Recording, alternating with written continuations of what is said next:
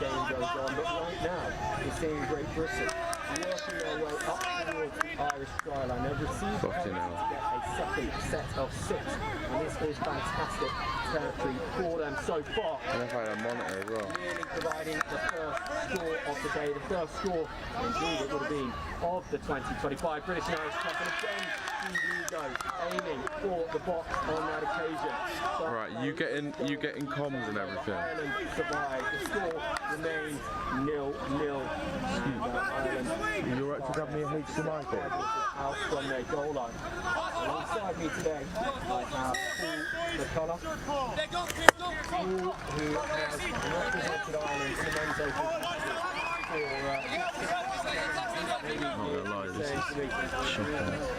the Spurs of Great Men's Open. Shaping up to a different year for him. Absolutely. I don't know his name. Turning away from Let's see. I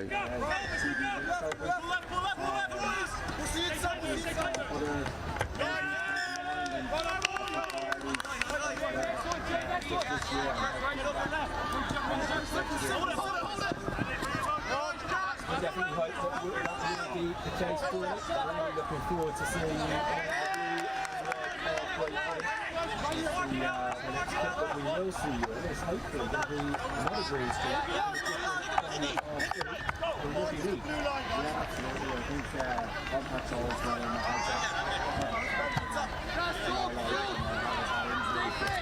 being back at the top back there and got an opportunity to actually up the ball in Rugby League. Just really haven't put back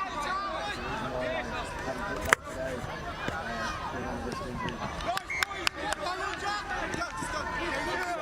Understandable that, we wish you all the very best of luck for Ireland Rugby League, the only TV rep involved with the Irish Rugby League, set up for European later on for Women's Open, also involved there. So I think they're playing multiple codes of rugby, and for more information, and Great Britain, who since their last turnover has made it back into the Irish half. And a break coming in here. This could be an opportunity for the first score. And going down into the red zone. So Great Britain to Jack Onny. Pushing the ball to the right hand side, far left, and this tag, and that will be the opening try of the game in this category. Oliver Aylan, vice captain for Great Britain's men's under 22 side, first name on the score sheet. Historic occasion with the category counting towards the overall B&I result for the first time. It was a bonus box score as well for him. So we go 2-0 up TV. People are still so excited about today, though. I think there might be one more TV there. That's full time up for that. One more TV. I've been looking for one of the Ireland with us to take the ball here, work the way up to it.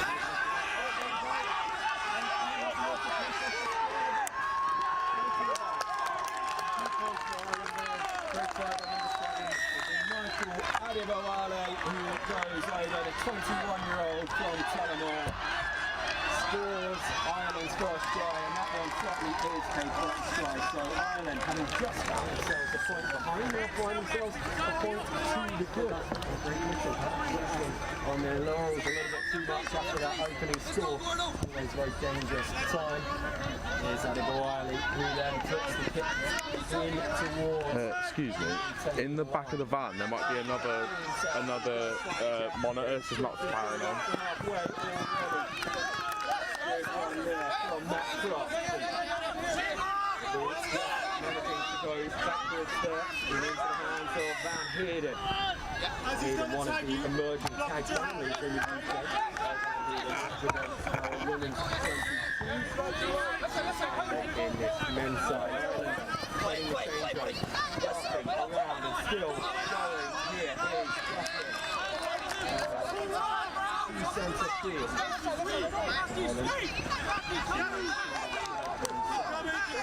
Mate, I haven't.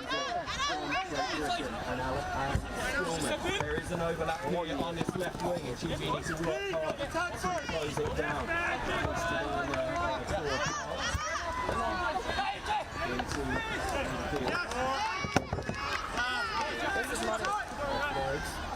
You able to turn it off from your end, mate? I literally haven't had time to get the thing up.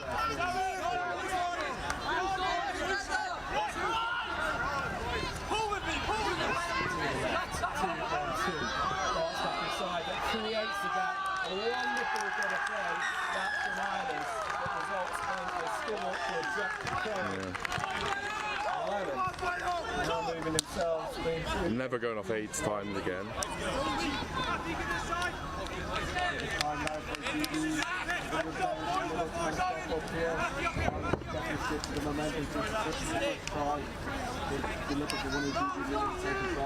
Yeah, bud.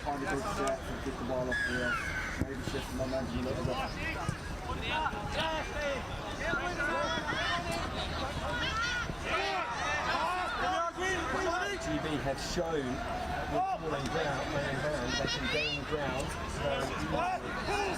Finishing off those moves, they work really hard for that opening score. Yeah.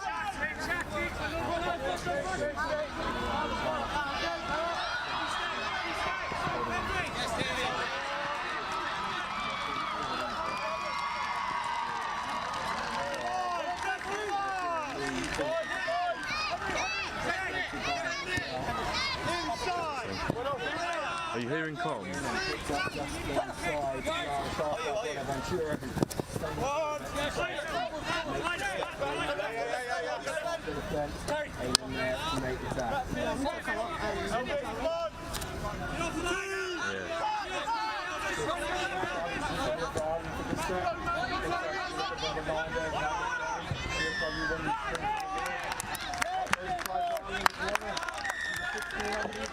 A very nonchalant one in the end. Of course, Mooney runs over one of the few players in this side that was Sorry, in last year. Jacob O'Keefe. Most Irish side in their debut at the BNI. I'm not looking what comes up. The most experienced side right now. They're still trying to move forward to the good. And step back. Takes it number 3, maybe to provide that.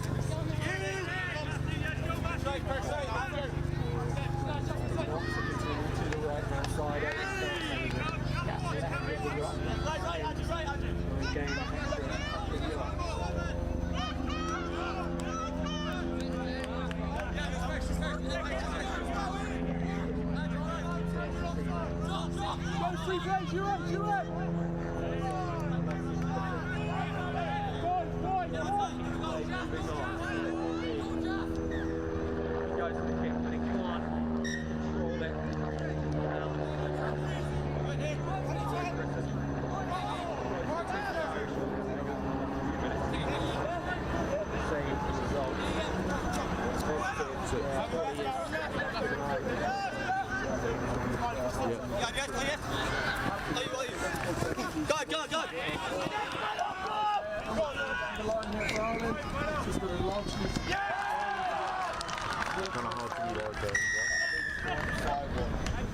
Buenaventura, he has been full of running so far, lots of steps, and eventually it was going to pay off and get him over the try line.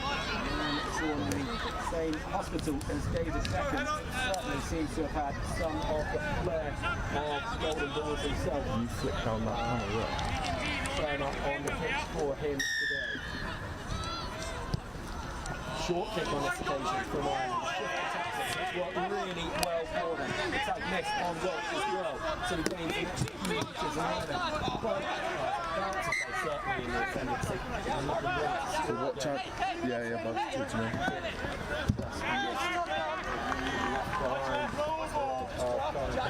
Yeah, no. GB, a bit of a let off. Let's go, Callum, let's go, Callum. Get let themselves down the other end and try and stop this drop a little bit at the moment. Look like Saxon Island will start being sorry for the shot. Yeah, yet again, with a good start for Ireland. Looking to go through a couple of times. So have you got anything on the inputs on audio wise?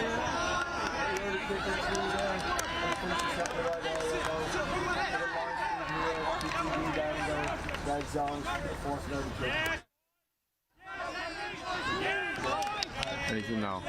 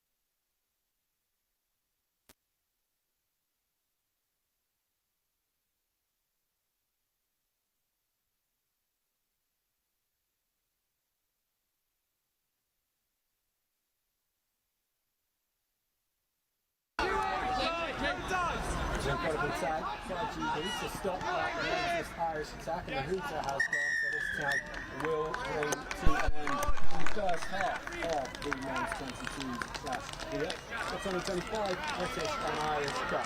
20 minutes gone, 20 minutes to go in this game one for men's 22s, and it is Great Britain 1, Ireland 9. 5-minute half times at the DNI this year. So, taking the opportunity to head to the huddles. On that first 20 minutes, and it's certainly going to be a bit of a happier huddle on the green side compared to the blues. GB with a lot of work to do to get themselves back in this one, but it is only game 1 of 3. Lots of tag rugby coming your way this weekend.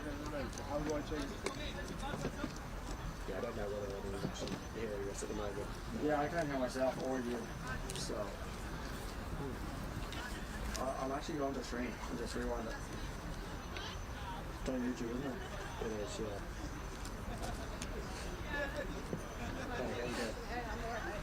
Can I get the kit back? Format kit back first? So they're all in the tubs, these white tubs. So if you're, which picture you want first? I can't remember what's in my head, but sorry, the white tubs along here. Yeah, so where it says pitch 11, that is the warm-up pitch for pitch 1, 12 for 2, 13 for 3, and there'll be a white tub that says GB, pitch 1, 2 or 3. Actually whack up. Yeah. That should work. Yeah, and put everything back when you've finished. Oh, it's just come on now. It's come on as we've.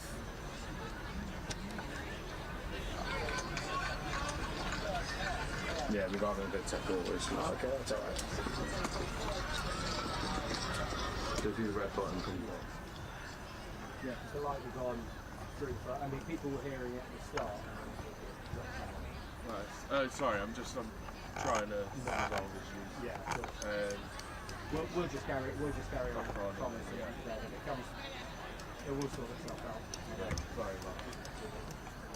Right, so what have you got on pitch 1 now, bud? You're running number 4 for TV. You guys talking about it.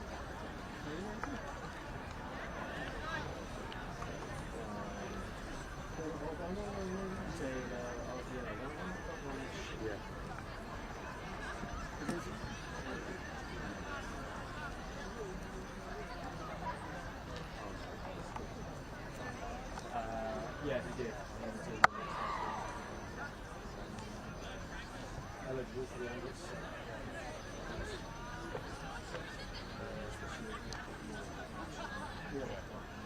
I don't really know How you doing? How you doing?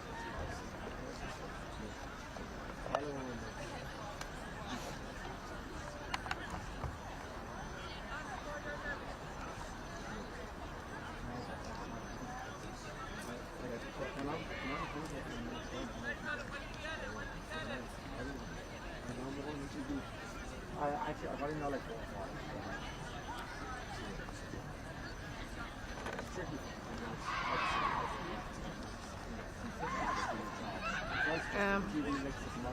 No, not right.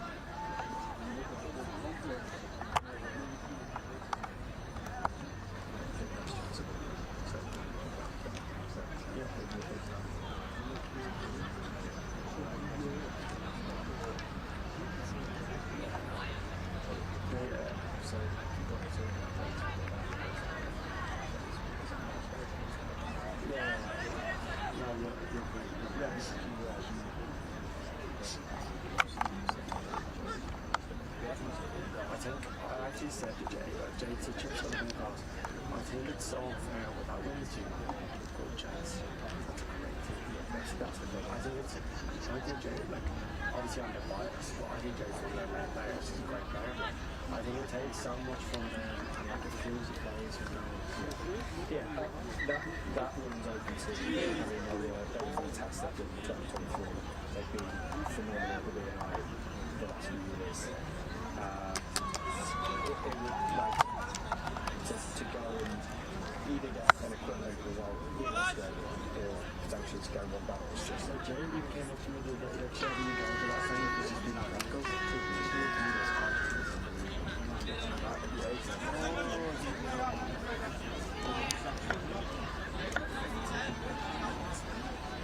sounds out around Highfield Sports Complex, one of the leading sporting universities in the country. This is the University of Nottingham, and both teams are ready to get themselves back underway. The second 20 minutes, the opening clash between Great Britain and Ireland in the men's 22s category. This category, just like women's 22s and men's 50s, will be playing 3 tests today, and then they will be done for their contribution towards the 2025 British and Irish Cup. The winner of each of those categories will receive 1 point towards their nation's tally, and at the end of the weekend, one of Britain or Ireland will take home the B&I Cup 2025 based on having more points than their opposing team. It's Ireland who played the better tag in that first half, coming to the break with an 8-point advantage. And it's Ireland who start this second half the brightest as well. Already throwing the ball around inside the British red zone, already trying to cross in the far corner. Owens pulls the Irish back, and in fact it's going to be a changeover to GB. So they just hold out on that occasion. Super important, Paulie, that GB get themselves on the board early in this second half. Absolutely will. That first half was very one-sided. I think GB were the better starters, and Ireland kind of settled down and ran off a few GB mistakes more than anything else. It's very important, first couple of sets here for GB now. Go set for set with Ireland, don't give them easy field position, and kind of work the Irish defence a little bit more, work them around the field, and see if they can force a few errors. It's a good little short kick there. Tag 4, I believe. One more here. It'd be nice to see a good finish here from one of the middles from GB. Go blind. Still he's running, but was always going to be tagged. There were just too many defenders on that short side for Henry Flint to go running through them all himself. But the invention from Sadeko Lee, really good to see. Few kicks like that GB tried in the first half that didn't work out for them. First one they try in the second 20 does. Ireland already to halfway, and one of the big things is how much ground, although GB have turned this one over, how much ground Ireland are able to gain on each tag, Paulie. Yeah, absolutely will. Tag is made on the ground. It's all about your hard work on tag 1, 2 and 3 to earn the right to play up in the right side of the field. It's all about someone just stepping up here now for GB, taking control of the game, earning the right to play. But it's a great start here for GB. Ireland made the first error in the second half. Could they start off with a try here? Oh, tag 4 here now. They might settle one down and go for a strike play, maybe attack the box here. Just need to sort out these loose passes. Oddie fires it wide to Aylan, who looks for the offload. Croft not able to take it, and Ireland trying to come away with it there. Croft, thankfully, from a GB point of view, making the tag after he was unable to claw in the ball. Ireland beating the first defender. Pierce Mooney's got, and then go to that far side. Loose ball from them now, coughing it up. Good scrappy here at the start of the second half, Will. I think Ireland were kind of very clinical in the first half, not a lot of errors.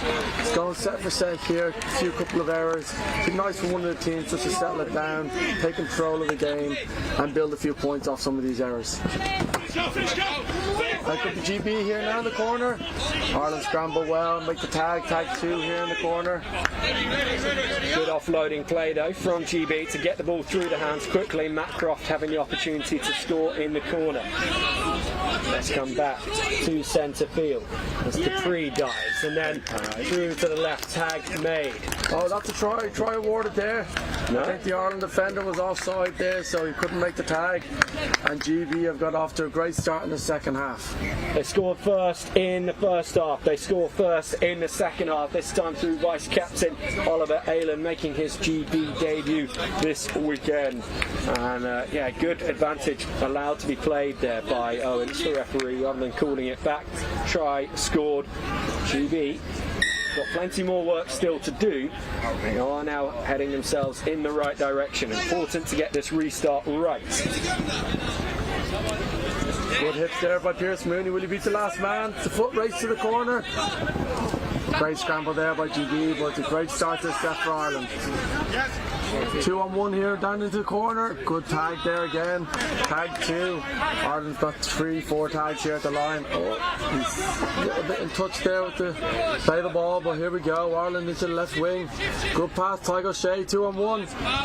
Oh, knee down maybe? Yeah, I would say so. Simple overlap there, but Ireland's just been a little bit too slow to get the ball down.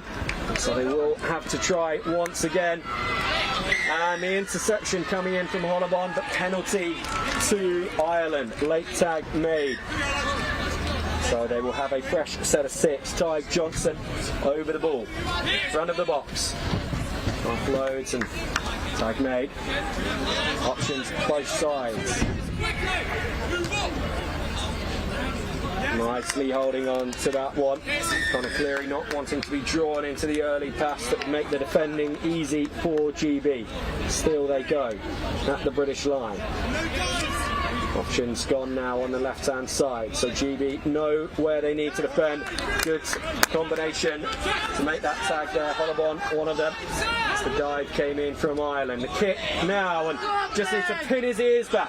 Fantastic try saving tag made by Jack Curran. All the way down towards the British end, but if he hadn't made that tag, it could have been a GB score from nothing. Billy Jones is still going here. Good start to this set by the British. And again, suddenly Ireland are the ones looking a little bit ragged, where GB had been missing the tags in the first half. Another one missed there on Patrick, and a penalty coming for GB. On goes Stillman. All options left. Jones at first receiver. Hollabon. Played for Mixed Open last year. Picks up his own kick. Can't beat the final defender. GB still with some tags left in the set. The dart. Great line from Ben Gething, beating the first defender. 2 to this left hand side. What can Hollabon do in a phone box? He is tagged. Still GB will come. Promising moments here for them early in this second half. Final tag of the set. Billy Jones at first, hands on hips. He's got to create something here. He puts in the kick. Bit of a lazy one, and Ireland will come away with it here. Once again, it's a foot race. Once again, Croft, the hero for GB, clears up his work rate. Absolutely immense for these men in blue and red. The kick coming again from Ireland. Frantic play now for GB to close down and defend this. Jack Curran stopped. Awarded there, Will. Then the kick does carry on through, and it is an Ireland score. Inside the box, Paulie. The ref must have deemed that maybe an early or a late tag on the kicker. I'm nearly sure he scrambled into the box there with one tag. I thought it was maybe simultaneous, but the ref's there for a reason, and he's made the call. 2 points to Ireland. So just when things were looking their most promising for Great Britain, a torrent of attacking brilliance from the Irish. The kicks getting them up to the other end of the pitch, getting them in the box. And they lead 11 points to 2. Really, you'd say early in this second half, they've done enough. Feel pretty confident seeing out the rest of this opening game. Still 2 more matches to come in this Men's 22s competition, so it's not over by any stretch of the imagination. And that is the attitude that GB will need for the rest of this second half. That they can come back in it. If not, to win the game, to lay down a marker of the performance that they can bring. Great running here, absolutely impossible to tag.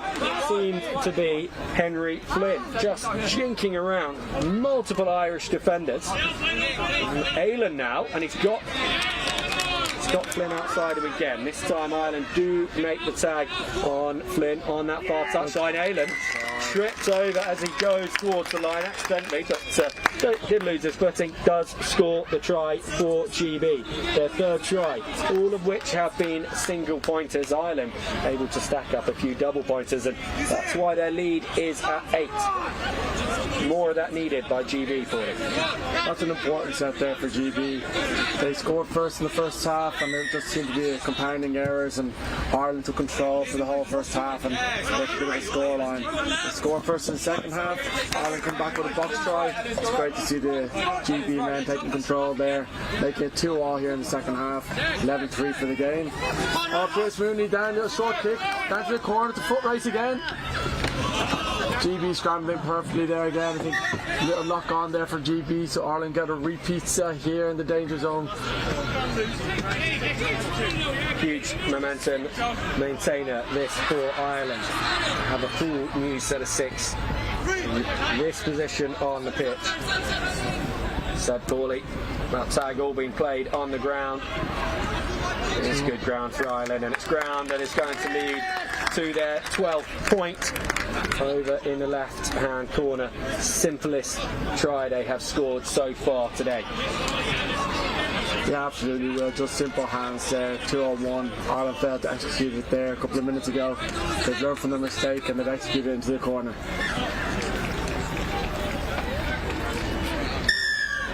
I think it's very important set here now for GB. Get the momentum back. Don't let Ireland kind of build the pressure. Good take there from 33 for GB. Adebo Ali managing to pin GB right back up against their try line, and he does gain a few metres, but it's a really good restart. Had a strong game has Adebo Ali, just like the rest of his teammates, but Ireland Flynn's away again. ascendancy. Sense that Flynn has that capacity. Create a moment of brilliance. 3 nearly through. Going to jog back to the mark. Keep this attack moving on forward for GB. They don't want the sting to go out of it. Oddy with the miss. Cynical Lee dancing around. That pass lets a smidge forward to Flynn, and Flynn is still going. Owens will eventually call it back. Calling 5th and final on this GB set. Oddy. Yeah, kick, and is that played out? It is played out and knocked on by Ireland.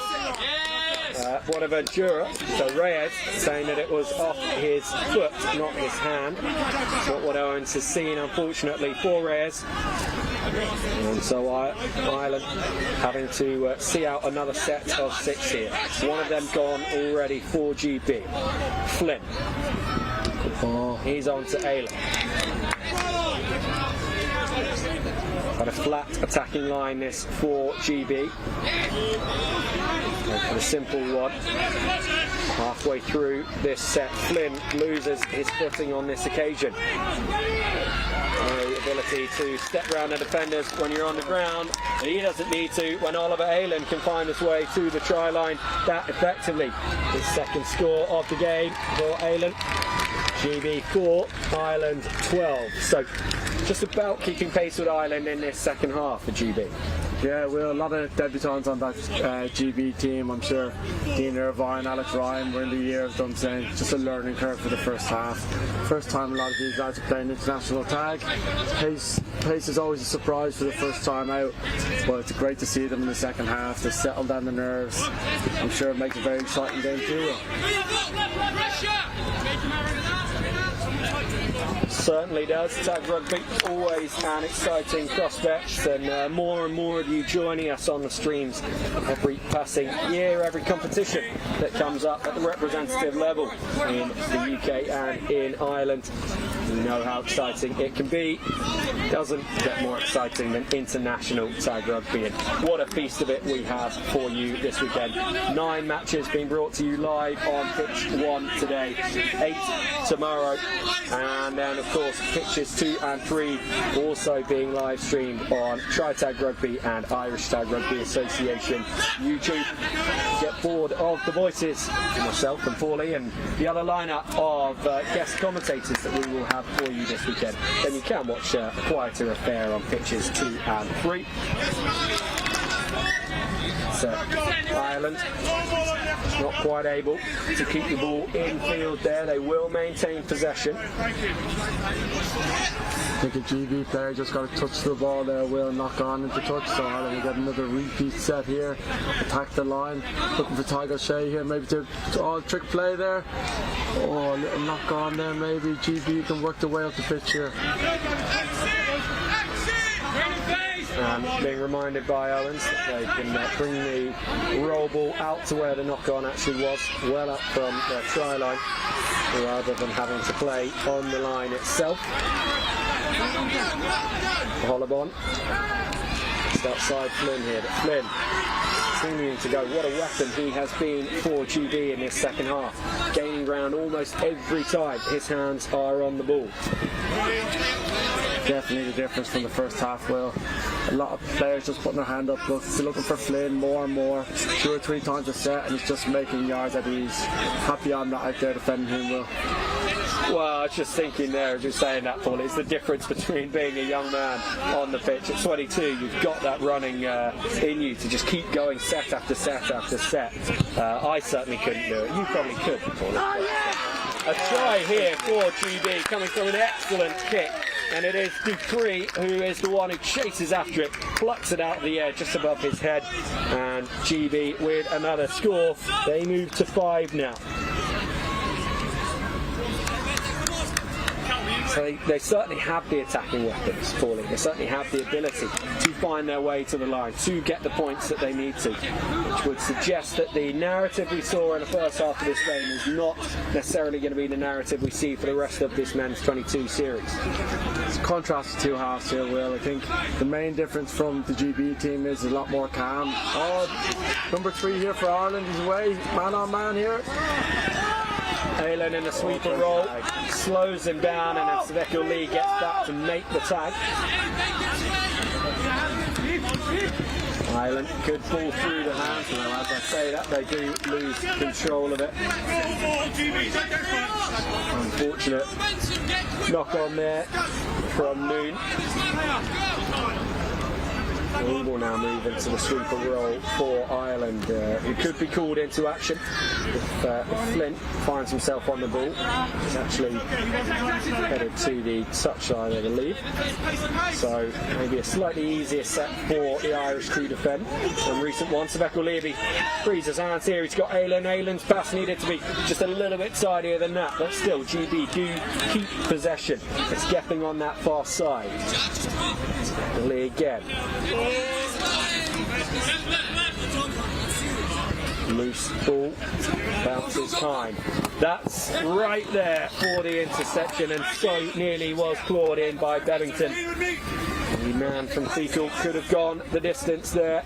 Ireland haven't scored for a little while, probably one of the longest runs we've seen, Paulie, but they've not gone over the line. Yeah, doing their job in defence. I think it's just simply GB are a lot more clinical, Will. There's no errors up the field.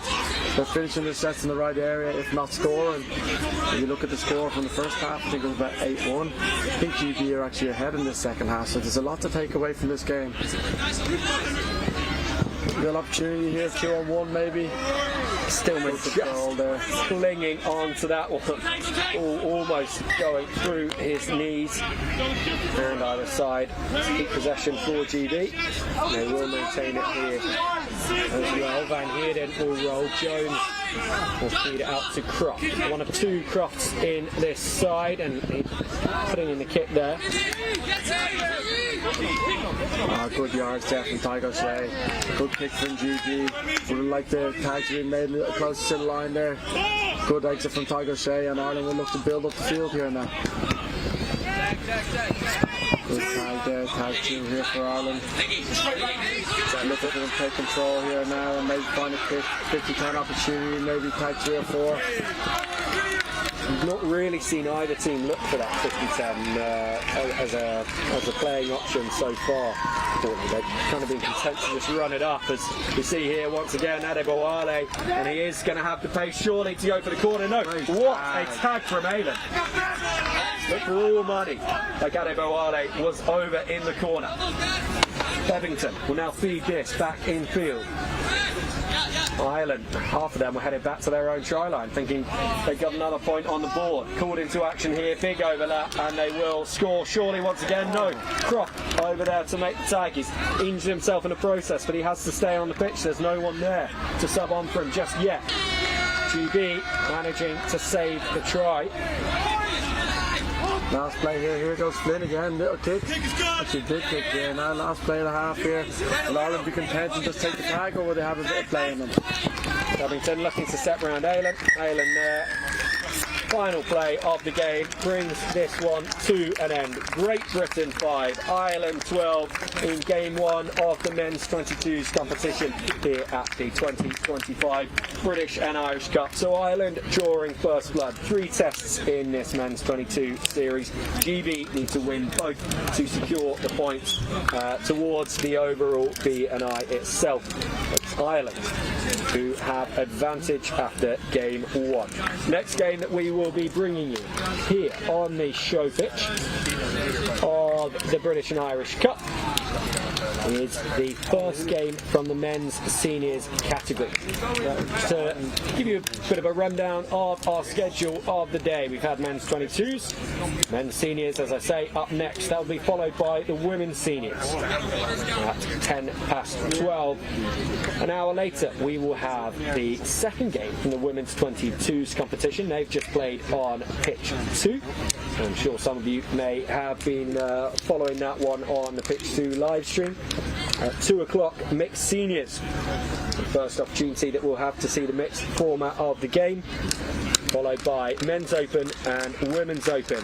Then we will see men's 50s at 20-5. Their game 3, that will be the deciding match we expect of that competition. And we'll close out the day here on day 1 of the British and Irish Cup with mixed open at 5:30. Men's seniors up next in just a couple of minutes. If you just mind dropping a message to the group chat. Just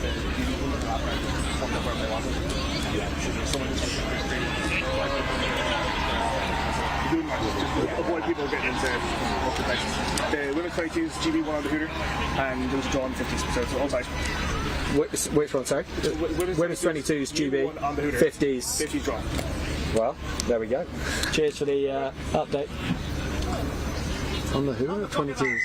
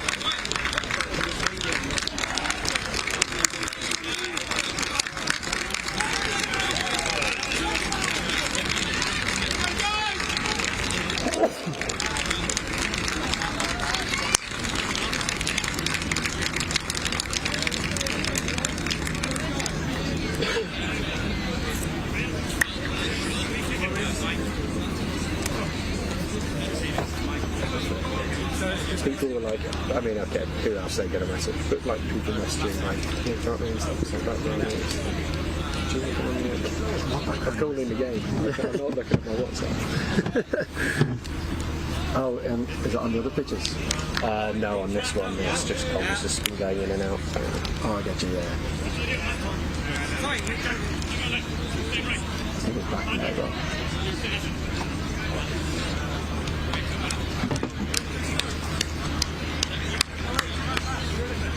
Do we have a water cooler or do we have... I'm afraid we don't have one, but hopefully the water from all the taps should be quite good. Hello? Hi. Have you just arrived? Cool. Could you... Sorry, Paulie, you're right to start this game. Of course, yeah. Sorry, mate, I'm just on public at the moment. As we are here, men's seniors about to kick off through John Cole. Ireland will kick off the ball here now for men's seniors game 1.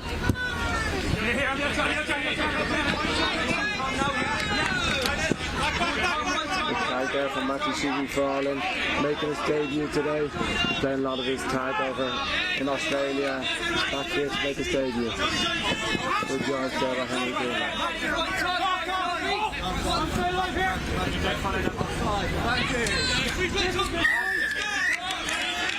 Penalty for offside there. GB get a pizza here. Look to move up the field.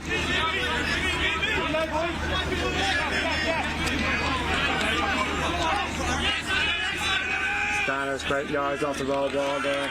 Needs 10 yards now, and GB build up the field into the red zone here. 2 comment whistle.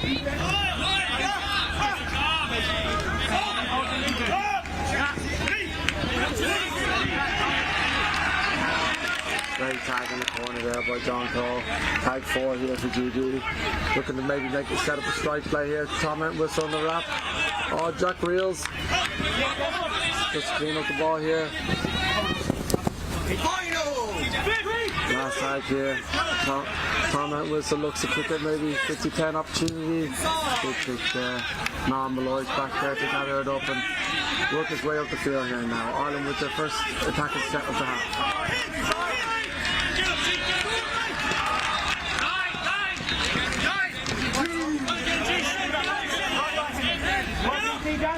Noam Malloy to Josh Valendorn. Seamus tag there, tag 3 for Ireland here. Little go forward ball now for Ireland. Work their way up, maybe look for an opportunity to kick 50-10 on tag 4 or 5. Here we are, Jack Levins is away. Jack Levins away, can he beat the last man? He's passed it to Andy. Oh, a little knocked on there in the corner by Ireland. GB will get away with that. Great scramble defense from GB there. And GB will look to take over here now, work their way up the field.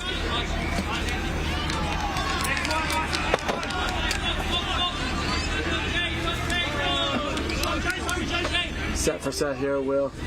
End rugby here. GB had a great opening set there. Let's go through the phases here now. Oh, great tag there from Josh Valendorn. Dickinson so nearly through for GB. Big miss pass coming in. Good running so far from GB. Good energy in this opening match for the men's seniors category. A category that in recent years, Paulie, as Ireland win the penalty here, has been dominated by the Irish. Yeah, absolutely. Well, I think the difference is, I think Ireland kind of send their players off and up to Ireland seniors before men's open. I think obviously myself representing Ireland at men's open, I've been wishing those boys and the GB men's open goodbye for years after years, just terrorising me. Oh, that's right, no try awarded there. Refs call the tag there. Ireland will come back here. I think it's about tag 3. But like I was saying, I think I've been wishing those boys onto the men's seniors because they just keep terrorising me year after year.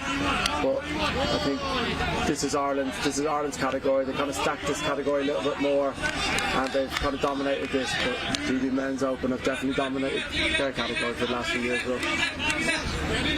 So Ireland, they got the penalty after thinking they'd gone over in the left-hand corner.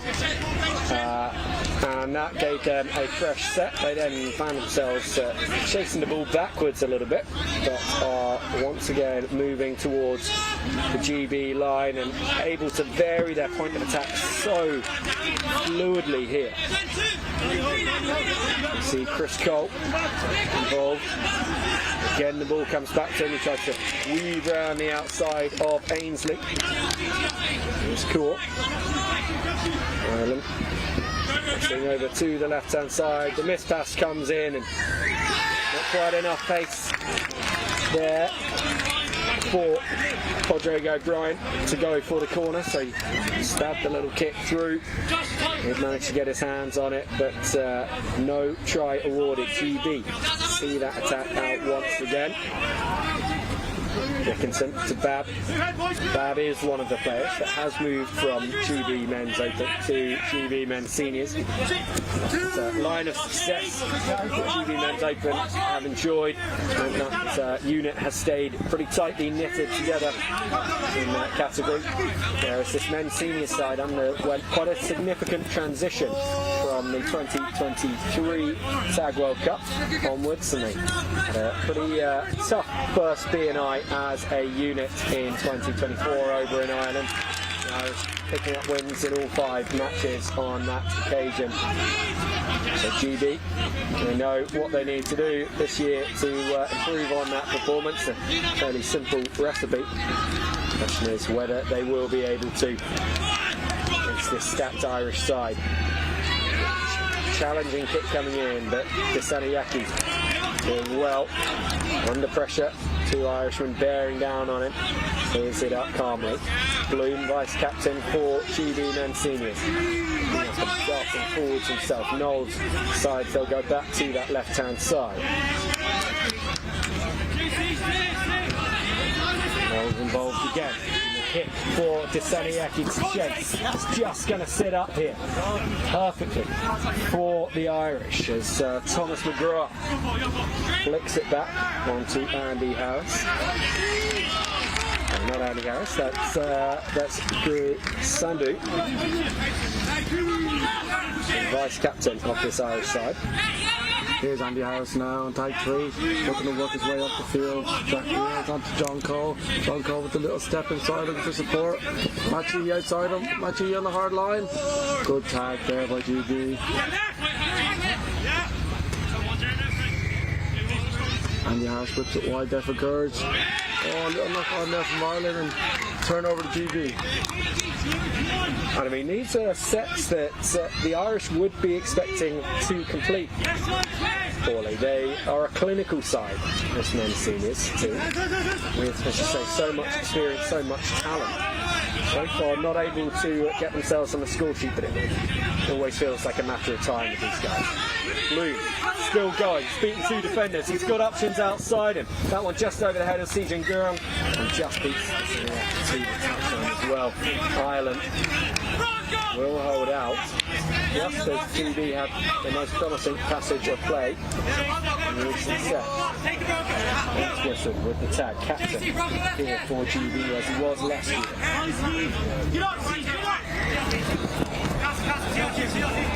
I like the way John Cole, quite a directional player, the way he points where he wants his teammates to be, where he winds up the pass for quite a long time before delivering it, but even with all of that, he still manages to deceive the defenders so regularly. Great kick put through here, great chase, and it will be the opening score for Ireland. It will be Jack Reels, the captain, who goes over for the 2-pointer. All the space in front of him, allowing him to run round into the box. I did say it was going to be a matter of time for the Irish with this much quality in their side. But promising signs for GB to have been in the contest as well as they have. And they will hope to strike that quickly here for them. Yeah, absolutely. I think at the start of the game, if you're maybe pre-game nerves, we're going more for error rather than set for set. It's just about a completion set here for GB. Worked their way into the game. Looking at someone like Tom Matthews here to take control. Maybe work his way up the field and get a good set. Start getting to the arm wrestle here with Ireland. Henry Greenland on the ball. Good yards there, Henry. Little kick there. Gathered by Chris Cole here. Always something you need to keep your eye on here, Chris. Goes both ways. Ireland seniors would like to have the likes of Chris Cole and Josh Ballandorn coming back from Australia for this BNI. Represented Irish Exiles last week in the AIC, actually coming away with gold, Will. Great run of form to be heading into the British and Irish Cup with. Definitely different different climate for them to be playing in up here in Nottingham compared to down in Australia.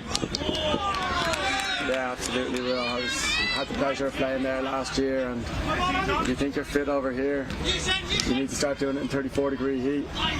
The only thing I can say about it is, well, I worked in the tan, and the fitness came with it.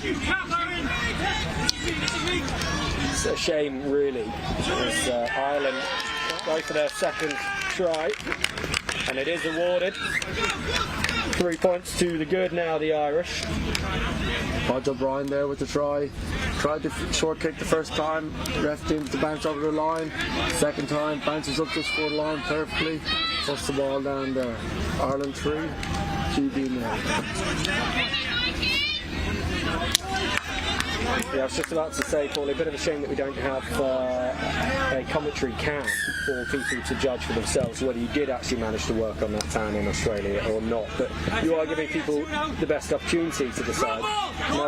No sleeves, despite the cool weather here this morning. It's actually a bit sunnier this morning, Will, when I left the house. I was kind of debating putting on shorts, but I went against it. But I think the shorts might play a part later on. But that grey cloud stays away. Oh, great overlap there for GB. Just failed to find the hands there. Could have been bursting down the line there. On that whistle here. Great kick. Going to bounce up. Good touch there. Jack Rios takes control here for Ireland. Superb football from players on both sides there. GB still struggling to finish their sets as deep in Irish territory as they would like. Bloom with the tag. Bit congested over towards that far touchline. The Irish just clinging onto the ball through Bruin, and then the kick put in from John Cole. That's just going to go long, however. And it will be a 7-tag set to Great Britain, 10 metres out from their own try line. So coughing up one more tag that they're going to have to defend, the Irish, but still completing their set essentially down at the end of the pitch they would want to. Gura looks 2, goes for the first.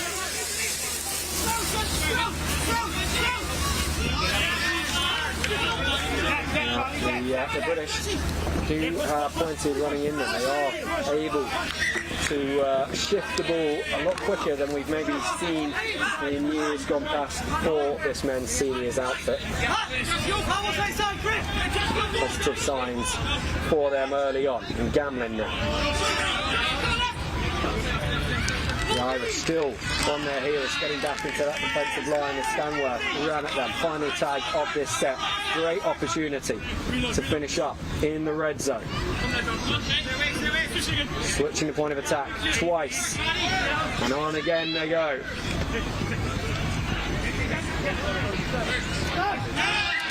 They will finish up 10 metres from the Irish line. They make it from their 10 to the Irish 10. It was in 7 tags rather than 6. Pretty good set from GB. Ireland now. Just calming things down early in there. It's John Cole. A little pop. James Owens there on the ball. Another debutant for Ireland. Oh, tag there. Little contact maybe. And the referee heading over with a decision to make here. Of course, for those of you less familiar with tag rugby, it is the attacker whom the onus is on to avoid the contact. When it spaces, not faces. In that situation, the referee deciding that neither player was at fault and the set was allowed to continue. Ireland then kicking the ball deep, and it's Stanworth who was involved in that collision, who cleared it up and then finds himself on the ground once again. A quick check from the physio to come on when Stanworth had originally gone down to make sure there was no need to take him off for a concussion check, and remains on the field for now. Concussion, of course, is a really important thing for tag rugby to make sure that they get right.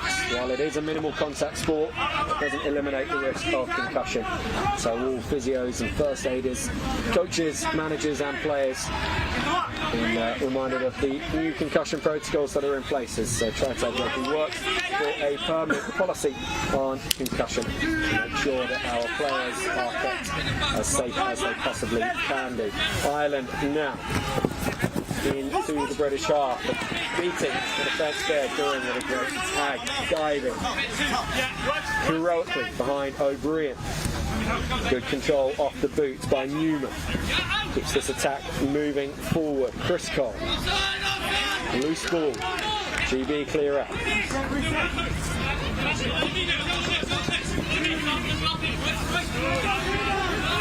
Bloom there with some good yards there. Will tag free. Working up the field here now. Looking for some strike runners here to get up the field. Maybe look for a kick. Get some field position. Dickinson just losing control of that one.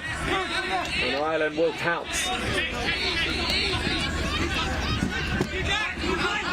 Levens with the pump, and then he does distribute. Saniyaki's there. 0 called by the referee. Advantage over from the knockout. Dickinson up to make the tag now. Cole just holding on to it before going to Levens. Sandhu.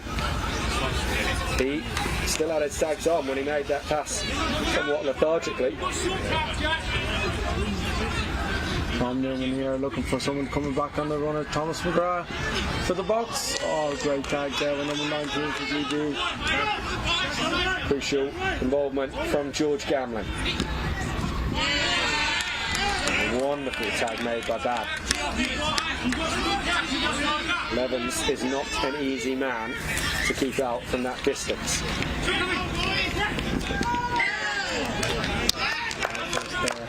Ireland would be light with that set. Well, they didn't come away with a score, but they finished in the right areas of the field. Looking to get a bit of line speed here. No easy yards for GB. The other person who'll be pleased with that set, Paulie, I think is Garen Dickinson. It came from his knock-on, just around 10 short of the halfway line, and he was the man that made the 6th tag of that set on the GB line to prevent the score. Knowles almost up to halfway now. Dickinson inside to Disanayaki. He's got Entwistle as captain outside and thinks about the kick for a moment. Goes back the other way to Dickinson. Knowles does kick. Played at by Ireland, and they will be the ones to get their hands to it. Through Thomas McGrath.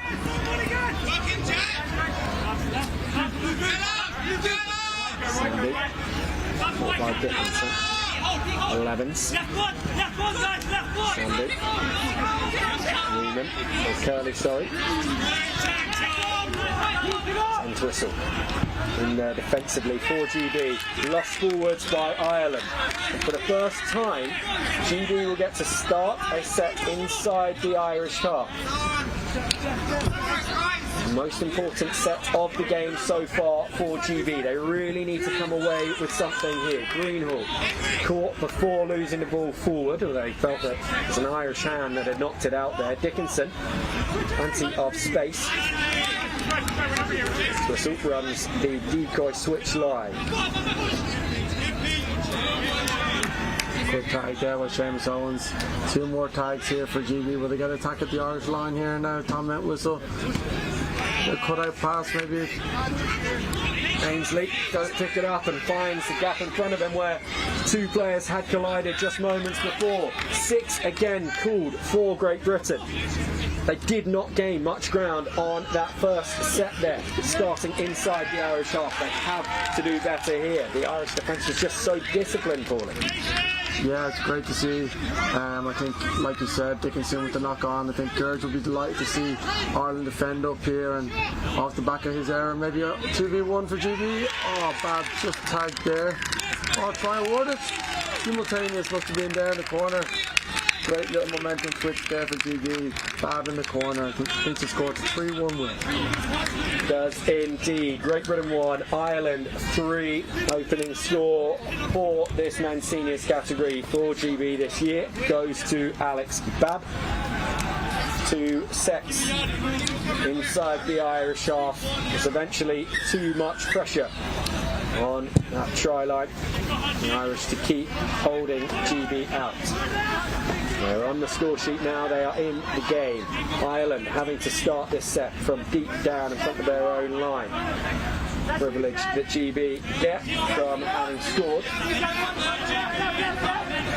Almost all of Ireland stacked over to that short right-hand side, but they, despite having all that traffic, make all this ground, and they will score from it. A wonderful try for Frank Bruin and for the Irish. And much like in the opening minutes of the men's 22s clash when GB scored, Ireland able to just walk straight through afterwards, Paulie. Not the response after the try that GB were looking for. Yeah, it's a coach killer that will. Get the momentum back there and just let Ireland march up the field. Not done a lot there. I think a little bit of moment of brilliance there from maybe Josh Valendor, and must have learned that no-look pass down in Australia. Oh, great kick there with John Cole. Last play of the half here now. GB, I'm sure they'll be happy got the sheds. Oh, maybe not. Opportunity for Ireland here, last play. Oh, refs awarded a penalty here now. So Ireland will have one little last crack here at the GB line. Can they get a score before the half time? Well, this last minute and a half has been textbook for exactly what you do not want to do as a team that has just scored. GB could have gone into the sheds, the most recent scorers, having narrowed the lead to 2. Instead, currently facing going in 3 down, could be 4 here, having given Ireland this attacking opportunity. That ball bounces just the wrong side of the try line as far as the Irish are concerned, but will bring the half to an end. Ireland leading 4 points to 1. As I say, not the end to the half that GB would have been looking for there, Paulie. But the opening 20 minutes that we might have expected from Ireland. Yeah, I think GB will be the happier team to get the half-time blown there. Ireland were on the right side of the pitch there, maybe going to be attacking the line for no score. So I'm sure GB are delighted to get into the huddle here, settle it down, a few choice words from the captain, maybe Tom Entwistle, and go back at it again. Yeah, they've got some really strong leaders in the team. Entwistle and Bloom, captain and vice-captain, and also Dave Dunk, the coach. So plenty to discuss, but a 3-point margin is not a big one in international tag rugby, especially with the bonus box in play. We will be bringing you that second half in just a few minutes. Closer game than I thought it was going to be. Yeah. That last 90 seconds, very frustrating, but to be this close is definitely a step up. Yeah. From now on. Like, it is literally just like they scored 1 just from down there, ran the pitch. But other than that, it's been Ireland started off better and then just kind of got set for set now. I think GB just lack when likes of Tom Entwistle's off, got no one kicking the ball, or they just don't have a secondary to them. Like Michael Shanahan, is it? Shannon, yeah. Shannon. He can do it. He's always used to playing the second role to Tom at Takeshi, so but I think it's just about someone kind of putting their hand up when Tom's off the pitch. Yeah. Who else is on it this time?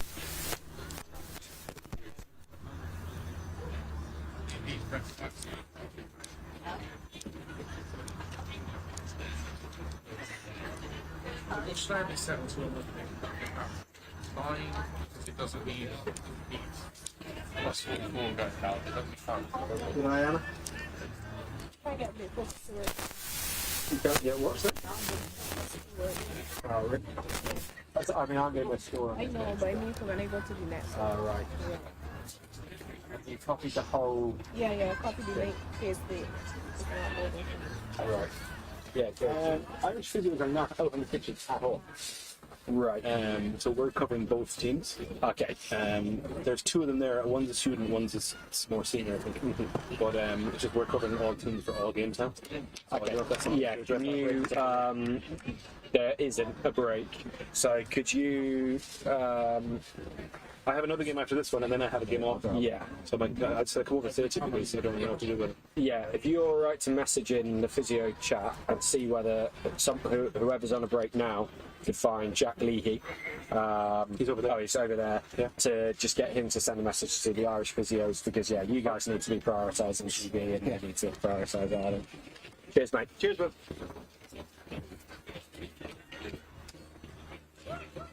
Murphy's on the comms.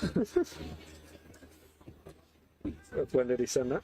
Just now, 11:42. Okay. Is he not here? No. No, he was going to be on. He said we're a bit quiet when the games are on. Must just be the. Can we turn our lights up a little bit? Or... Not on this. No, we can only turn up what we do, but not.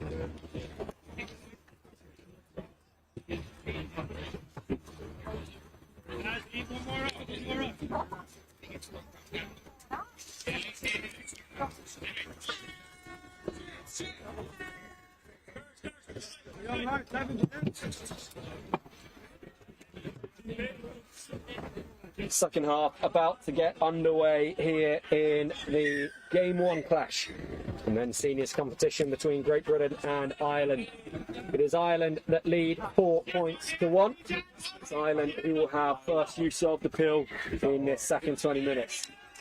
Evans always involved.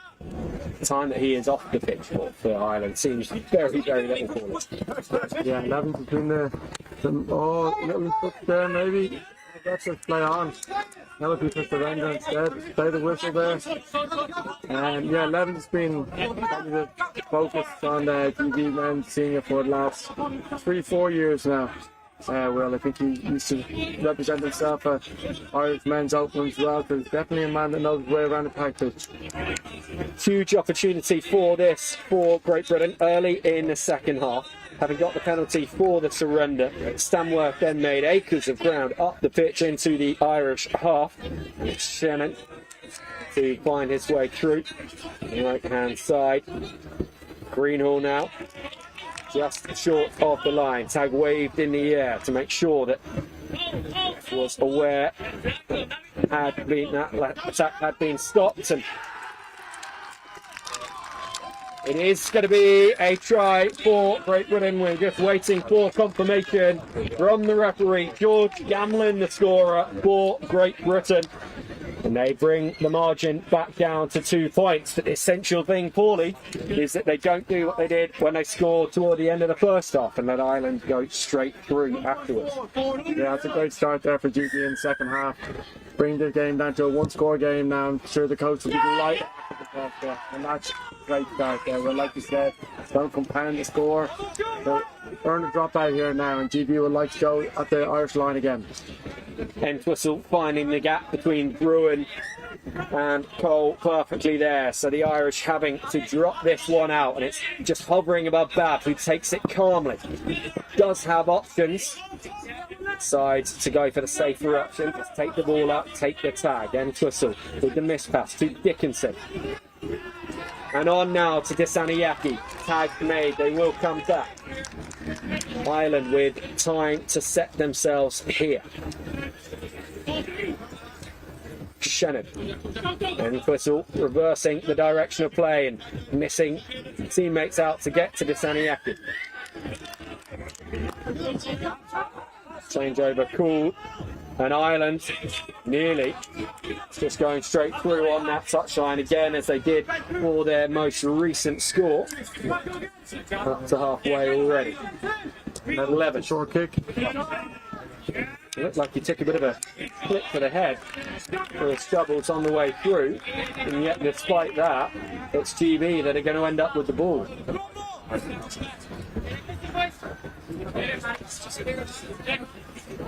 Loose ball from Entwistle. Saniaki there to clear up. Levens there to make the tag. Entwistle's not going to get away from Shee.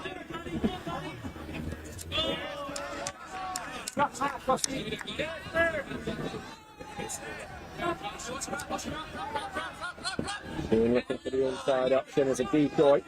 The Irish not falling for it. Entwistle puts in confident kick. Cole. Never going to let that one cross over the touchline.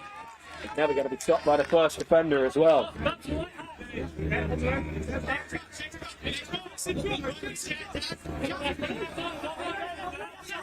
Good start here for Ireland now, working their way up into GB territory. John Cole here now. Hits. Tag free now here. Jack Reel. Tom Newman looking for someone to come back under. Flat there now. Fallendor back to Tom Newman. Out wide here now. Good tag there for GB in the corners. Jack Reels here now, looking to set something up here to Newman. Maybe a little short kick. John Cole on his bike here. Great take there by Pete. Great wrap up there, but it's a great set for Ireland. Finishing 2 meters off the GB line. Bit of line speed here now, and Ireland will look to keep GB where they are. Needing to go the length, but they've got a good chance of doing that when Bab can step defenders with that kind of ease. Into assault to Shannon. 2 Irish defenders on him. Cutting down his options. This is a good run though. Kasaniaki's still going down that touchline. Neil's there to make the tag, and GB with one last roll of the dice in this set. Kick from Shannon, and then it's knocked back by Ireland. Come on, boy! They are going to have to drop this ball out the second time in the half.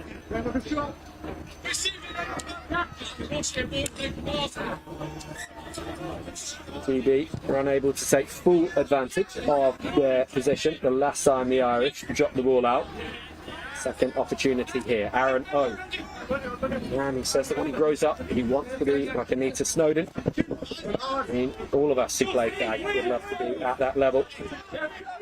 I know he's made some huge improvements in his game over the last few years that rightly earned him this place in the GB men's seniors side. So I'd say he's well on his way as Noel picks and goes.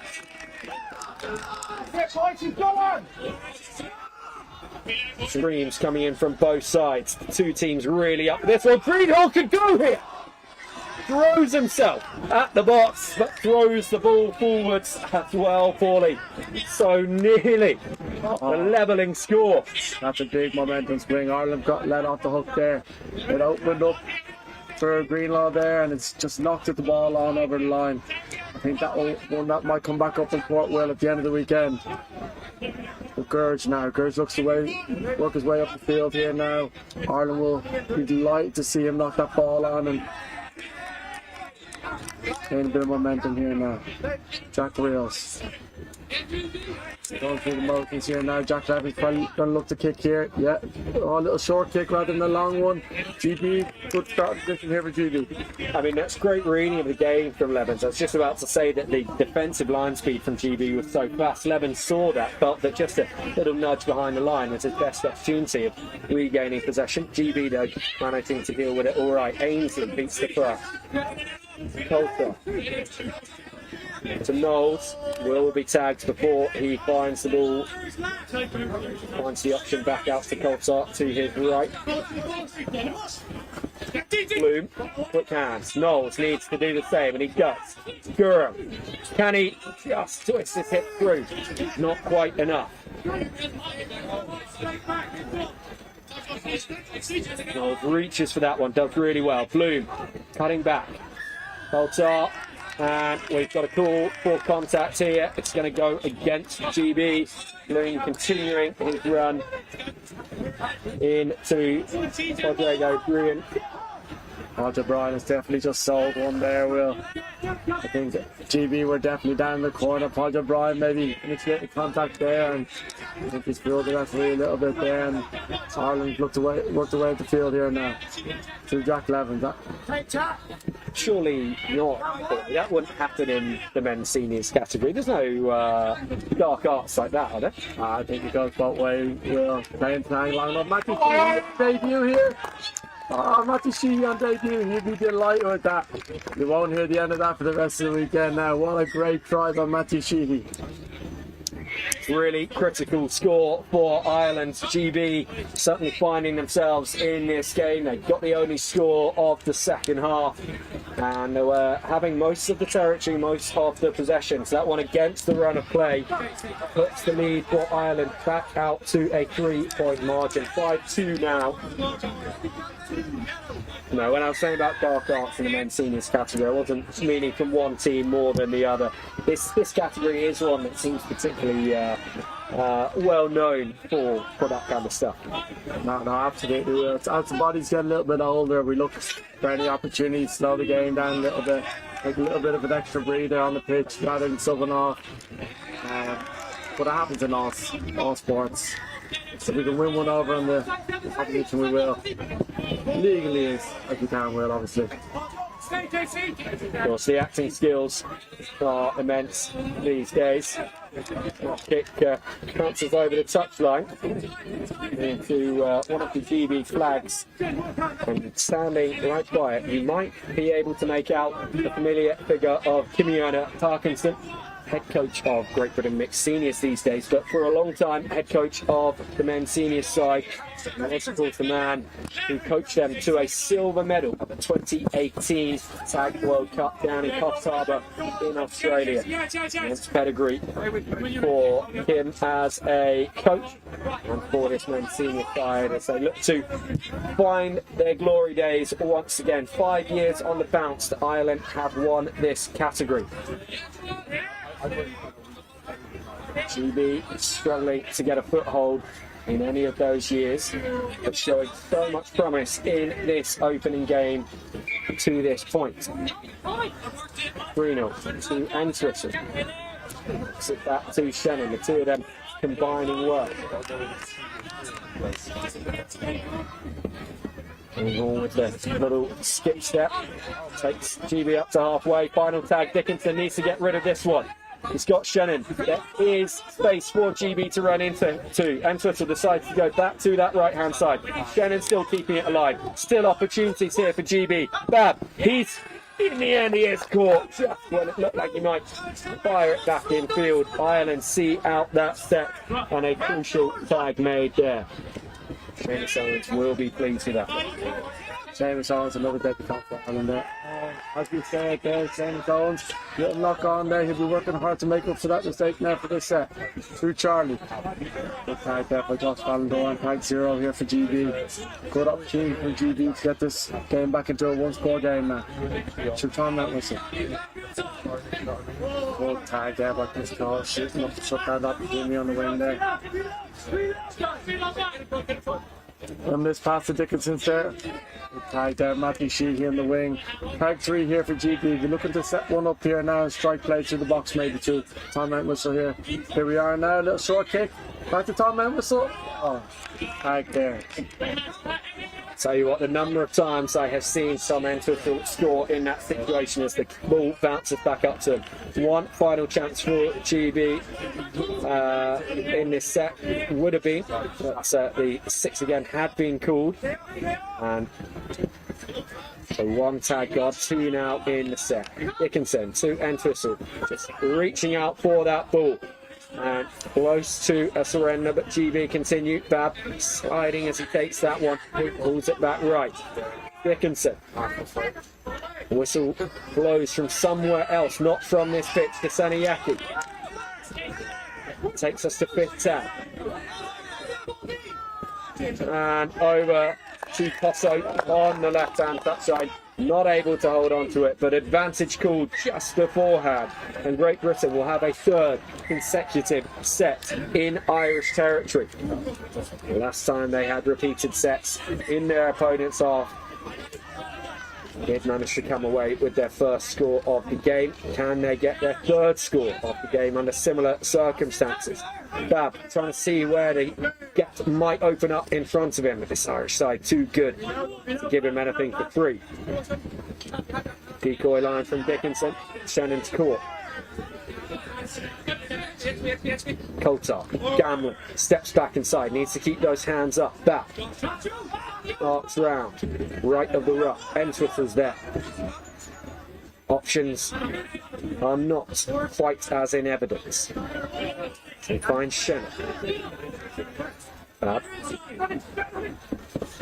Cameron falling for it. Coltart just a little too late. All coughed up. Ireland hold out.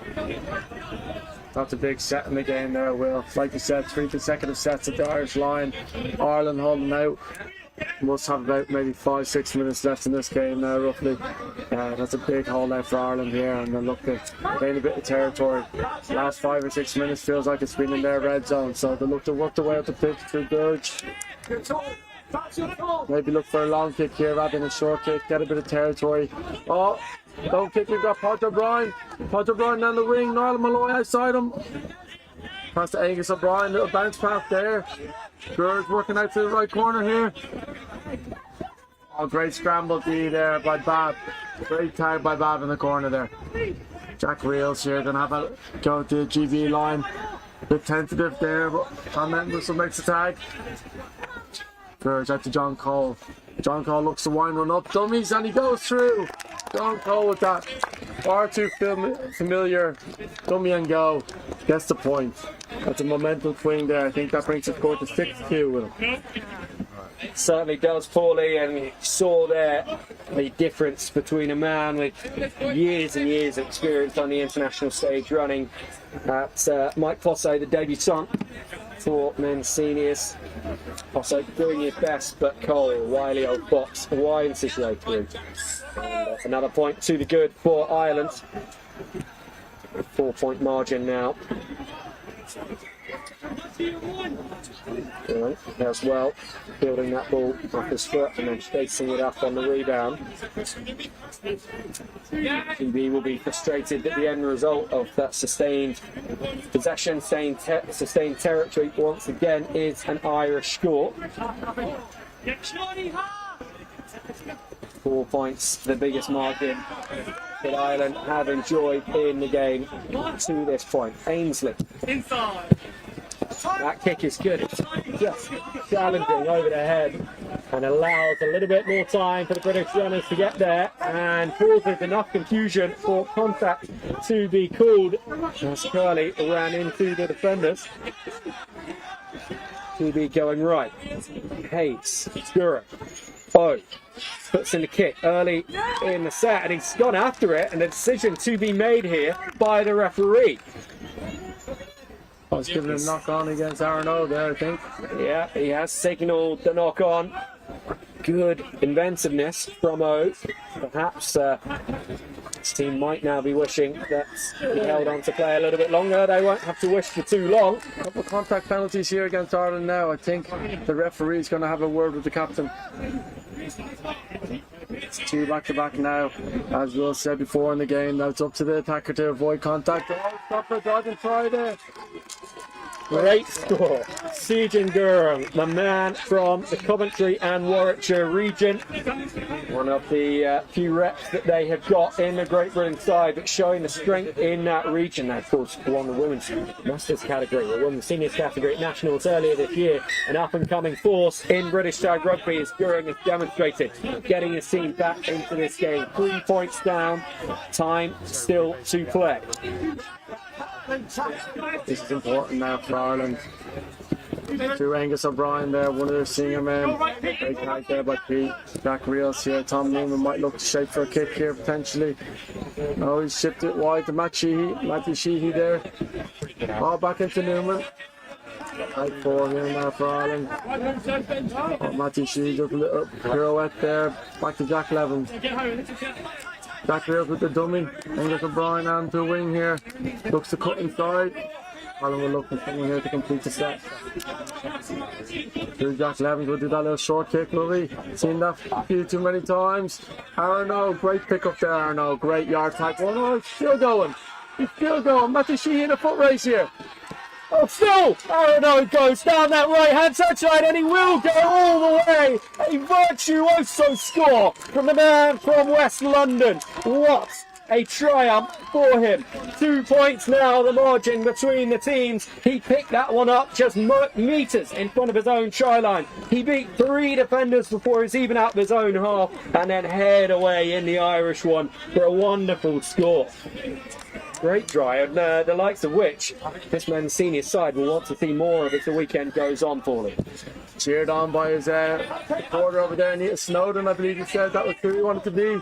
You see her cheering on from the sideline there. I'm sure Aaron O's delighted to do that now. Oh, intercept! Oh, Jack Levens has read that. Jack Levens just going to stroll into the box now. That is a momentum switch if I've ever seen one. Oh, just as GB worked their way back into the game. Great try by Aaron O. Next set, they've done a little short kick, and Jack Levens picked it up from thin air. That is a great try by Jack Levens, just when they needed him. I mean, that play is Jack Levens all over. That's what he can do on a tag field, right? Really gutting for GB. They suddenly were feeling themselves. They got that try, they regained the restart, they were playing fluidly, and maybe just pushed the envelope a little bit too far. Handed it over to Jack Levens, and he duly accepted the prize that had been given him. 2 points to the Irish tally, 4-point margin restored, for their lead. Yeah, I'm sure there's only a couple of minutes left here now. I'm sure that's why they're trying to push it a little bit more. We don't have a timer in front of us here, but with the short kick-off, there you are. There's the final hooter now. Last play for GB. Michael Shannon, here's Charlie now. Charlie, little short kick there. Chris Cole wrapped that up there. And Ireland will be delighted to go into the full time. There's final score. I think Ireland win by 4. Yeah, GB 4, Ireland 8 to close out this opening game of the men's seniors category. Unlike the 22s that we saw just before them, these guys are playing a 5-test series. 2 matches today, 3 matches tomorrow. So all of those 5-test series will be undecided as we go into Saturday night. But while the result obviously favours Ireland here, 8-4, there's so many positives for GB to take away that they've not taken away from a game 1 of the B&I for quite a while. Yeah, absolutely, Will. I think that's a great start off there for GB seniors. I think myself and Will, we were discussing the experience in that Irish squad. It was going to be something that GB were going to have to stand up to and bumped up to, and I think they did that there, Will. Like you said, it doesn't really reflect the score. Jack Levens with that intercept there kind of makes the score a little bit more appealing to Ireland, but there's a lot to take away there for GB men's 30s. I think game 2, it's all to play for. Certainly is. That game 2 for the men's seniors category will be taking place on pitch 3 at 10-3. So if you're wanting to follow that one, make sure you tune in at 10-3 and you go to the pitch 3 stream. Next up on pitch 1, we will have the opening game of the women's seniors category. That one just a few minutes away. Oh yeah. I appreciate that. It was a good game. Yeah, it was. Big swinger though. Yeah. Like Jack Levens, like they obviously had to go short because obviously only a minute left. But closer than I thought it was going to be. Yeah, because I mean, arguably they can sort of like, let's forget that. Like we were pushing it there. Yeah, if you're more in the game, you're not necessarily gonna gone for that one in that moment. So. I will see you for men's open. Yeah, men's open I'll be here. at 3. Yeah. Do you want anything up? Murchie dropped a message saying he's chuffed with you as his replacement. Do you want a drink and shop or anything? I'm all good for the moment. Sure, yeah. Cheers. Just drop me a message if you want anything. Grand. Cheers, pal. Will do.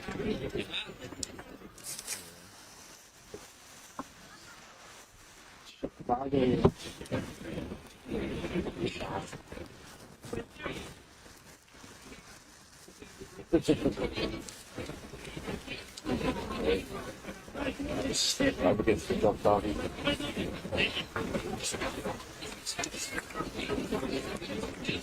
Yeah, I mean.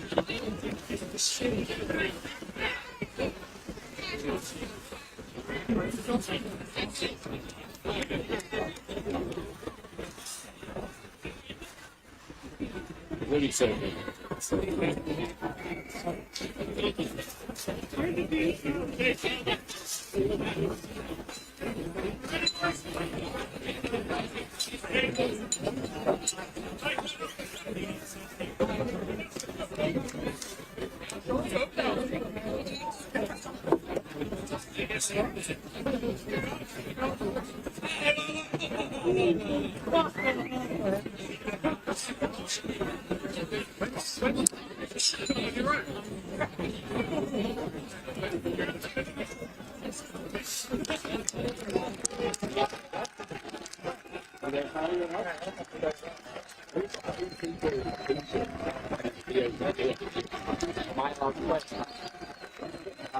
Because we're running low on numbers. Unfortunately not, because yeah, we don't want to. We'll just you named the squad list. Yeah, I'm named on the. I'm on the squad list. But The thing we need to get the chat.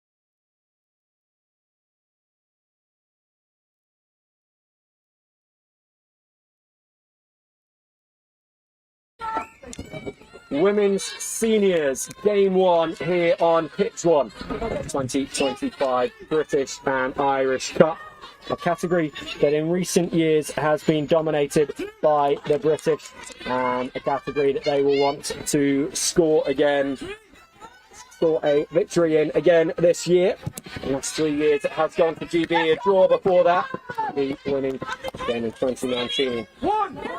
Been a long period between drinks for the Irish. 2018, the last time they won in this category. They came so close in Dublin last year. And alongside me for a number of those matches at University College Dublin was Matty Kennison, who I am pleased to say has joined us again today, despite moonlighting as a mixed open player on this occasion.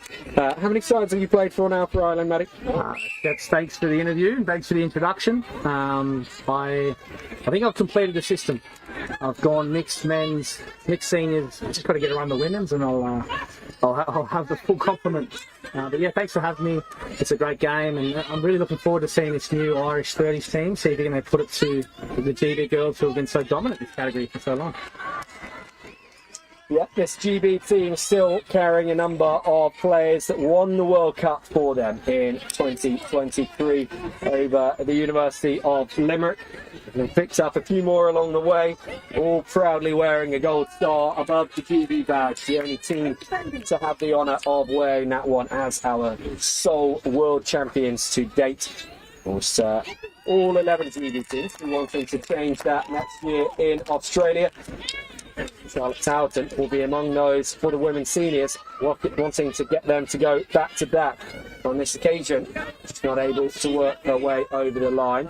So Kidu, who have had the best use of the ball in these opening couple of minutes, not able to turn it into a score as of yet. Ireland gaining a few yards there on the first play of this latest set.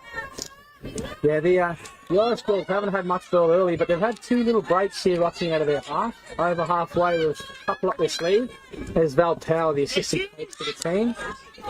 That's 3. They've got to push forward. A lot of teams I've noticed these first couple of rounds get over halfway and start to set up to play footy. And that's just not the case. Still got to ruck down and get to that 15 metre to set up for a strike play. And one now tag, so that's 4 called by the referee, Mr. Worldwide, Marcus himself. Good little kick there from Delaney. Picked up, should double it down. Oh, it's a great defensive tag there on the line. That could have been a box for Ireland. Got a spread, hands will do. Power with the long ball. Finish in the corner. That's all on the board for the first point of this match. Lewis Williams, the 30-year-old from Toronto, now a resident in Galway, is the woman who goes over for Ireland. They take first blood. They went the length of the pitch there from their own 10-metre line all the way up, nearly scoring in the box were it not for the interventions of another Canadian, Stacey Coffin, on the British side. Ireland lead by 1. And I think it was that great little double kick there by Delaney that drew in a few extra defenders for the GB team, which kept them short on the outside. So it's a great little foreplay before the spread. And this is big here for the Irish girls. They've got to keep GB down in their half, consolidate after points are scored, try and get into a small kick out of yardage, and get another good set of field position to put the pressure on the GB girls early. As we see now, some absolutely incredible names within the British tag circles running onto the field following that score from Ireland. Lois Lau chasing up the kick that had been put in by Samira Lawrence, making the tag. And Ireland, 2 tags into this latest set, full of confidence after that last score. They're running well, they are running hard. They're very lucky their GB that kick. It went straight to the sweeper, but a good bounce beat the sweeper.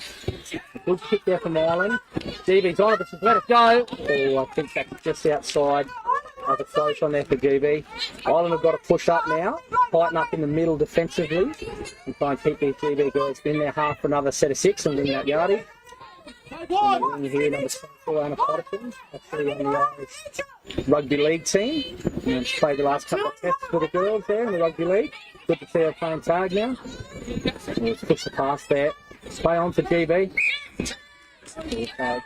Yeah, the ball just flying in front of Sam Bedford, now assistant coach of this women's senior side for the last couple of years.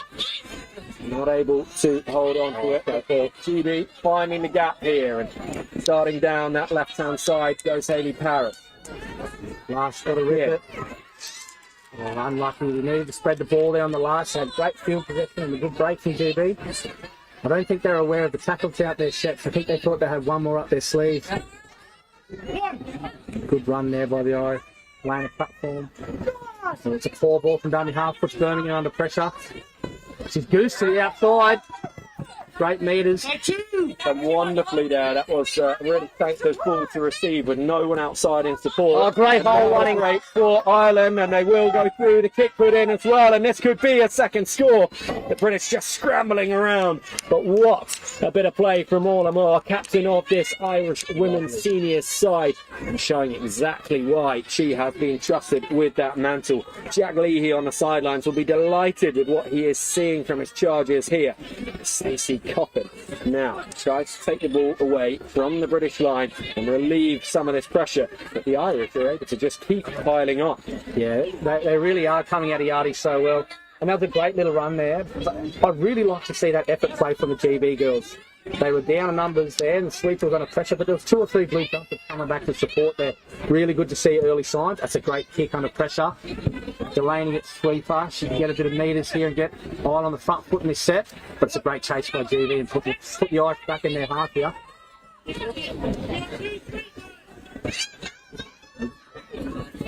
Like a little spread there. Fiona Levin's almost up through a gap. Power now, done in half, back to the captain. Nice little short ball. Good defence. We've got a short side set up here with Delaney to kick up. Back into the open side. Behind Power. A little miscommunication here. Play on.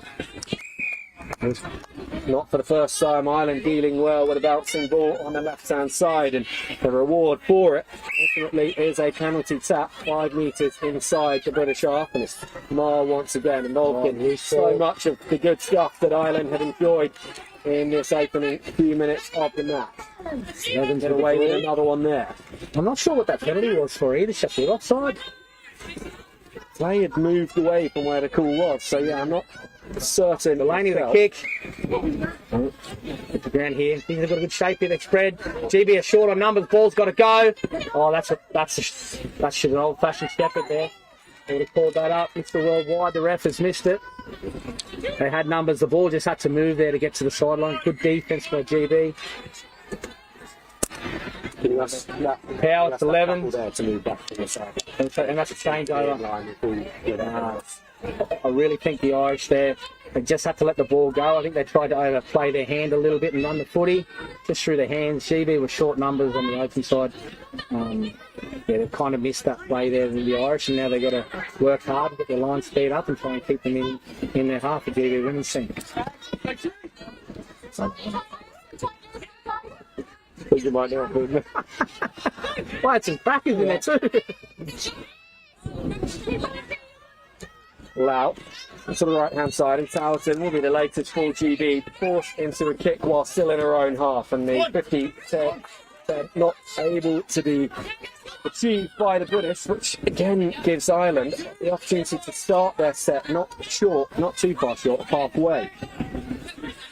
Just going to dart through there. Tailton does make the tag, and Ireland have options both right and left. It's right that they decide to go, and the British are there to make the tag.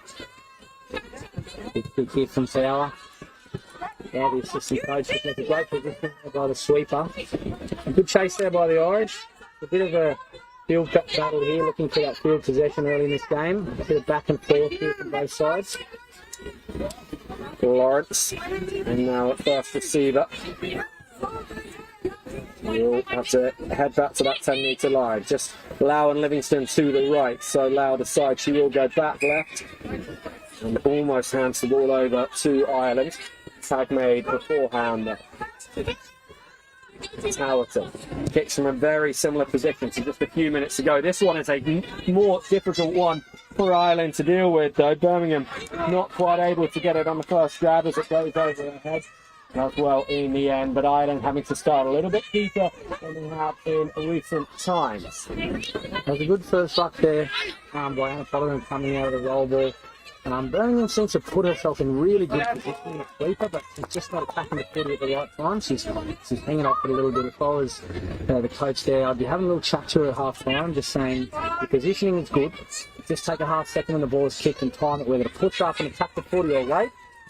There's a 50% attempt there by Martha. It's fallen a little bit short, and it's given GB really good field possession here late in the first half. So Hassett, the vice captain of this side, picking the kick up in CGB territory. Nice story for her and Ellen O'Shea. Started playing with Ellen O'Shea. Now they are teammates together for Ireland. Teammates looking to extend an Irish lead. Teammates across the board too, Sheps. They play club footy here. Oh, it's a great little kick by the 7. They're going to run away with it, GB. There's going to be a 2-pointer if they don't cut the box off. Oh, she's going to call. I think the ref's pointing to the spot here. That's 2-point box for GB. He is, he's checking, and he's going to award the 2-pointer. What a bit of vision from Charlotte Tailton that was. And then she had Leah Gladding on her shoulder. Perfectly timed pass. Gladding running all the way to the line. Ireland trying to shut off the box, but just wrong-footed by Gladding as she stepped back in. And 2 points puts GB into the lead. Great little bit of bravery too there in the end. She could have gone for the single and taken it, but she wanted to take the lead before half time and went after the box, and she got the chocolates in the end. It was lovely. Great little try there for GB. Take the lead 2-1. Ireland to not let themselves get too worried by the fact that they find themselves down for the first time in this game. Now, look, the stronger of the two outfits to this point. It'll be really good when they're on the ball. Decent short side here. Again. Delaney loves to kick. Play that. Get on the line, man. Put out the touch there by the winner. Got away with it. So set restart in the centre of the field, and Ireland now trying to hit back before half time. Got to keep moving forward though. And try and set up movement halfway. This is the key here. I might not have heard me in the first 10 minutes when I mentioned it, but a lot of teams I've seen this morning, they're struggling. Oh, great little kick with the late tag advantage. A lot of teams are giving Ireland too much territory here, too many opportunities to restart. Too much time, and they could pay the price. They've got a big open side set. They've run the short side. Great tag, a good line there. And I'll be attacking this open side again. DB have been short on their right defensive edge in the last couple of sets. Get on the outside with Delaney's good little kick with the ball goes. She's going to get a double. Oh, called the tag worldwide. Liz Williams nearly over for her second, and Ireland's second it would have been as well. They still have work to do here if they are to tie this game up in front of the box, so they could go ahead. Going back to the box side, they would have gone opposite the big fling by Power. Too much pepper on it. Yeah, I was saying that there before, Chef. A lot of teams are getting turnovers or penalties on halfway, and they take one up the middle and then run a play. And it's just not how you play this footy, especially international footy. You get a turnover on halfway or an error or penalty, lock down 3 or 4. You can only score once instead of 6. Get down to the line, put the pressure on the team, and have one good crack at it. So many teams, and I was with the men's opens there in the last game, just wasting ball, just hanging around the halfway. I saw a little bit of the 40s. Just want all these teams just to get the ball into the percentage areas down to the 15 mark, and attack when you're on the line. You need to stop wasting the ball around in the midway. GB, that's a good kick. And on the back, going to bounce kick. Oh, the bounce wasn't favourable. Right option there by GB. Yeah, reasonable bit of field position when not too much was on in that set. 50-10 would of course have been far more desirable result. Ireland now with the opportunity, just 1 point down to work their way back up the field. And a bit of a knot here. Still a lot of wild ball coming from dummy half. Lack of accuracy on these passes in their half. It's put so much pressure back on the girls. I don't think that's played up. That's not done by GB. Got it down now. Referee seen it. Ooh, she's quick if she gets in a bit of space. A little shot by play Delaney, kicking very early in the set. A great defence by the sweep. I think that was the wrong option. I think that was tag 2 to Declan. She has got a great kick, but she needs to harness that weapon for the right time. Great work by the GB sweeper to shut that down. Yeah, Karina Litcher doing really well there, and then Rich Livingston was the one to take the first run of the set. She goes here again, gets to such speed that she needs to wear those ski goggles just to keep the wind out of her eyes. Now Bedford stabs that kick through, lots of pace on it. Great run.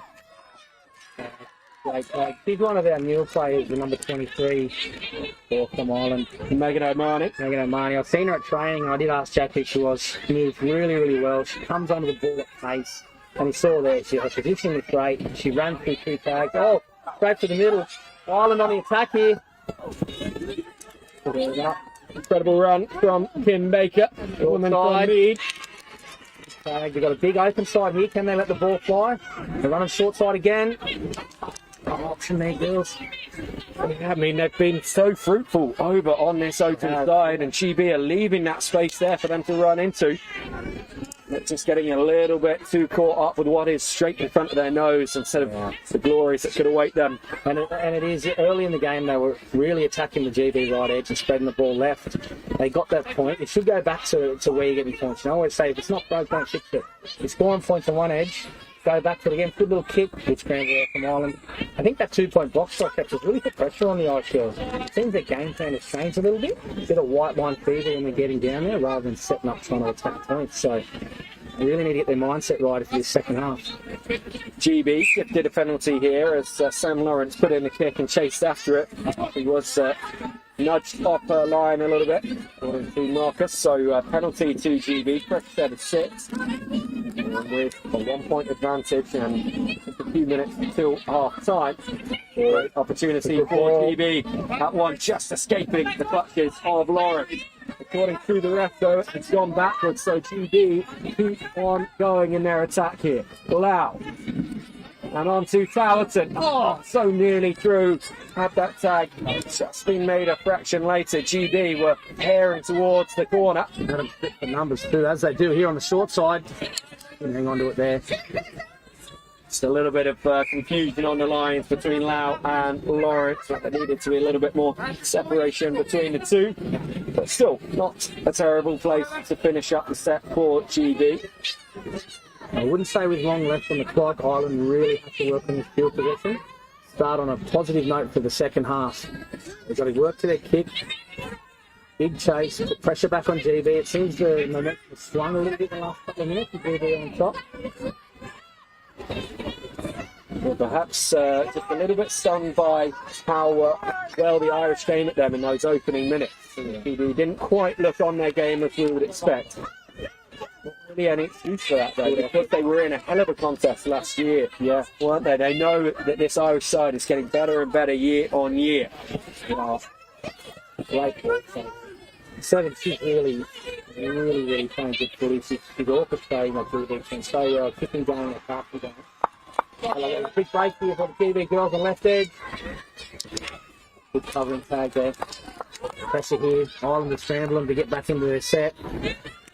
And we do it. Sliding on to Towton with Lawrence, and they go again, one more, and that will be the score in the corner. Mr. Worldwide giving the tag. Tag made on Lawrence. Kate Merson thought she was over. I thought she was over. The step from Gladding. He scored that 2-pointer for GB earlier in the half. Now they will have to go again. Livingston drops it off to Hayley Parrish. Caught just in front of the box, and GB's set comes to an end. Agonisingly close to another 2-pointer. Ireland, they've got to run it away from their own line here. This set should see out the half for them. That's a very good attacking set there by GB. Had everything in it. Great setup play, some individual brilliance. A little step back there. I was sure she was going in there again, and I was with you, Jeff. I thought the ball was away and trying the corner, but Ireland scrambled and have got the ball here. Can they get it out? Can they get one more little attack play if they spread the footy? Going straight up the middle here. Simple footy. Maybe they've got the word from the coach just to lock it down.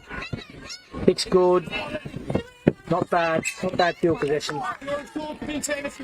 One more big set here from the Irish to keep this score at 2-1. They don't want to concede another point so close to half time, especially after the effort they've just displayed down there on that try line to keep the GB girls out. Well, GB can bring the electricity they had on that last set. They'll give themselves a really good opportunity, but the hooter has just gone. Lawrence trying to get underneath this ball that ricocheted up in the air off her own kick. If she can free it here, no, knocked on already. So that will be half time, and GB will be the one that takes the lead into the break. 2-1. Ireland scoring first, with GB striking back with that wonderful box score created by Charlotte Towton, finished off by Leah Gladding, and we are in a contest here for the second half, just a few minutes away.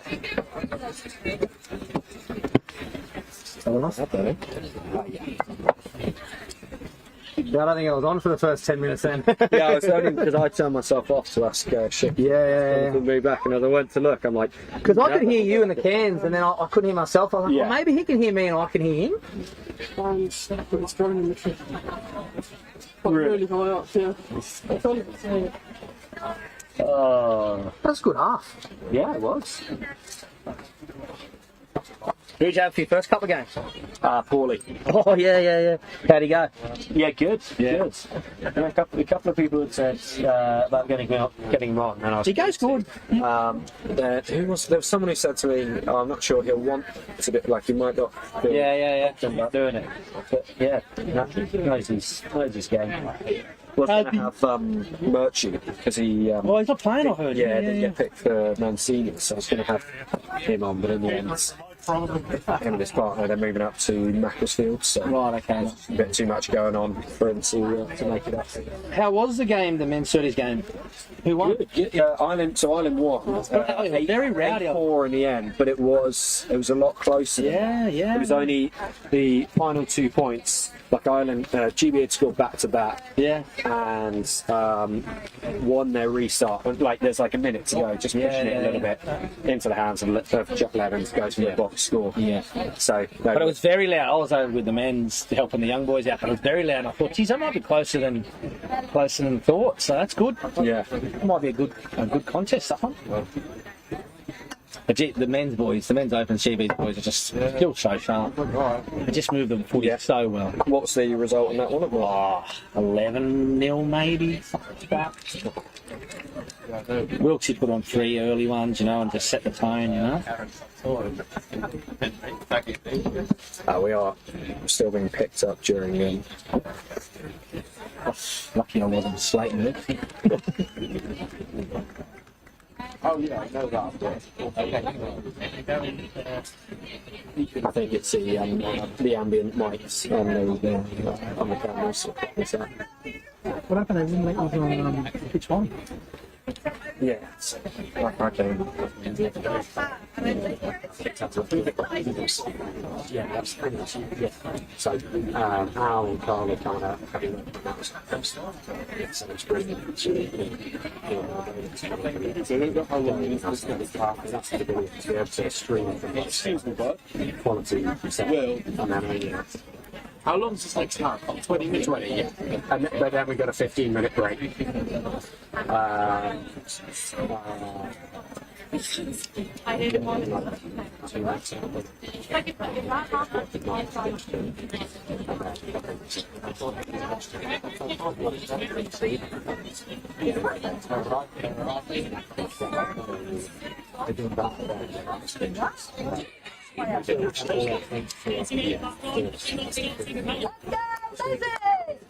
Saying that was all warm up to there's 2 pitches. Yeah, and then there's the Riverside in as well. Yeah, Because we did 10 pitches here for nationals. So I might have to do off for about 15 minutes, about 5 to go. Yeah, no worries. Yeah.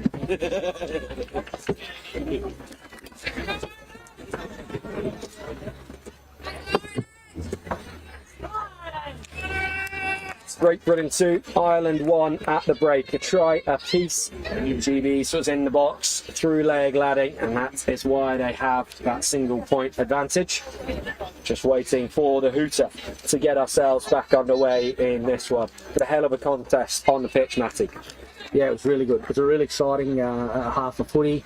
I thought Ireland owned the game for the first 10 or so, and the break of momentum came just after that second try to the 2 points to GB, and then they held the momentum for the majority of the second half, and for that first bit of footy.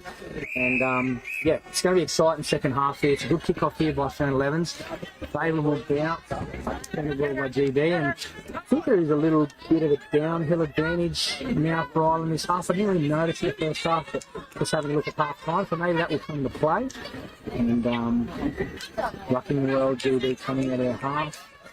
Good line speed so far from by the Irish girls, trying to pick him down. Good tag there. Just getting one up runs here by GB, just trying to get him on the front foot. So they'll be looking for a 58 here. Pretty good defensive set by Ireland, and the territory game has been won by Ireland first off in the second half. Kicking on the first. That's the coach killer.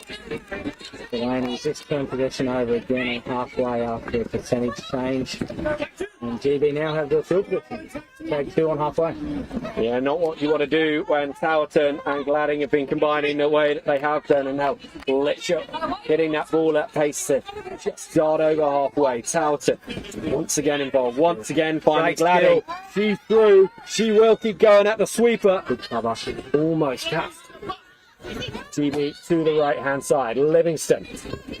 And on again to Litcher, and it will be the score for the vice captain. GB move to a 2-point gap now, 3-1. A really well orchestrated try there. Look, Delaney, she has a great small kick, but that's not the time to do it. You've just had a really good first step and kept GB in the half. They didn't have a good territory kick. You get the ball to halfway, you cannot be kicking on first. So that's an error. That's led to a break up the middle with a lovely little switch back from the number 7, and yeah, there they go. They've conceded a point in the second half when they had the territory win. So that's a switch of momentum too early, and I hope Delaney can keep the kick in a back pocket there for down the attacking line, and let's see how Ireland get out of their half now under pressure.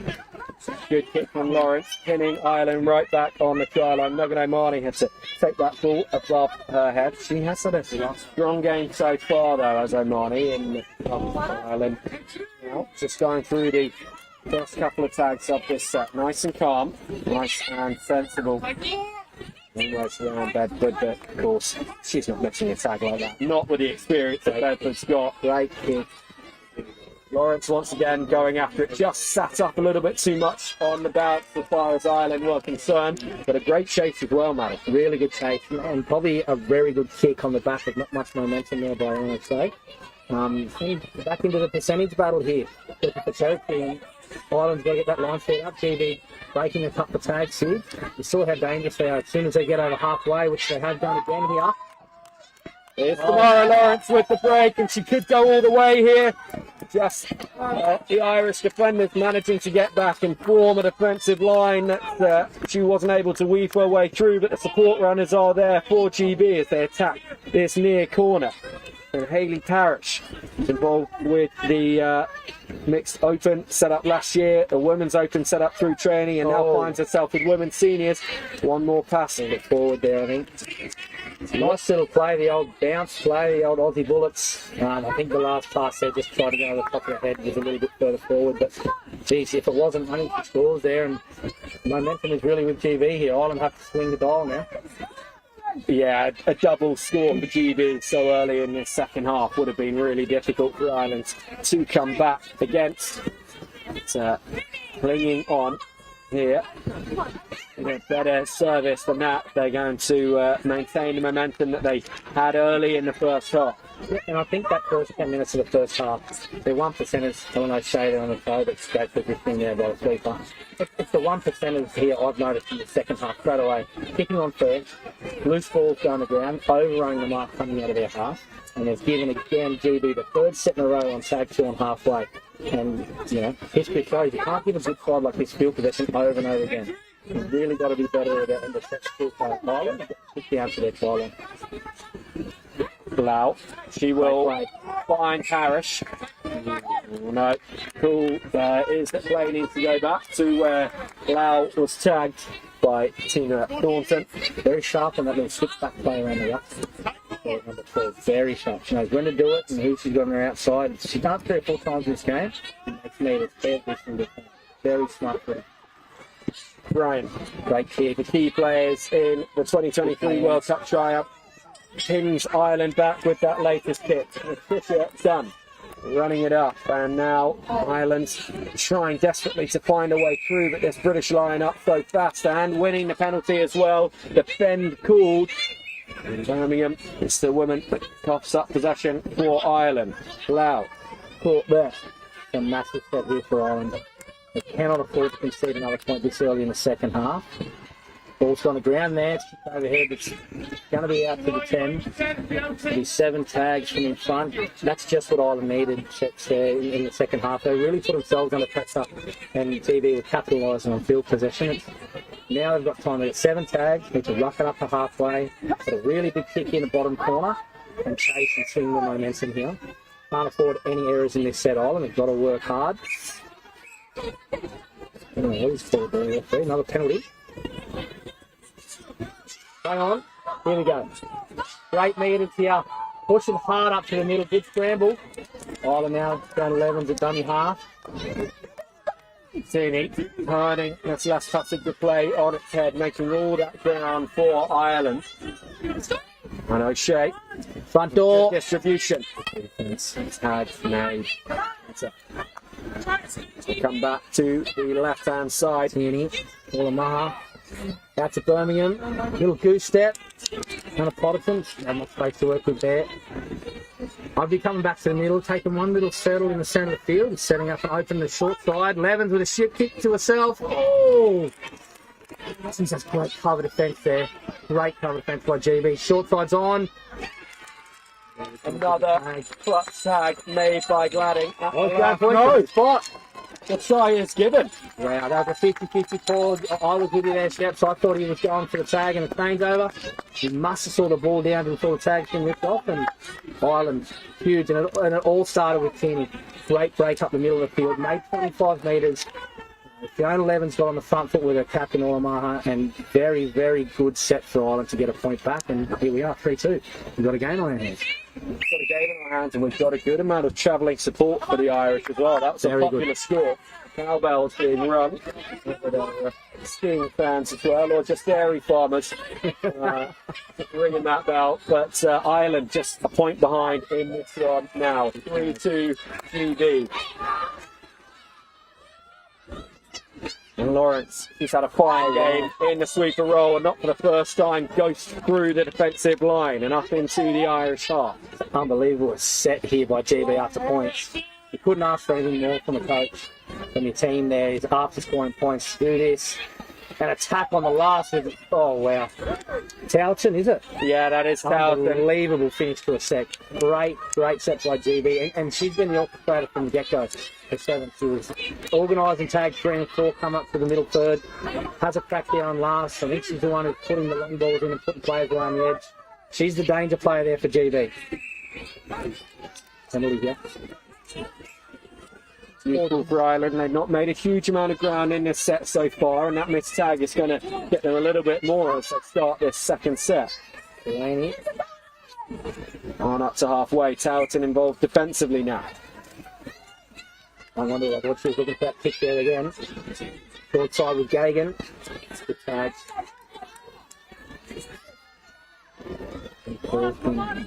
This sort of across the line here for a spread. We're going to go here. Delaney will switch back to Hassett. Hassett to Gagan. Cover defence. Last here. Got a passionate strike. Hassett puts it on the toe for Dunn. Favourable bounce. Oh. Yes, not quite staying in field for Dunn. Nice little play. It's interesting now. I heard her calling it just in front of the commentary booth there, and I saw the same thing she saw. An unfavourable bounce, but great way to finish the set. Yeah, there's a lot of work that McDavid had to do for GB to get across there. So they will count themselves lucky that that ball went just a little too high and into touch. Stacey Coppins run there, not going to count. We'll go back to Bedford. It's Emily Stone there picking the ball up and trying to get it in field. Not the Stone that has struck terror into the hearts of this Irish women's senior side for so many years. Oh, great little break there. Look at Towton again, she's definitely pulling the strings. She's talking to every player on the field, pulling them and pushing them where they need to be. So Towton would like to get out and get ready for this 50-10 attempted kick. Awkward hands. We'll go back to the 7 on halfway. Outside, so it's an attacking kick now. It's a really good kick. Found the grass and put Delaney on the back foot. And another good set there from a great take. Towton who makes the tag. She is having a hell of a game. One of the best games I remember her playing for GB in recent years, and she's always a high performer anyway. She's just everywhere. I've got the two of her out there at the moment. She's every touch and attack, she's got her hands on the ball, and if she's not, she's pulling the strings behind the scenes defensively. She's kicking up, she's leading the chase, she's making a tag, as she does there again on Val Tower. She really is leading this GB women's team so well from the middle. And Delaney makes a little bust up the middle here. Shapes the kick, bounces short side. Good cover defence there by the winger. Put a couple of tags up there, Steve Island. Settle it down, get back to the middle. Just a little bit too narrow though there, them running together. And the options were over to the right-hand side, surely. O'Shea it's gone through here. O'Shea in the box, has stripped the mid tag on the edge with a run around with Kenny. She's done the show and go on the short side. Put the afterburners on, and Ellen O'Shea has skyrocketed this Irish women's team to a 1-point lead at 4-3. Wow, Sheps, what a turn of events. A hell of a score for Ireland, an incredible turnaround to go from a point down to a point up. Certainly he will be loving this on the sideline, and his players really enjoying themselves now. They have the belief. They knew last year that they could go toe-to-toe with GB. Now they're showing that they can be the controlling force on the pitch. Doesn't even matter if they've had to come from behind. Nikki Bryan on the ball for GB. This is a time for big game players. We know that GB have them. We know that Towton and Lawrence have been having really good games so far. Neither of them on the pitch right now. So that's the team's got to step up, as Lau so often does. She finds Bryant there. She will then distribute it out again. Great dummy. Got Litcher with her. Really good Ireland, and back inside to Lau. This is going to be the levelling score. Unbelievable. That is all Lau from dummy half. If you could rewind the tape, you'd see her head shapes to the open side, picks up and goes short, draws in the A defender. Lovely little short pass and creates a space. And like every good play from dummy half, follows in support and gets the try. That is a really good hit back from GB. And if I was GB right now, I'd be getting Towton back on there. After Lau comes off, Towton on, they have got some serious strike plays in the middle here, these GB girls, and 4 apiece. Well, you've had 2 completed games so far on pitch 1. 2 incredible contests, both won by Ireland. this one even tighter than either of those. 4-4. We are locked up right now. And well into this second half. It is anybody's game. Ireland with the opportunity now to be the ones to put themselves back in the ascendant here. It has to be a territory game here. It's a good first bounce. Play on. Chase isn't big enough there, but Valpowers may be tagging these first two. Line speed pressure from Ireland has to be big to keep DB down. They've got a bit of salt behind them now. They're a little bit excited after that try from Lau. Really need to break them and don't let them out of their half. Got a player down here, shots in the middle.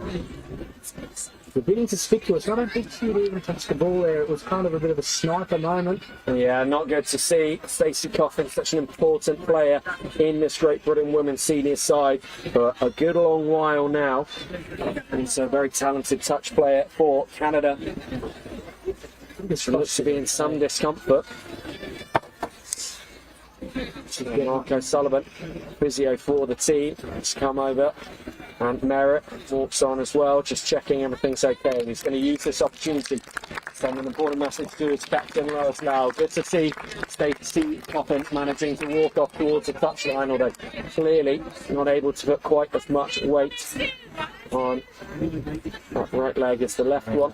And so GB losing one of their most experienced players. They've still got Lau on the field, they've still got Gladden. Can be achieved. Like Lewis on this near touchline. Gladden again decides to go herself rather than really well. She's great on her feet. Impressed with batting there. The way she moves when she's roughing the ball up or she's attacking the line, she looks dangerous every time she touches the footy. And with Lau on her inside, if I was Jack Leahy, that's the way I'd be sending my messages out. Those two players are on the field, double down, get our defence up in their face and take their time away from them because they're just killing it through the middle. Down 11's there, trying to rush up and make some metres. Pass it, Tierney. It'll work. This is a great defensive set here by GB, keeping Ireland down. He's kicking from really poor position. A good strike at the ball, it's a good chase. GB have the ball on halfway, and here we go again. Paris who on to take it. Merson, who thought she'd scored, as we all did in the first half. And the next to carry the ball forward for GB. Lawrence, she's had a few breaks. She's back on. Lau goes right. Decoys having gone left. Luke picked up by Ireland. Here's an opportunity. Livingston herring after her. Misses the flag, and this could be a score for Ireland. It will be trouble. In the corner for Liv Williams. She got their opening point. She gets another one here. Former ice hockey player. Wow. Did not see that coming. I was just watching Lawrence come onto the field and Lau being at the same time. And I thought, geez, Ireland's in trouble here with those two. Ball went to ground. Great effort played by Fiona Levens to rush up and pick that footy up. So quick too. I thought she would have gone the length herself, but that's that tag IQ. She took a second before she put the afterburners on, saw Liz Williams and knew she had more toe than her, gave it to her, and here we are. That's a huge play for Ireland to take a 1 point lead late in the second half. 1 point lead that could be turned into a 1 game lead in this 5 test series. Darting feet from Fiona Kennedy. What we didn't notice there in that little couple is Towson is back on. Here's the danger one for Ireland is Towson. Ooh, going to go against Ireland there. It's going to be a penalty.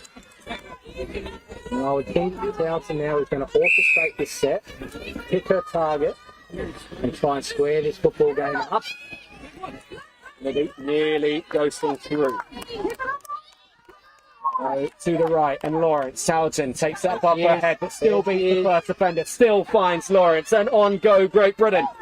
The break here from Hunter Houghton, of course, still involved. She goes for the kick. Is it going to sit up? Not quite, just bounces over the line before she can get to it. But immediately that she returns to the field, she shows exactly what she can do for GB and why she is the weapon that Ireland need to shut down most urgently. I thought I was Nostradamus there for a second, Kev. I thought I called the play before it happened, and every time she touches the ball, she looks dangerous, mate. She is really a weapon for the GB team, and if she she's got the energy in the tank, I'd be keeping her on for the rest of this game. Because every time she touches the ball, Ireland looks in trouble. And Val Power from dummy half to Birmingham. Good tag there. Merson, who made it on that far side, Birmingham, a bit of a way to run to get back, and that will give GB plenty of opportunity to get their line set. And Ireland, as a result, not able to make any ground on the following tag. It'd be interesting to hear the comms coming from the Ireland box there. It's Jack Lee sending out the message to let's play the clock, play smart footy in kick territory. It's a great kick with good field position by GB. Oh, Lewis is round here! Can Lewis go? Great tag. O'Shea there, as she so often is for this Irish side. First tag of the set. GB in a promising position. Towerton, can she go through? No, not on this occasion. She's got to be back to the mark quickly. GB need to use this momentum that they've got after Lewis turned that left play on its head. That was very flat. Lawrence running at the line. They'll come back to this left-hand side. Loose pass. Play on. There was an Irish hand in there, that's why that ball was loose. What's Worldwide going to call here? Is he calling 6 again? Have a chat to Towson when she got a little bit frustrated with that there.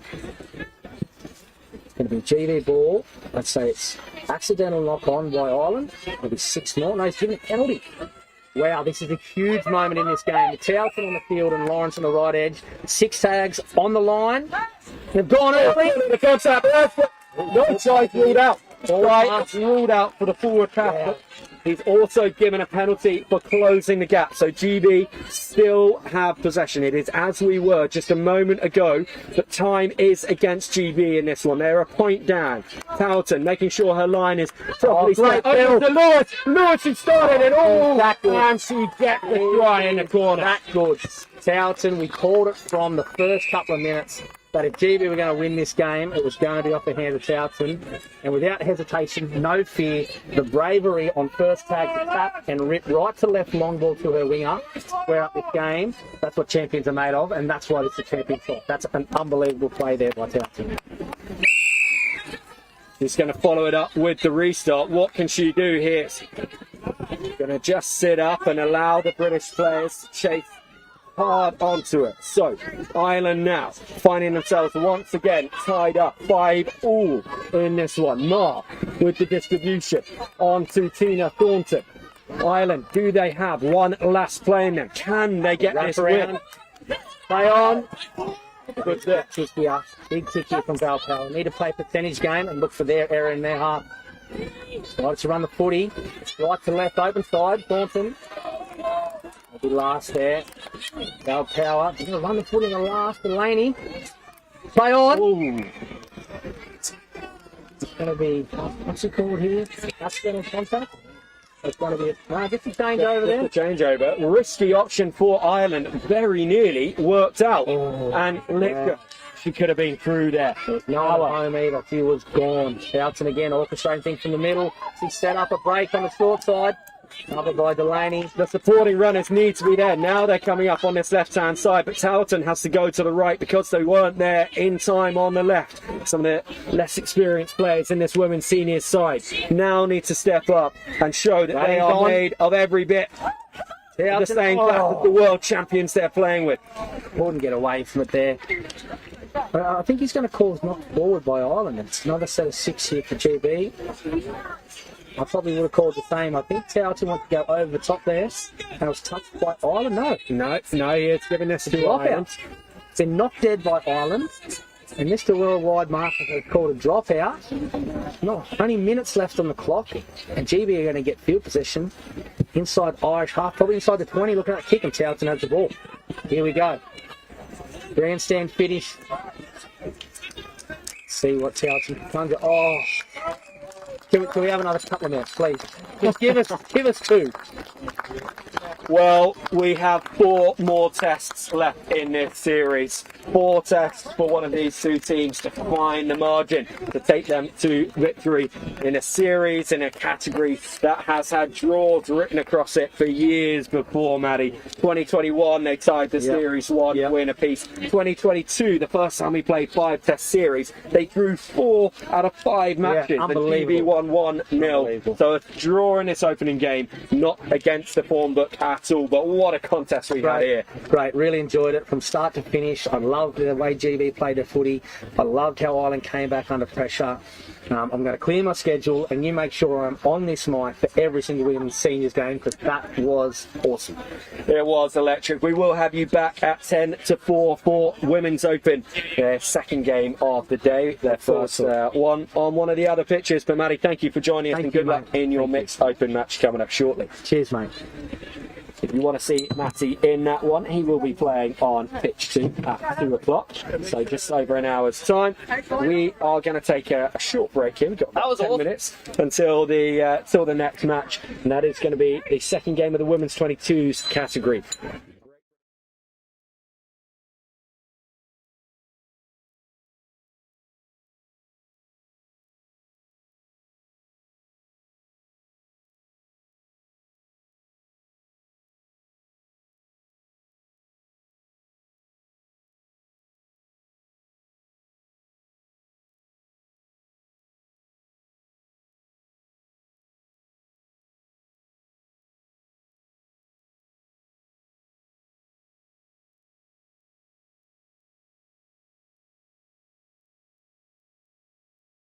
Is it here? Oh, they're right. Oh, can I find you later and get it tomorrow? Because that actually means like, man. Well, I actually wanted to ask you something. I'll walk with you.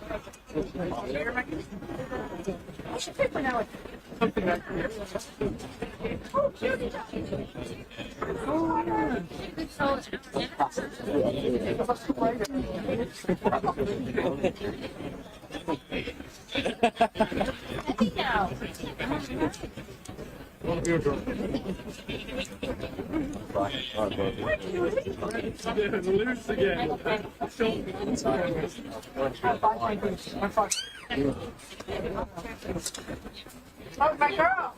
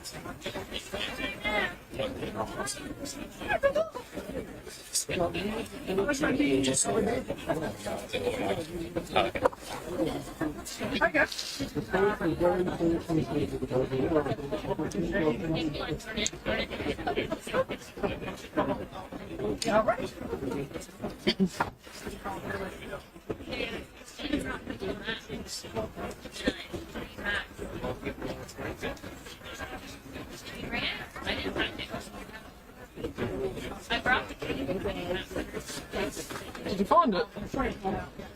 Have you got the hooter? No. Where was it then? I didn't find it. Where did you leave it?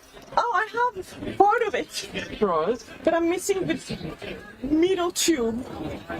Where? So when I came back Right. and I got your thing, I had moved on in case I was being stopped and I still had to vote. Right.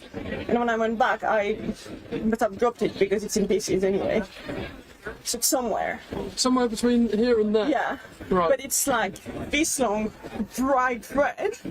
So if it was anywhere, you would literally you don't have to look, you would see it. Maybe check the path you took.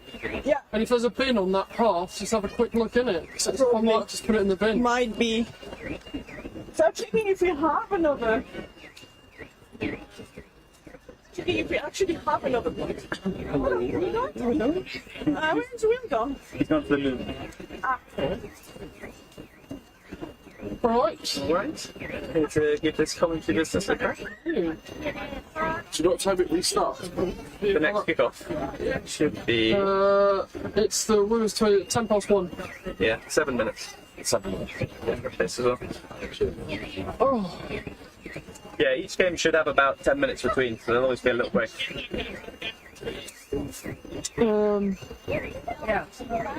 what do you think of that South London logo? I'll send it to you. Yeah, I did send it to you. Logo. Yeah, It's good. Yeah, it's good. It's better, isn't it? Yeah. I saw your post about the 100. I enjoyed that a lot. You're not usually a cricket man at all. No. I'm not surprised it appeals to you, but it's made me laugh that I think it's in its 3rd year now. I know. And Yeah, I should yeah. actually be like, hey Steve, they're launching a brand new franchise tournament where they've like developed like identities and No, I know. absolutely love it. I saw a bit of it last year, and then this year I seem to have turned the telly on so much, and it's just been off, like on Channel 5, It's on unavoidable. BBC, It's everywhere. it's really cool. But yeah, it's I did see a few games last year, but I seem to have I really got into it this year more. I think it's over the hump now. People are quite like resistant to it. You know, like a classic cricket crowd. Yeah. Key anything. I wasn't quite sure how it's perceived, like in the wider cricket world, but it seems to be generally quite good. It's a bit good crowds and stuff. But it's just such an awesome format. It's it's just so much simpler to. I literally just remember like cricket on in the background for like my dad and my granddad and stuff like that. It was just send to sleep. It was so stale. And, Quintessential British sport. yeah, I know it is, but yeah, no, on the village green and stuff like that, it's nice. But it's different when it's just on the telly and it's like monotonous kind of drone. But yeah, I find it fascinating on a few levels, like the fact they're all sponsored by snack brands. Well, All kind of KP. it's the parent company owns all the British brands, and they put one on each. Yeah, it's like KP snacks, isn't it? It's like, that's how I get my partner into watching it. I'll be like, right, it's Skips versus Hulu today. who are we going with? That's brilliant. The only thing that annoys me ever so slightly, which I always put on that post, was like on the TV they used to use the full-size logos in the corners, corners, the on the score graphic. thing. And I kind of think they could, with a lot of them, they could use more kind of elements of the logo. So, like if we were going to do something like that, we'd use just the lion head. We wouldn't try and put the whole logo on, because you can't read the text. Yeah. So, like, from that brand point of view. But it's one Well, company that does all some of them are the mix and match, aren't they? Because some have like text built in. Yeah. And like the Phoenix Yeah. one is quite good because it's just graphical. Yeah. But like Pixel Super Toast one is like it's written into I've their really got a logo. favourite team. on like visual identity. Yeah, I do quite like the Manchester one. Originals. Yeah, I quite like that. And also, it's really interesting because, like, if you look at football or rugby union or even those cricket brands, we can't do anything as simple as that in town. Like, ours has to be much more complicated. So, like, if we'd have come out with something similar to like Manchester one. So you might be picked up on Manchester. Oh yeah. We're having a Now, good chat about the 100. oh, we've spoken about the 100. Visual identity. But yeah, like if I were to do something like that for nationals, it's not enough. Like, we need a lot more. Like, if I'd have come out with one of those hit spirit for nationals for us, people would have been like, oh, is that it? You know what I mean? There's a lot more layers of these products, I think. And that's what people seem to like. But if we come out with something super simple, with a lot of I think I'm in the. I love this. The original. Yeah. Just the red and green. Yeah. Right, well, can you give me the big rundown? When you're in broadcasting house before you could walk, being shown the ropes and stuff like that. Never. You can either use the mic on the headset or the lip mic. If you're not using a headset one, pull it up. You put the headphones on and use the thing. Yeah, that way we can hear one another. Yeah. This one here turns me up or down, depending on how much you want to hear me. For me. For you, yeah. This turns you up and down for you, not for the program. Some people prefer to hear themselves, some people don't. I like it because I know what level I'm at, whereas you might not want to hear your voice. Red light is on, no light is off, but we're being picked up on the ambient, so never truly off. The talkbacks to director and to one another aren't working, so it's just how the director anyway. Just a conversation. One of my girls in the scene.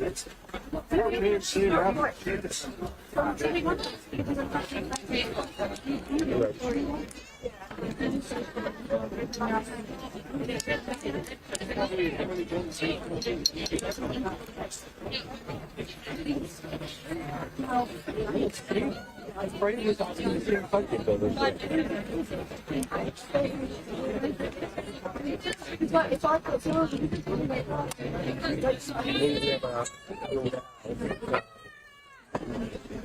no one said she can't wear them for in terms of coming to me, or someone said she can't.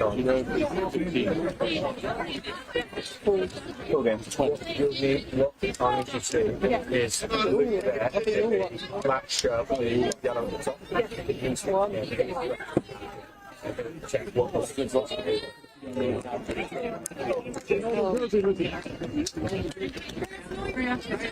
Teaching.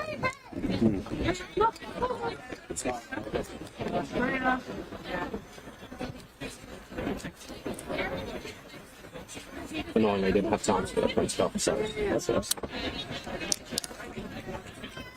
I'll let you do that then. Yeah, Lucy wasn't looking for anything. Do one ear out. Should it be towards you or? Oh. Whichever you feel comfortable with. Just because I do it doesn't mean it's right. You're the maestro. And the whistle rings out over pitch one here. We are back underway. 3 games down, 6 to go today on this show pitch.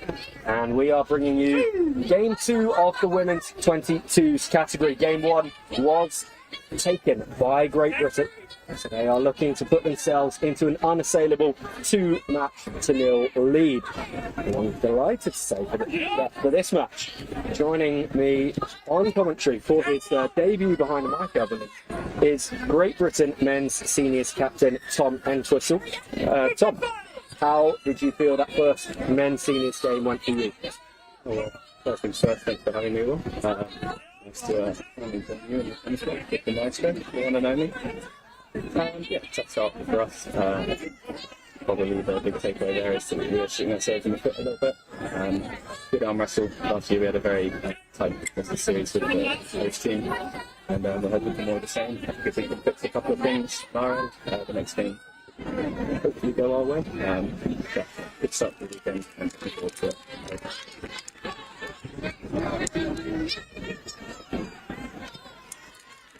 Certainly seemed like a close contest between the two teams when we were watching it from the sidelines here, and expecting a close one here between the two women's 22 side. They were the women's 23s last year at University College Dublin and played a 3-test series there as well that Great Britain managed to win. And that time it wasn't counting towards the BNI. This time it does, and so that's why breaks like that from Captain Millie Robinson, who has also trained with Women's Open at times in the past couple of years, are so crucial. And here is another break as Jamie May Rimmel, the commentary, and Warwickshire Young Guns goes sprinting through the middle. GB building a really good platform here. Ruby Shipley caught It's interesting. We should probably do a couple of shout outs at ones to watch, and they've absolutely just demonstrated that for me. Up against both Jamie and Lily with my South London women's squad at Nationals this year. They definitely my two pictures guys to watch in this game. Along with that, I think we've seen too much play yet, but Phoebe Shipley, number 12, currently in a sweeper. Very, very talented. It is Ireland who take over possession. They've got lots of stars of their own. And quite a few debutants as well. Sides managing to find more talent in the ranks around their countries from 2024 into 2025 as they look to build for an assault on the under-21s World Cup in Coffs Harbour next October in 2026. It's October the one after, and just held on to there. A really challenging pass for Imogen Evans to keep possession on, and then the dart through for Lucy Ball. She is one of those players making her debut for GB. Shipley able to take that one in. Ball still forward. Ireland let off and will be able to start this set of 6 midway in their own. Yeah, not an ideal finish just to the set there. Big well coming into the set to hold onto the ball. Sometimes the attack doesn't quite go out the way you want to, and you have to kind of save things rather than trying to play expansively out of a difficult situation. And they did well there, and unfortunately turned the ball on, but Ireland in a very promising position here, looking strong. Tom, me and Paulie were talking in the men's 22s game about the age profile that people tend to start playing tag rugby. So they really get a break, really get a chance to run that box. And the fact that because tag's a social game, people often start in their mid to late 20s. You were one of the ones to buck that trend in London, and that's what we're desperate to have with these unders sides. How important for you was it to start playing tag at a young age? Oh, massively. I think long term, we're looking to with Australia, and we need to put this into getting the players involved from an early age. Realised the effort to together in the sport here, and we're even tied into rugby clubs from the junior level. We'll start again playing tag, and then when we progress to contacts. When I was under 8's first year of contact, we still had girls in the team, and since then, that you no longer lose those girls. A women's team that grade all the way through. I think it suits different factors in a way that the contact game doesn't. And It's the knock on as the try line was starting to show itself for the Irish, and they're able to get that through, and there would have been a big gap in the blue wall for the Irish to have run through. As it is, Paul can now run this one back at the Irish a few metres out. The big area of tag can look to expand into is around sort of university. People have played their age grades, you go away and kind of have this break, and I think at that point you can lose a lot of people for a variety of reasons. But tag should be sort of looking to scoop up people at that level, rather than sort of 3 to 4 to 5 years down the line when people move to big metropolitan areas and pick up the sport as a social concept. Kick from Robinson, just finding its way to the touchline a little bit faster than he would have wanted to. He's got a bit more ground. It's a good arm wrestle this so far. Most of the game taking place in the sort of middle third. No team's had a really good shot at the line yet.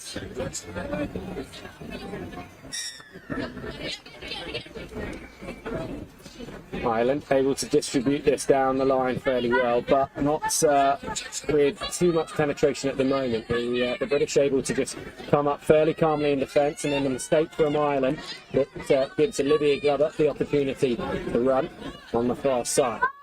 And now in a step. And it's Madison Gunningham. Great position to start a set from here. Should have a real towards the end of the set. Here we go. Expansive 3-on-2. Ball has got to fix her defender, and in the end she hadn't quite done enough before going for the pass, and the pass itself was loose. GB coughing up an opportunity that showed promise in the early part of the set. Ireland will be relieved. Yeah, a little surprised that the flow, the changeovers in transition out here. There's an error.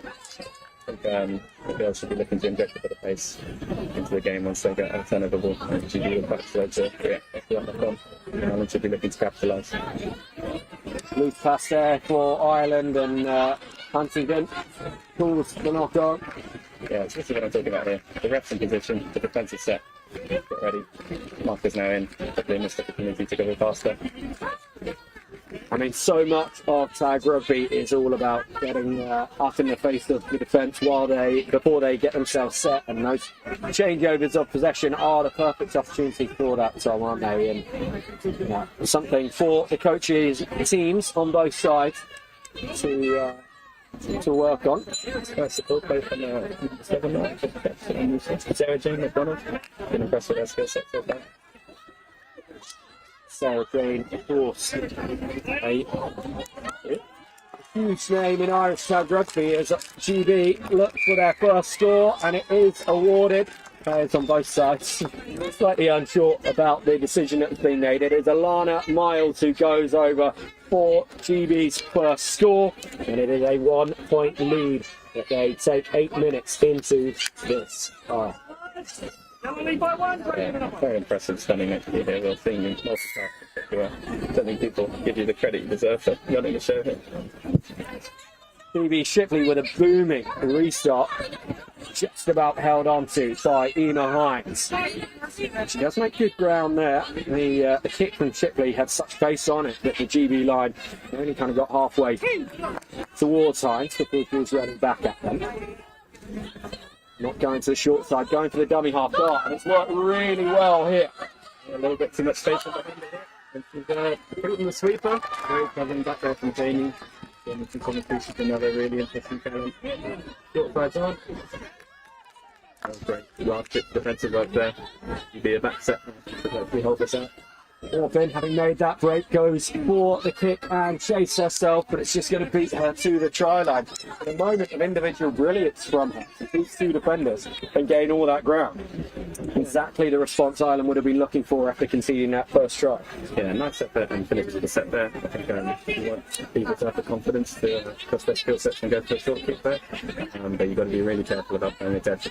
7 tackle, short set, it's a massive advantage to that coming in next set. Still a relatively recent rule change, that one. 7 tags when the ball has been kicked dead over the goal line by the attacking team. GB will look to take full advantage of it. Already up towards halfway. Shipley decides to go back to the right hand side, back to that short side through Lottie Stretton. She's just not able to be held on to. It's been fantastic. Teams so skilled. They're really allowed to play wide, stand off her, and let her use that grid left to right. Oh, sorry, left to right side there. Ireland, good place for them to start their latest set. Molly Egan that's distributing and held the ball well. Ruin the defenders. Great boots, great pass. Goes again, let's see that. Yeah, a bit of support there. Just one up runners in the third of the not ideal. Want to create something on that left hand side, and yeah, that's a bit more like it there. Number 1 having in and running the third, getting people running off there, trying to create something. pulls the hand back to avoid the knock on. So still this Irish attack will continue. The final one of the set here. Again, they go for the kick close to the line. Not necessarily the right option, but they are going to get a penalty. Yeah, playing offside advantage throughout that set there to push up the line. And for the short kick, it's really well defended. Nice reactions there from the girls. Big moment here for GB, having to hold out a full set of 6 on their own try line. Yeah, this will be a big test of where you're at defensively. It's never nice to put a set there, but they've been off of it. A little error at the roll ball there. Both of these sides fantastic to have got to this point. as we were touching on with tag, having generally got a playing demographic in the older age groups. It's quite difficult to find players that are eligible to play for the under-22s and who have enough free time with all their other sporting and academic commitments to be able to train regularly in tag rugby to get to the international level. A huge sacrifice is made by these players, and also in many cases by their parents, still taking them to training, still bringing them to tournaments like this, flying over to Ireland with them last year on the GB side, and from Ireland this year for the girls in green. Yeah, absolutely. Can't do it without mum and dad. So shout out to the parents supporting the kids. Simply standing quite wide of the ruck there, flips in the kick, and this one's just going to bounce very awkwardly for Ireland, and we're actually going to have an accidental collision there. Both players with their eyes completely on the ball, and thankfully it looks like Canterbury, 23-year-old from Ballyluby. It's okay. Yeah, good opportunity from PD there. Had to kick the kick on the left side. Didn't quite strike it right to the bounce. It was a little awkward there, popped up in the air. Contest. Collision. That looks a bit more like it could be against the defence here. Let's see what the referee says. Surely closing the gap will be the call, and she's clutching her knee, which is not good to see. The British players go back and get themselves set. Just trying to get back to her feet. Yeah, unfortunately, to get this rest there. Yeah. Big fight forward. Just waiting to see where the Irish physios are. Come on and help her out. GB making a couple of changes and taking the opportunity to get into a bit of a tactical huddle here. She's back to her feet. Here's Sarah Jane McDonald. Yeah, And good to see her walking to the sideline. she's been impressive. Well, it might be something to do with the fact that she started playing tag at 5 years old. So we're bucking the trend, and hopefully that not more initial shock than anything else, and that we'll get to see her back on the pitch. Because as you say, Tom, certainly been one of the bright lights in this Irish side. They are back on the way now with a fresh set of 6 from the closing the gap penalty. Yeah, it'll be interesting to see second player type things. It's a rare opportunity to run some messages on. The medical reports and I'm sure I've had off the field there, but you can see Ireland one down. Haven't really fired a good clean shot yet. They've finished one set close to the line, but I'd like to see them make the most of this good field position there. Abby Noonan running the show again, nice little block check there at the back. I think takes us to the final tag of this set. Noonan not able to get past Lucy Ball. He's enjoying a strong first tournament so far with Great Britain. She runs at Noonan herself and actually did manage to beat her. The tag in the end made by Miriam Murphy. At 4'10", she is the smallest player representing Ireland this weekend, Tom. Great step. Yeah. Actually from Miriam herself. But fantastic stuff that she has and is able to pass on. Not sure who the tallest one is. Perhaps we can try and find that out by the end of the day and compare the heights of the two of them. Shipley running a brilliant line there, holding up the defender, firing the ball out to the touchline, and Jamie May Rimmel, who's caught just 10 metres inside the Irish half. Shipley there again at dummy half. So 3 there, 1 for watch, looking up the commentary trio. Really exciting prospects, all of them. Nice to see them throwing the ball around. Great little pump fake out of the ruck. Brixton goes here from Millie. Probably should have given that. Nice chance. Yeah, with Shipley on her shoulder and running into a little bit of space. Feels like it would have been the option. Miles also outside her. Miles is going to be called into action on the bench. She's not able to make the tag. Shipley does in the end, herring after Caelan O'Donoghue, and now Ireland with the opportunity from that missed tag. Broken field play. GB scrambling back into the fence. Again, this is where we need Ireland need that quick ball jump, and they don't need knockdowns like that. Really unfortunate for O'Donoghue. See, that's the shame. This is what I've been talking about. TV looking to go fast, but we can get it back to make sure everyone's square. Yeah, Ireland again looking good there.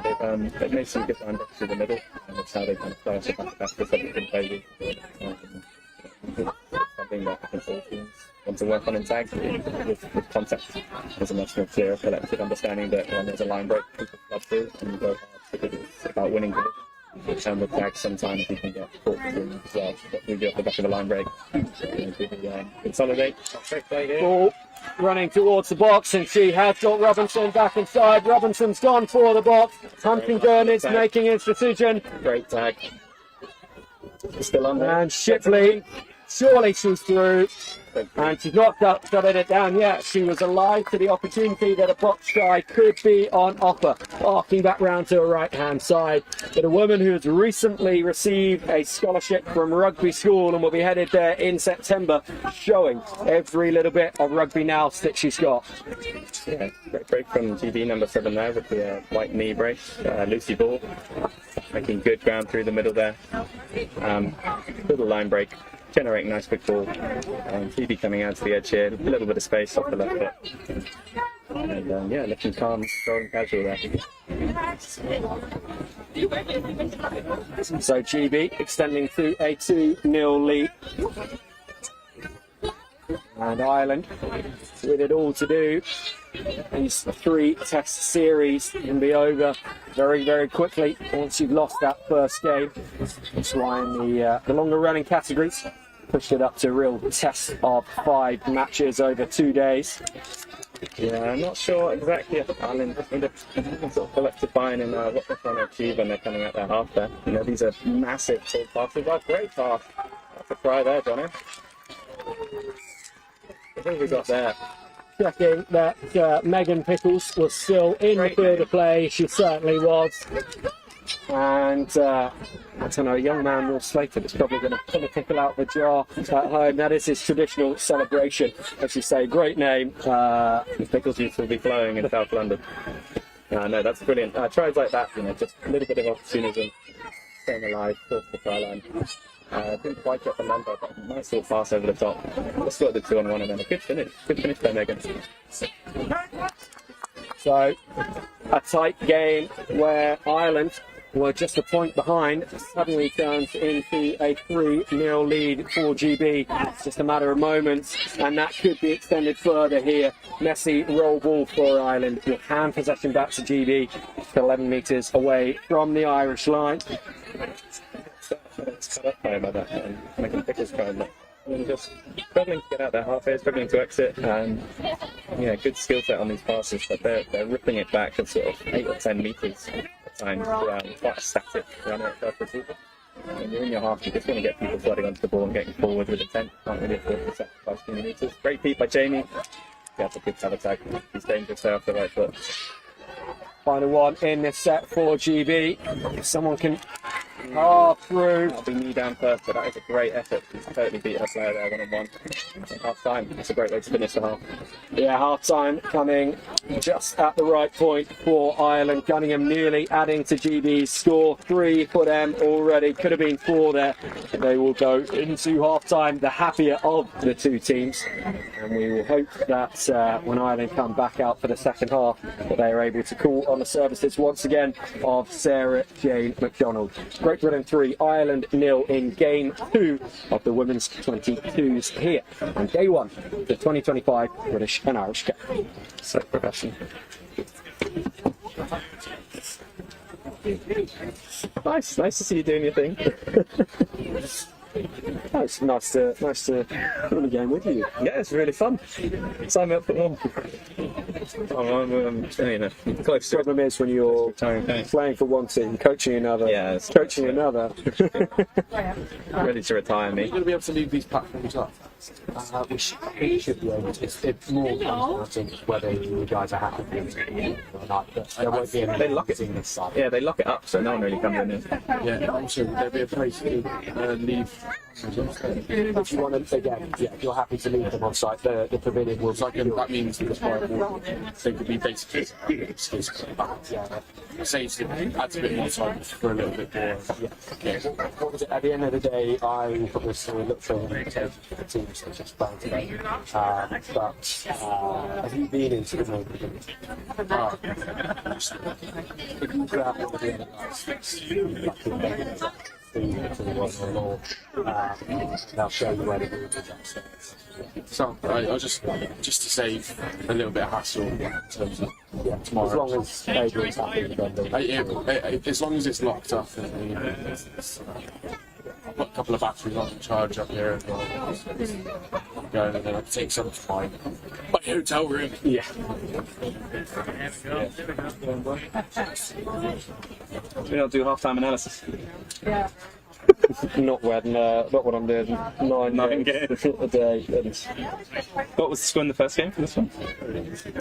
I on. Where was it? I can't hear myself at all, by the way. Is that a good thing? This one's the one to turn yourself up. I think it's fine. I don't like hearing my. Yeah, some people absolutely hate it. BT did it, or no, Sky did like a social media post, and they published like the producer feedback along with the live view of the presenters doing it. It was like a football match, and all the comments are like people who've like obviously never understood that that's what's going on in the background, and they're like, how do you think when someone's going in your ear and 10, 9, 8, adverts coming, set, Dan Burns here, Yeah, I mean it's quite funny doing it like this and not having anyone in my ear, whereas normally.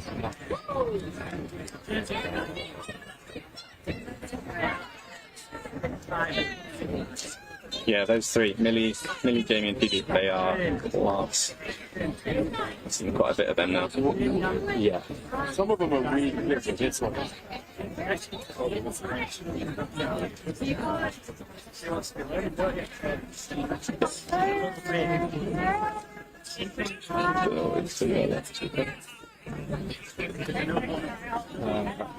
How much was that? It was 9-8. 9-8 to Juliet.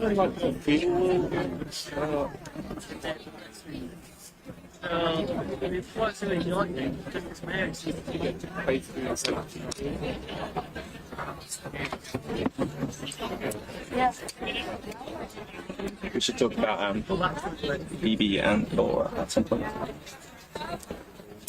Coaching job. I think that's such. If I was a under 22-year-old woman and I was getting coached by this, I'd be like, wow, Yeah. what great eggs.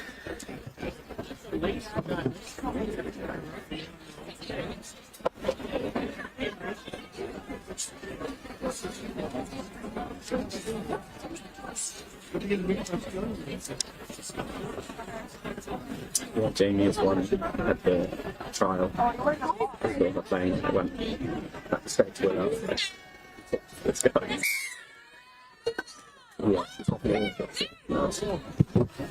Yeah. We're back underway in the second half of the second game of the women's 22s category at the B&I, and it's Great Britain who had the kick to restart, and it's Great Britain who were able to get their hands on the ball after the ricochet towards them, and they'll have the first opportunity to score here. First game, there's just a point between the two sides. 9-8 in favour of GB, that one finished. This one is 3-0 currently. And now as Phoebe Shipley collects her own little stab through, throws herself over the line and brings her side an even greater advantage just moments into the second half. Yeah, I mean, that's all class, isn't it? Great kick-off, hard to deal with for Ireland. They've tried to play at that and it's gone forward, suddenly gathered by Jamie.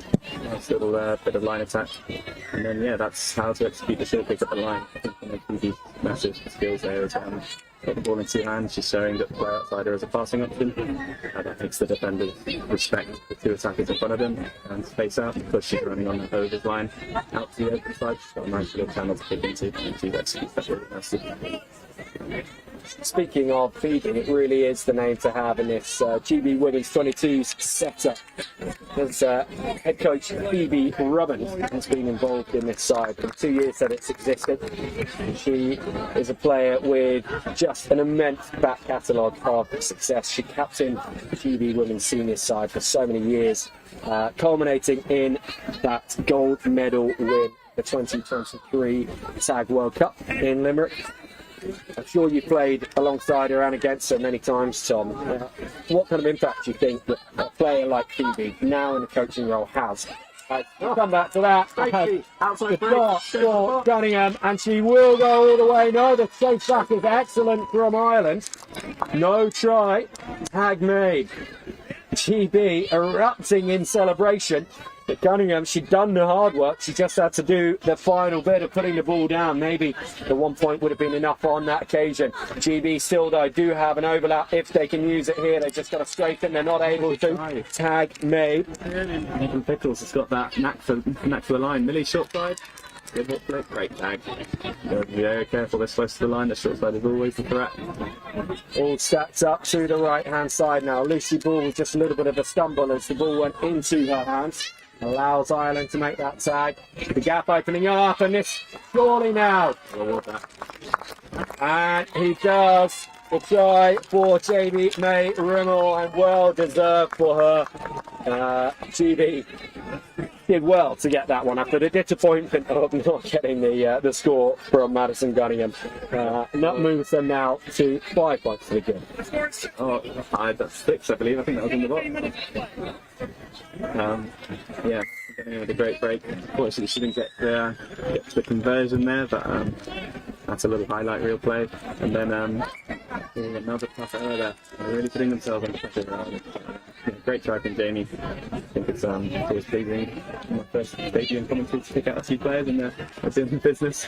But yeah, nice outside break there from Jamie. Good little hit flick and nice finish, getting down the corner and finishing the box. But unfortunately for Ireland, yeah, another knock on. Set themselves under more pressure. This is not where you want to be. That's a good line. Really strong line and a really good try. Lottie Stratton, the one to go over on this occasion. So GB doing a good job of sharing the scores around as well. They're only 2 points away from their game one tally. Ireland, however, are 8 points away from their game one tally and 7 points away from GB in this one. So this not quite the same scripts of game one. So I think that was also in the box. That's a little mysterious there, but pretty sure this had gone saying that was 8-0 and struggling to deal with the kickoff again. We got a hand touch there. Team just having a bit of touch on that, so it's another turnover off the kickoff. And you really want to see the they'll sort of bounce back from this. It's not nice at this level to be under this much pressure, and the scores are rolling in thick and fast at the beginning of the second half. This is not how they would have wanted things to go. Need to see out this set, get nice and tight, support each other with different height defence on the try line here. Try and lock them out, and yeah, we need to see what we haven't yet, which is a big clean extra set. But bit of a wild pass coming out wild. I think she's spilled out the Irish goal, trying to collect that. He's like he's going to give it to Ireland. Huntington walking to the GB line, so Ireland do manage to see that one out. That will hopefully give them some much needed confidence. Better to start. Good to start further up the pitch than their own try line, and good to manage to go all the way into the British half on their first tag of that set. Great opportunity here to strike back and get themselves on the board for the first time in game two. They know they can score. 8 points they got in game one. Here we go. They're looking so much better already, the Irish girls. That's what a little line break from one of your gun wingers does. Now they're in great field position to try and get their first score there. Yeah, already at the range to be throwing themselves over the line. Just the one tag remaining though, so they need a bit more inventiveness, and they've not found it. Fortunately, putting that ball into the hands of Robinson. She will look to lead her side away. Miles now. And on to Van Heerden. Two Van Heerdens representing GB here today. Her brother had a good game for the men's 22s in game 1. Shipley holds the line. Good pass to Glover on this wing. He's onto ground after that one, but she's getting up to her feet just fine. Yeah, unfortunately, that sort of spoiled the momentum of the set, but it's going to be interesting here because this is the first time our teams have finished the set inside their own half. We need to look to get this big into the corner. Millie, left corner. Great nudge. That's it. That's going to go. Ref, 50-10. She carried it out. The end result, either way, is GB possession. Of course, the 50-10 would have given them a tap rather than the roll. Still, they find themselves in what has become an all too familiar position as far as the Irish are concerned, camped deep inside the green arc. Flips on now to Stratton, scored that most recent try. Shipley over the head of Ball, out to the wing, and that's Scrappy. And Ireland looking to come away with it, but they can't get a hold of it either. Yeah, that's unfortunate though. It's hard for them to sort of pick up often in that position when they're making a mistake. And you don't want to try and gather that ball, which is probably quite a 50-50 for them, for the Irish to pick that up and go the length. Probably less than 50-50, but yeah, you want to sort of let them be to resolve their own mistake rather than giving them an easy out there, which is trying to pick the ball up and go. Well, that pass to Miles came after the tag was made. She did really well. It's a long looping ball that could easily have been dropped. This GB will bring it back to this right-hand side. Ball. He put double drag, let the ref know, get it from the air. Quickly to Robinson, twists the hips. Two defenders there. Not going to be beaten on that occasion. Miles works back in field. Perhaps the option was more on the left-hand side. She'd drawn her defender, and that's where Shipley does want the ball to go. And Robinson, one more. This is the final tag of the set. Ball is placed down. Try is awarded for Elle Van Heerden. And that one is a one-pointer on this occasion. Yeah, nice attack there from the girls heading up to that left edge. Millie drew in the last defender's nice and sort of topped it out over the top. And then, yeah, stepped off the left foot, simultaneous grounding, get that ball down fast. It's very difficult to make tags on the try line. People are sort of using their body to lengthen out their chance of getting the ball down and grounded fast. Ireland have struggled with these restarts in the second half. They struggle with this one again. I mean, in a way, they would have been better to let that one go over the line and just drop the ball back out and knock on right in front of the line, right in front of the box. You know, the last thing they would have wanted. Yeah, absolutely will. If you've got a decent drop kicker in your team, it's not the worst end result to smash it back down the park and try and start the set around halfway. Side raid.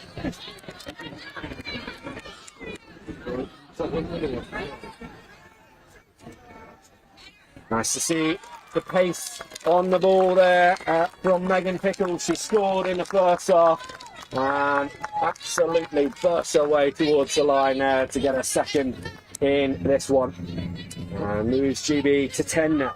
Yeah, very elegant finish there. She's shown us in the first half. She's got the dive in her locker. Nice little pirouette there to beat the last player. And again, gets that ball grounded really fast. The car language, massive skill. Got to figure out how to deal with these kickoffs here, Ireland. That's more like it. Yeah. Dribble there. Make the tag from Murphy. Good play. Really short try. Carving run from Irish. That pass. A little bit too side posting.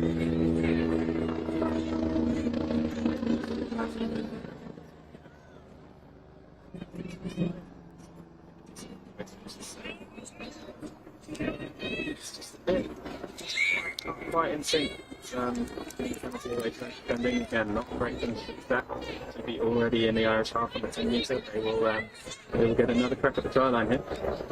It's a bit like Ireland just putting themselves under more pressure by trying to do too much and thinking that they've got to claw back all 10 of these points. They're not going to do that with the time remaining. What they've got to do is focus on the basics and come away with this game with some tangible things that they know they've done well and that they can build on going into game 3.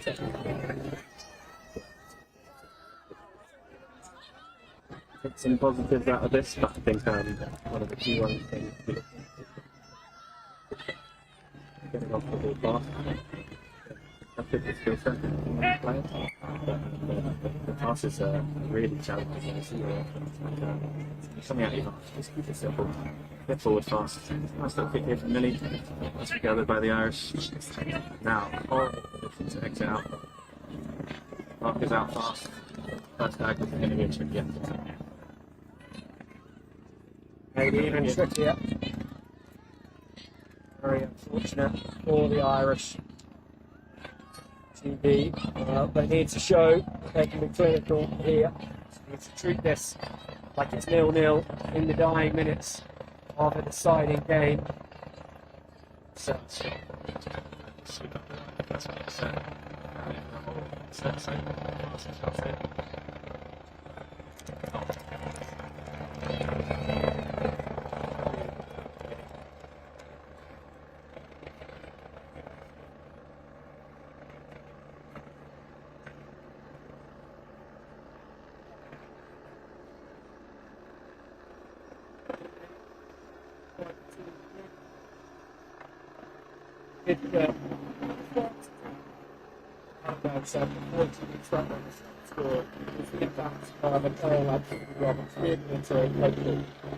your experiences of being involved in the tag with Phoebe Roberts?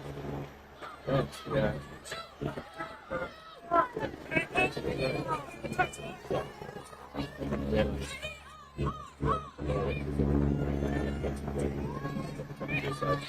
Two of them together is the better player.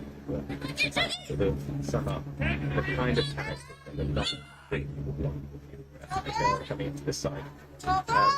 Phoebe's been around that for years, absolutely ultra rugby. The years to stand through and through. And we'll work hard about that again. So they actually she's a brilliant player. She would have signed off with the World Cup at the World Cup, I don't know if she's was nodding. But yeah, good experience through the middle of it. So I think for someone like Phoebe and Billy who are playing more central in this team, they couldn't have a better coach. And one of the nicest people at tag, I've got to say, and I think that's something that in a lot of sports at the younger age grades, coaching has got wrong. They've not always been nice, supportive characters that help those players grow and help them develop.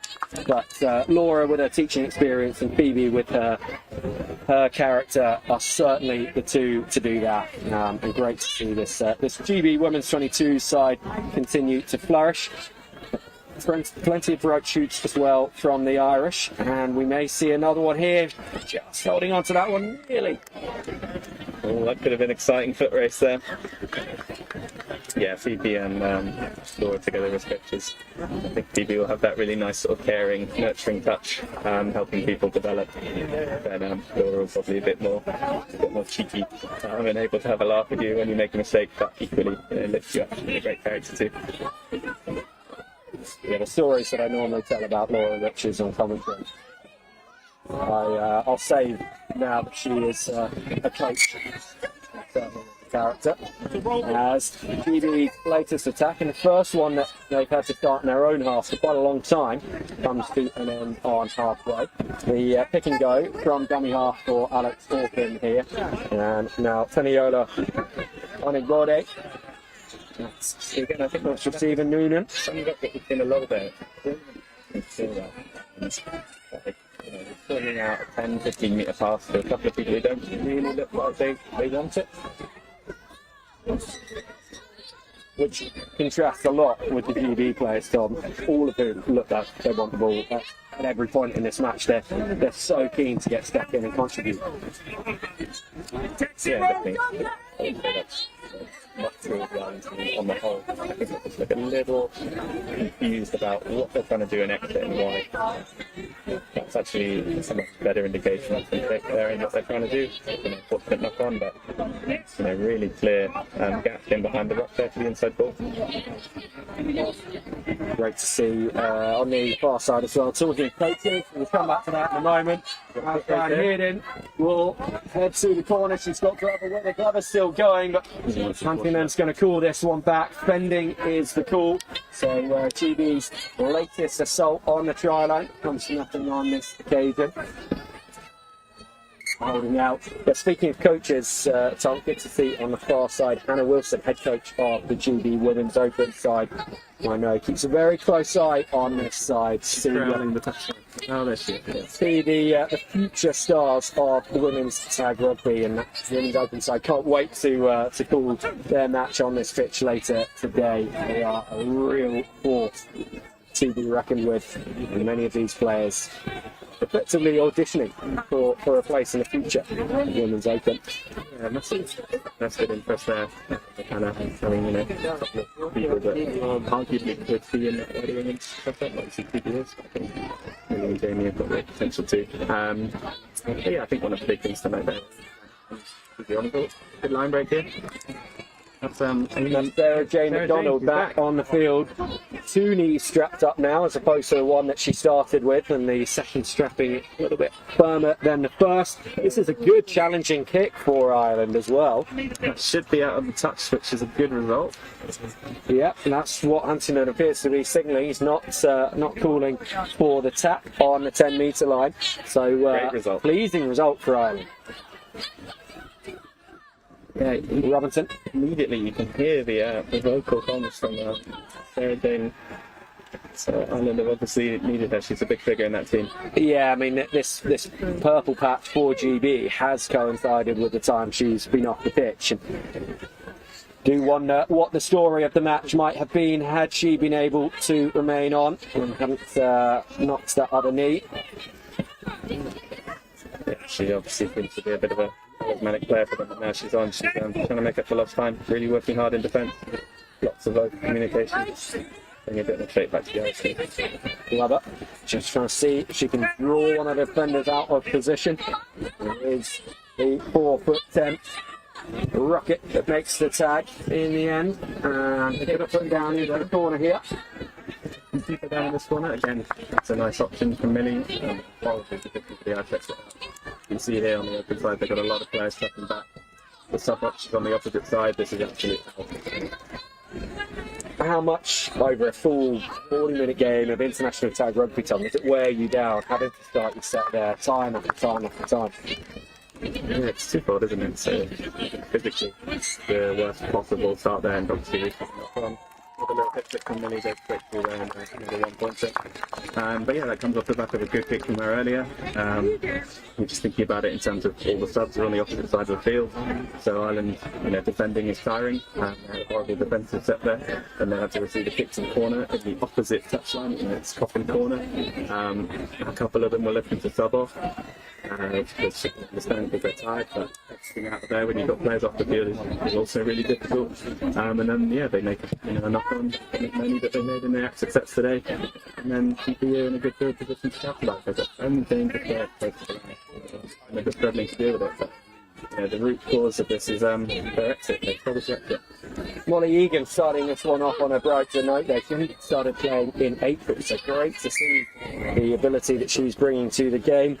Orpin had a good dart, but then Massey at the roll ball once again means TV take over yet again. Want to play? Do something cool, Phoebe? Nah, too casual. Phoebe is too wide ahead on her to do anything too wild at this point in time, and respect for the game as well there. I think GB 12 points pretty good, but fair enough to take the ball in to contact or into for the tag and to end this one. Great Britain 12, Ireland 0, and that does mean that Great Britain take the Women's 22 series here at the 2025 British and Irish Cup. First time the under-22s have counted towards the awarding of the overall cup. So that is 1 point to Great Britain in the bank. There could, however, be 1 point to Ireland in the bank on the men's 22s pitch. We will bring you that result as soon as we have it. But the men's 50s on pitch 2, well, they drew their first game, so no winner will have come from that competition just yet. A fantastic performance though, Tom, really clinical from GB Women's 22s, 12-0 here and 2-0 up in the series after 2 games. Yeah, it's really impressive. I think the things to look out for there is just real clarity around what they were trying to do. Their game plan was nice and simple. I think collective buy-in from all the players. I think the base level of the squad there is really consistent. They're all performing at a good level. And then you have your match winners. Pick them out at the beginning and they delivered there. Some really moments of brilliance. Well, thank you very much for joining us for this match, Tom. And we will look forward to having you again for the men's 50s game later on today. Good luck as well in game 2 of the men's seniors competition. Hopefully we'll come back to that one. We'll be talking about the fact that the day has ended 1-1 between GB and Ireland in men's seniors. Yeah, fingers crossed for that. Thanks very much, Will. This has been good fun. And obviously, if you want me back to Women's Open, let's vote in the chat. I'm back on comms. Thank you very much. Just a few moments to go until our next match here on the show pitch. It is the first game from the mixed seniors competition. That one coming up in 3 minutes' time. Thanks, mate. Tell you when it's open. I know all of them. I haven't done the Which match are you talking about? Kennison. Yeah, I haven't done the schedule for tomorrow yet, so Get us both in. Have you got a third mic? no. Two person Glenn's on. Hey Claire, how you doing? Hello. Good to see you again.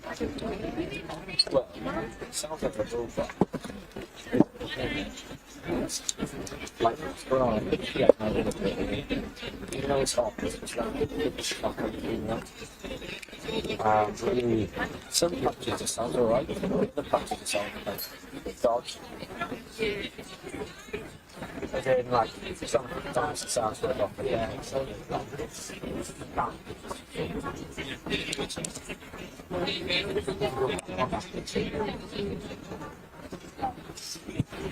sorry, Claire, I'll be with you in just a sec. Yeah, take your time.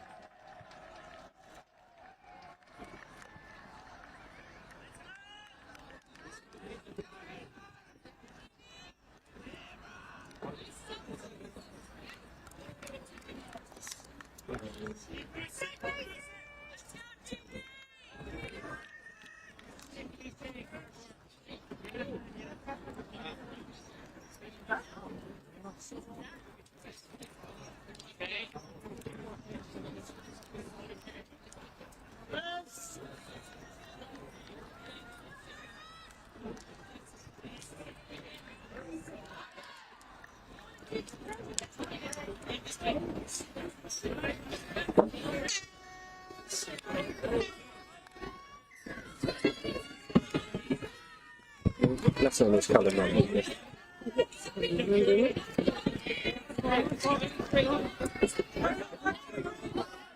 We are underway for the mixed seniors contest here on pitch 1. It's a category that for many years Ireland had complete domination in. Until last year. when one of the first times in their history, having only won in 2019 before, Great Britain took the series, and by quite a margin as well, 4-1 to GB. So a real point to prove for Ireland to come back into this one here, and they are proving that point already with an opening score just moments into the game. Delightful one for Ireland, and Claire Cullen-Mullen is alongside me here. They're going to be really pleased with that. Yeah, hello, can you hear me? Okay, I can't hear you through my earphones, just to let you know. But yes, that was very quick to get a score, so that they'll be absolutely delighted with that.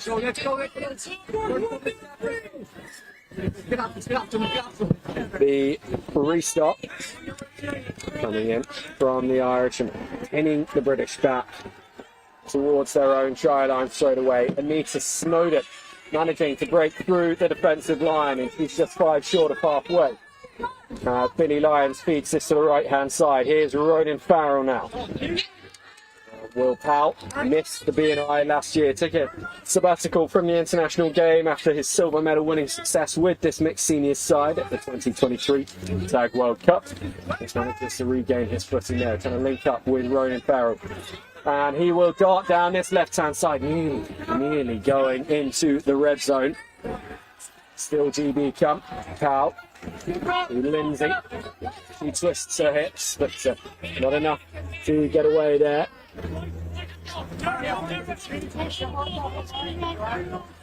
Snowden Farrell. Snowden Farrell is through towards the box. Oh my goodness. That was nearly an individual piece of brilliance from Snowden Farrell that would have put GB in a 3-1 lead.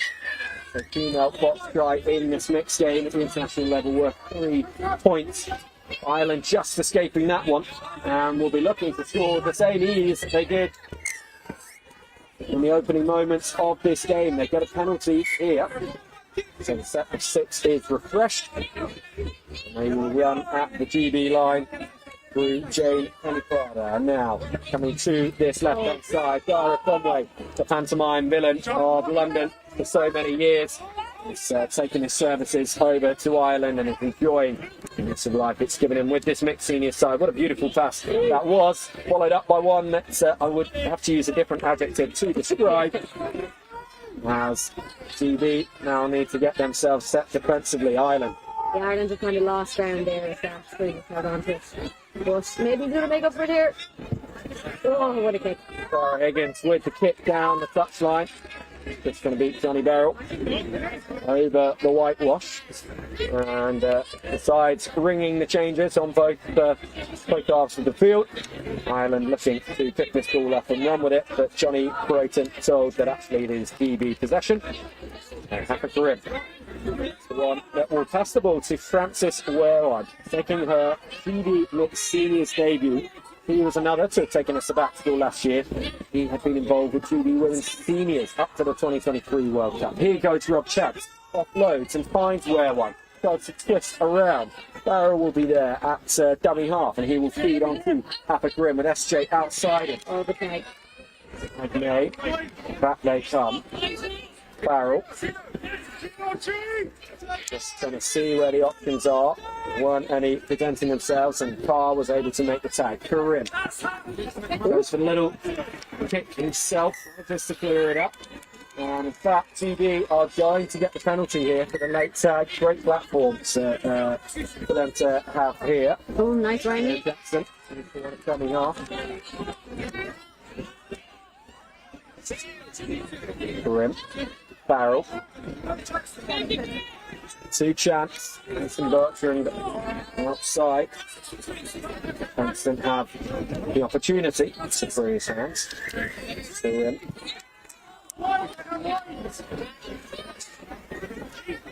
their line. Coming to reach behind her to get that one. SJ pulls the loop. Katie Peters on debut. This time over the line. Already tagged it. Brings it back. Mid pass. On to Mason Bertrand. Can she carve her way round? No. Ireland still holding out. One more time that they have to do this. One more tag that they have to make on this latest GB assault to keep their lead. And Farrell is over. And Farrell will just got that ball down before the heroic effort is thrown in by Robin O'Flynn. And just outside the box, is it? just outside the box as far as I could tell. I believe that is 1-1 between the two sides now.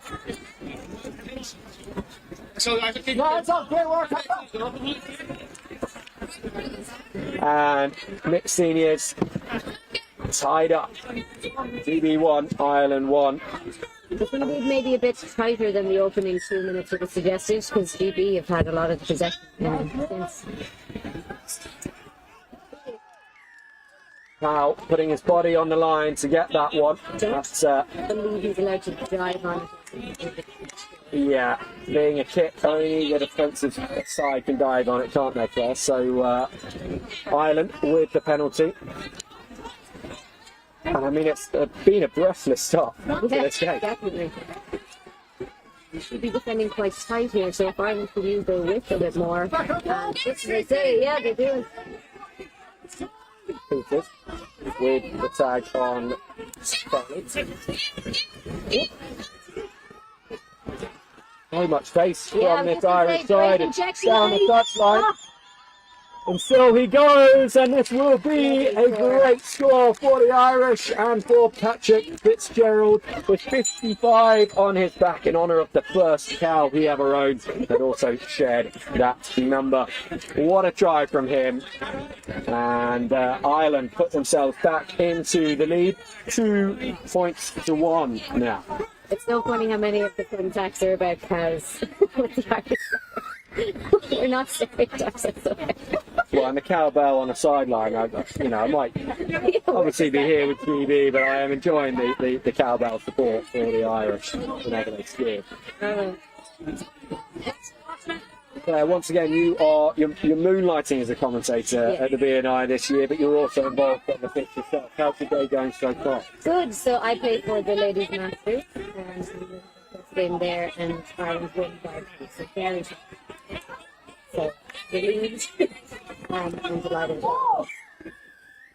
And the game going to be called to a halt here. A big collision there between Dara Higgins and Amelia Milan off the ball. Neither player involved in the play itself. Luckily, both of them look to be okay. But I heard that sound here. Yeah, that one sounded like it hurt. Will Powell. That's the thing with tag, is like it is a soft contact sport, but sometimes you get a smack by accident. I mean, it's such a fast game when it's played at the top level, as these two teams are demonstrating here. And yeah, when there is an impact, it's a big one. Snowden Farrell! And it is a family affair for Great Britain at the moment. Ronan went over for the opening score, and now his wife Anita Snowden Farrell goes over for the second. Really want to be calling Ronan Snowden Farrell, but he won't let me at this point in time. But maybe as the tournament goes on. Well, you have the microphone. So it's a good point. Anita, as ever, contributing a little bit more to the scoreline than Ronan. 2 points. It was a lovely dive. 1 for Ronan, making it 3-2 for Great Britain. So Ireland have had 2 leads.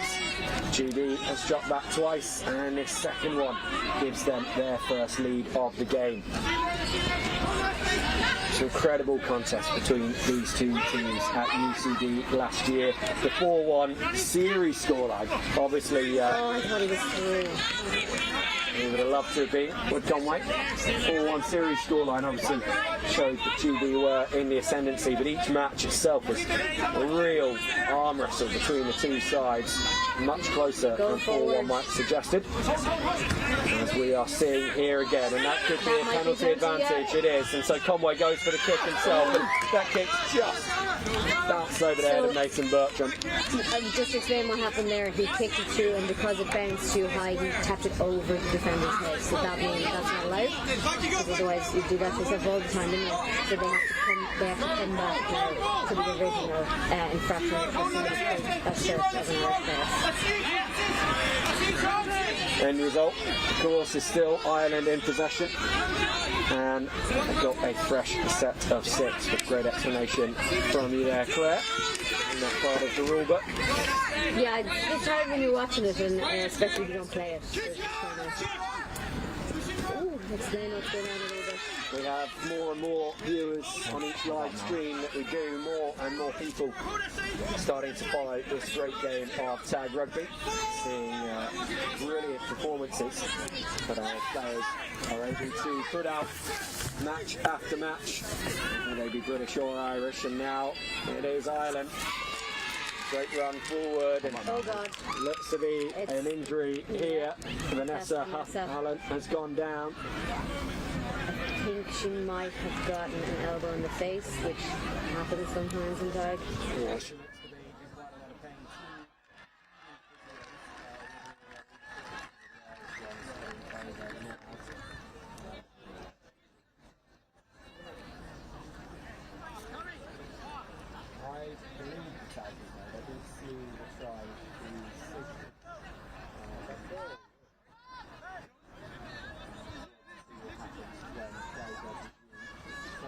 Taking the opportunity to head into the Hollywood and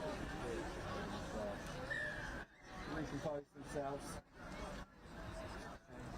Reckless path so far, and that latest assault into the territory by the Irish, showing exactly the quality of tag that these two teams are capable of.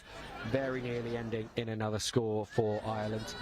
Mason Bertrand, the last woman over on the far side for GB, looking to have made the tag.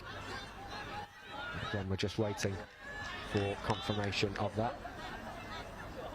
And it looks actually like it might be knee related or calf related I'm here. sorry, I assumed it was head because her hands are on her head. I Yes. think you're right. I think. No, I did too, Claire. Ah, so maybe there was actually no contact at all, and she just went over on a funny. I really hope that that's not serious.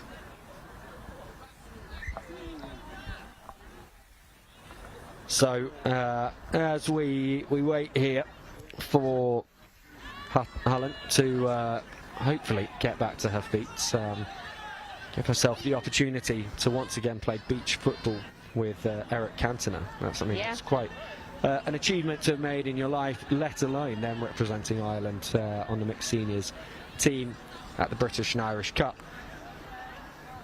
It is Ireland who are now behind by a single point in this one. Okay, excellent. She is back onto her feet. Great to see.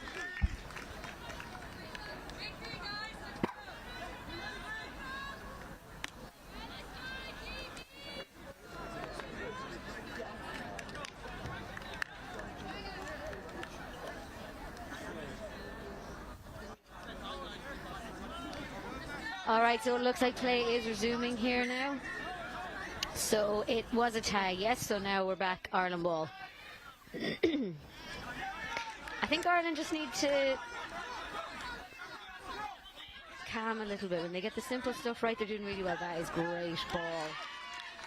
That was simple stuff, but Amelia Milan was there for GB to make the try, saving tag. And so it remains 3-2.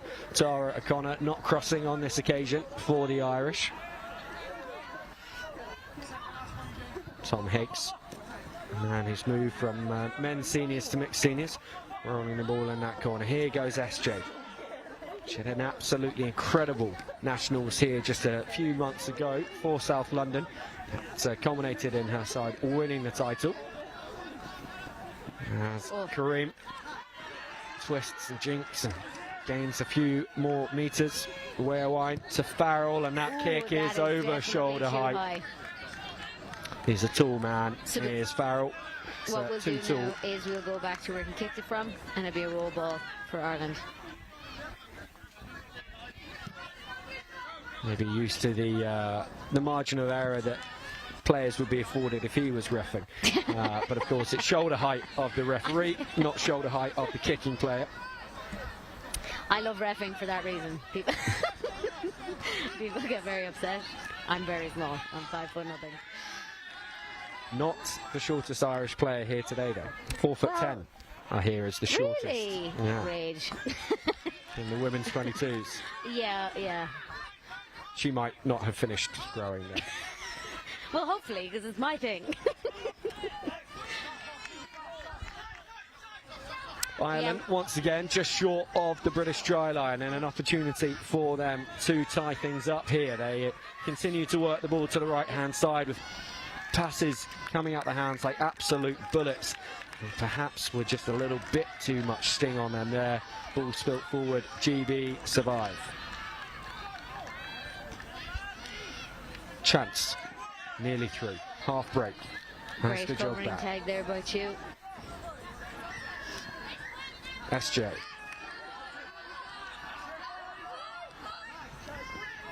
Karim caught at dummy half. Need to vary this point of attack a little bit more. Morrill on debut is putting in a stunning kick here that just in the end curved back to the right when the 50-10 was certainly on. But that was a hell of a boot. And so Ireland having to start this set now right back towards their own line. Oh, hot. Nearly through. He thought he was tagged and he stopped. Unfortunate. Now, there's nobody home here. Oh, there is a sweeper. There you go. Lately brought in by GB. Higgs making the tag on this near side. But Ireland so quick at getting the ball out the ruck. And this could just go for a 50-10. Oh! Oh, that. Yes. Well, I would have said that I would have thought that stayed in. But you listen, shut up. I'm not the referee. Yeah, well, there's not a person on this touchline that thinks that ball went into touch.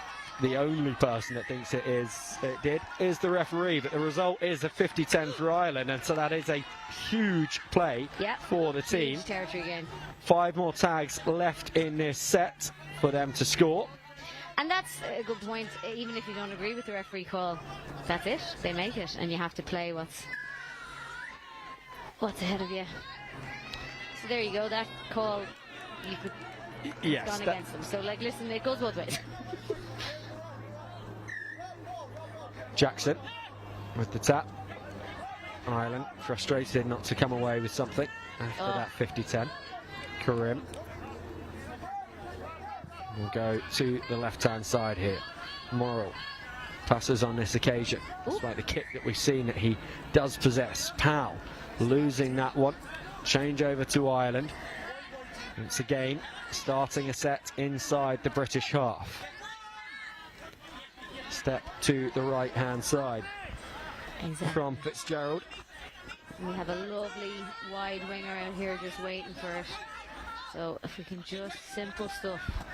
It does go to O'Connor. She goes for the inside shoulder of Higgs, and the penalty goes against Higgs. O'Connor thankfully back to her feet.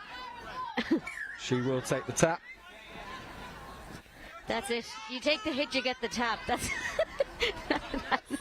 what I always say. It seems a fair exchange, Claire, yeah. He tried to take it off her there and take the tap for her. This game actually getting increasingly physical. The third contact penalty that we have seen in this part of the field. I was just about to say the warning's coming next. Yeah. So this is going to be where he warns them that a yellow card is coming if the penalties continue.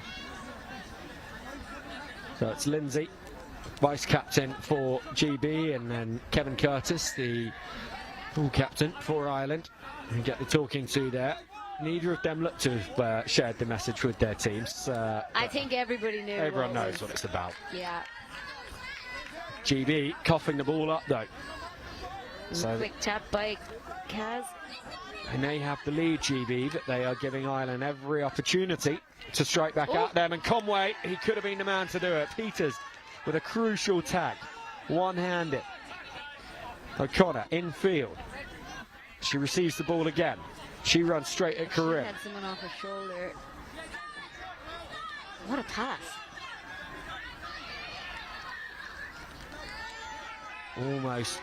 Almost through.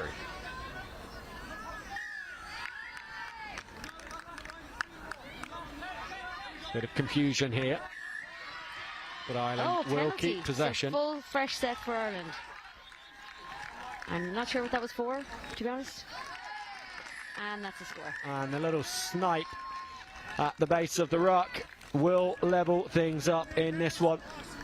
David Hayes with the try for Ireland, 3-3. And in fact, that will be half-time.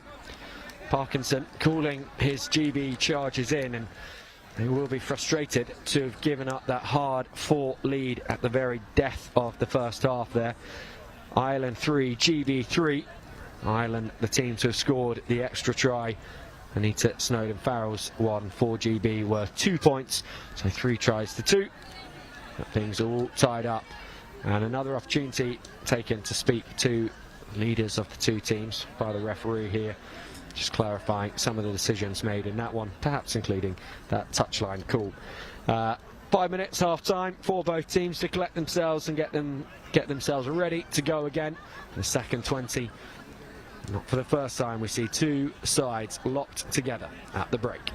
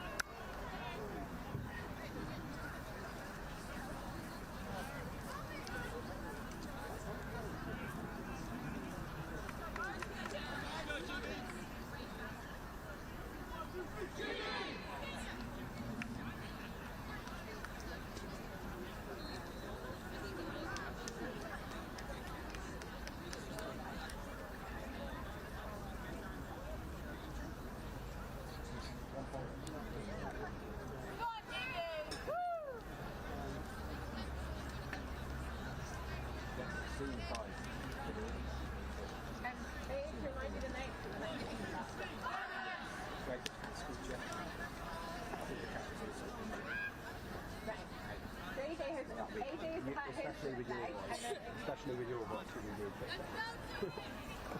And if you want it to be a surprise.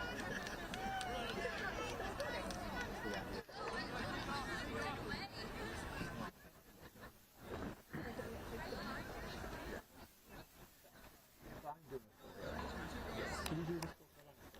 Yeah. So if you're ready, yeah, I'm happy to do it.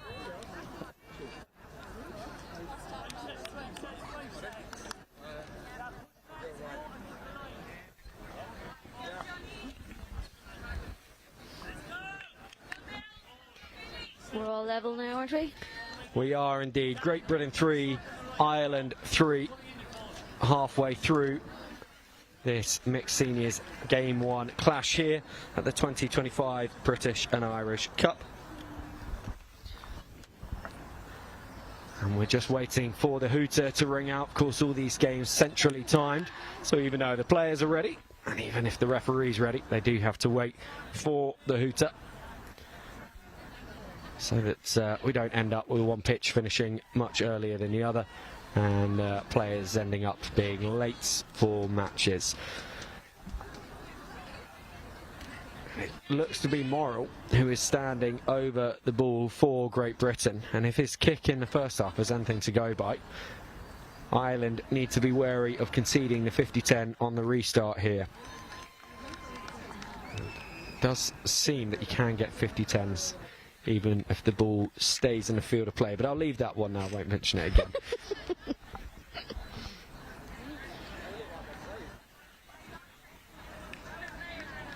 I don't think they scored off that one, if I recall correctly. No, So, they didn't. Yeah, you can there let was it go. there was then a contact penalty given to GB.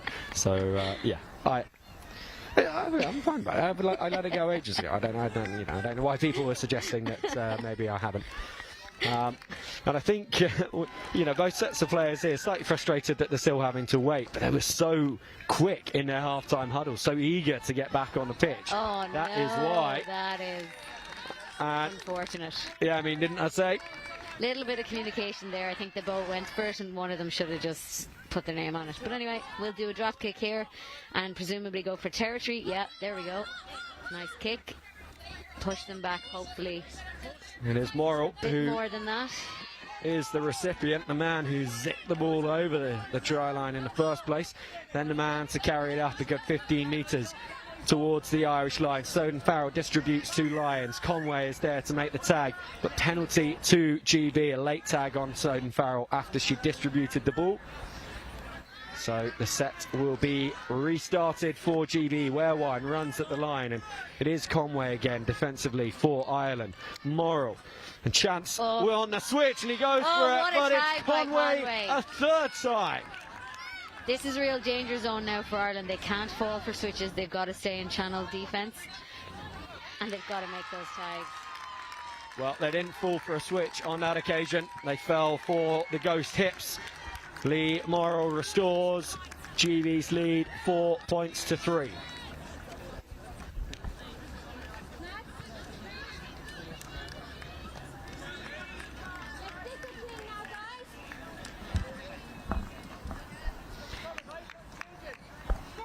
Ronan Farrell just giving a little wave to his fans here in the commentary box. Claire, would you count yourself amongst the fans of Ronan Farrell? I don't think I know who Ronan Farrell is.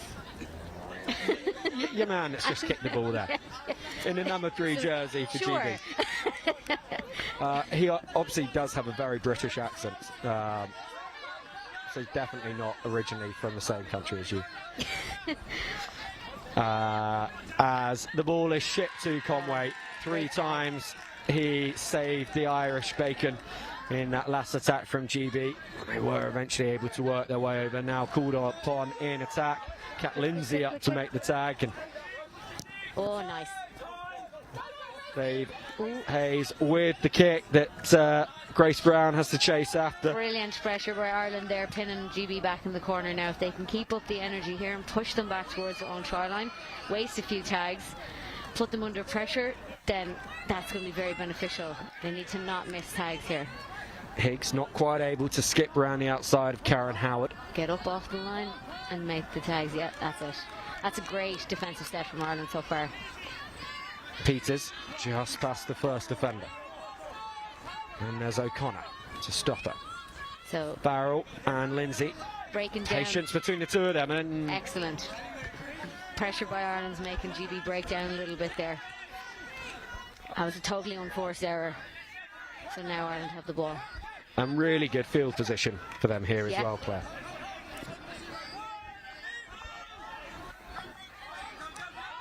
But now we just need to do something with said field position. Yeah, that was a bit of a wasted tag on that occasion. Not much offered, but Conway trying to dart through. Ball will come back to Penny Farther here. And on again, trying to go through. Gets through the first one, caught by the second one. Caught. On out to Power. Nothing working in that right-hand corner. Wide, they spread this to the left. Oh! I don't think anyone was expecting that pass, to be honest. No. I thought he was in himself. O'Connor does well to keep Irish hands on it, but that does bring the set to an end. Sorry, so we do need now, from Ireland perspective, Ireland need another really high-intensity defensive set here to try and get the ball back again in this half. I think where they lacked there in the last attacking set was just there wasn't enough people hitting lines. Just sort of what you need to do is you need to hit a direction and run at the space rather than at the defender right in front of you. So if they can do, that's an excellent defensive set. So they've forced an early kick by GB, which has come short. So that's actually a good territory game here by GB, but it's also good from Ireland. No 50-10, and they're very close to the British half still. Very good game. It is a really good game. Excellent contest between the two sides here, and some confusion about exactly where that ball should be placed for the roll. Eventually we do get ourselves back underway, and Ireland go through their first tag of this set. A little bit of a stumble there. Again, GB very tight, so if Ireland can just eyes up and see that. trying to offload it. Little bit Tag made earlier. by Powell. We can get that off a little bit earlier. That would have come off. That's a nice width play now the other side. GB defence very good. Their scramble defence is getting to the... Oh, that's hard luck. Now that's hard luck. That is really tough. Beryl just then thumping the ball out into touch afterwards, frustrated with the error, but making sure it wasn't compounded with any Irish players getting to the ball. So essentially, you can kind of forget that kick by Farrell, because Ireland have started the set where they would have wanted to, where Yes. you wanted them to. And now Ireland need to do something with this, so hit some lines, run some moves, maybe. Oh. Over to right. Not backwards. Play continues. Play on. GB need to You play the keep their referee, heads in the you don't- game. You don't play the other player shouting. Now, headline. Oh, back inside, and that's a hell of a dive. It's a risky dive with the feet up, and a try is going to be ruled out for that exact reason. Oh, that's dangerous play. Robin O'Flynn doing his absolute best. He, by his own admission, does not score often, so he was overexcited perhaps with the opportunity to go in for the box score. Left his heels high in the air, and unfortunately you can't do that. The risk of injury to the defensive players is too high. Not all about tries though, maybe he assists loads. But That yeah. might have been the implication of what Yeah, he yeah. was saying. But yeah, if your feet are too high, you could risk hitting someone in the face, is the thinking behind that rule. Great kick. I don't think that one was a 50-10. No, just short of the line. So there's 6 for Ireland, midway between the two tens. Now, Ireland need to come a little wider, flood around, and we need to attack this space here on the left-hand side of the pitch. Still going short-sided, so... I mean, when it works, you can't really argue with it, can you? And this is going to be a second try for Patrick Fitzgerald. Number 55 for Ireland. It's a man who apparently did not try pasta until last year. He's 32 years old, for reference. He didn't try pasta until last year. It says he could go another 32 years without trying it. I'm not sure what he is using for fuel instead of it. That's crazy. But Pasta's he amazing. He does look well fueled up with I the could 2 live on tries he just scored. pasta. Like, if I had to. Absolutely. Love it. Oh, we've just actually lost a lot of viewers when everyone in Italy has just turned off at that fact. Do please come back. He might like pizza, I don't know. Where white now for GB. So, again, this is good defence from Ireland. Ooh, is that a jump? They're looking for it. They didn't get it. Hayes just wanted to make sure that the referee was really clear he had not caused that somersault through the air from Will So Powell. Dave's got to work hard Moral. to get here. That kick is good, and if it goes out the back, that's good for Ireland. Great, so now Ireland get to bring it out 10 and tap it from the centre. So they actually get a territory gain by letting it go out the back.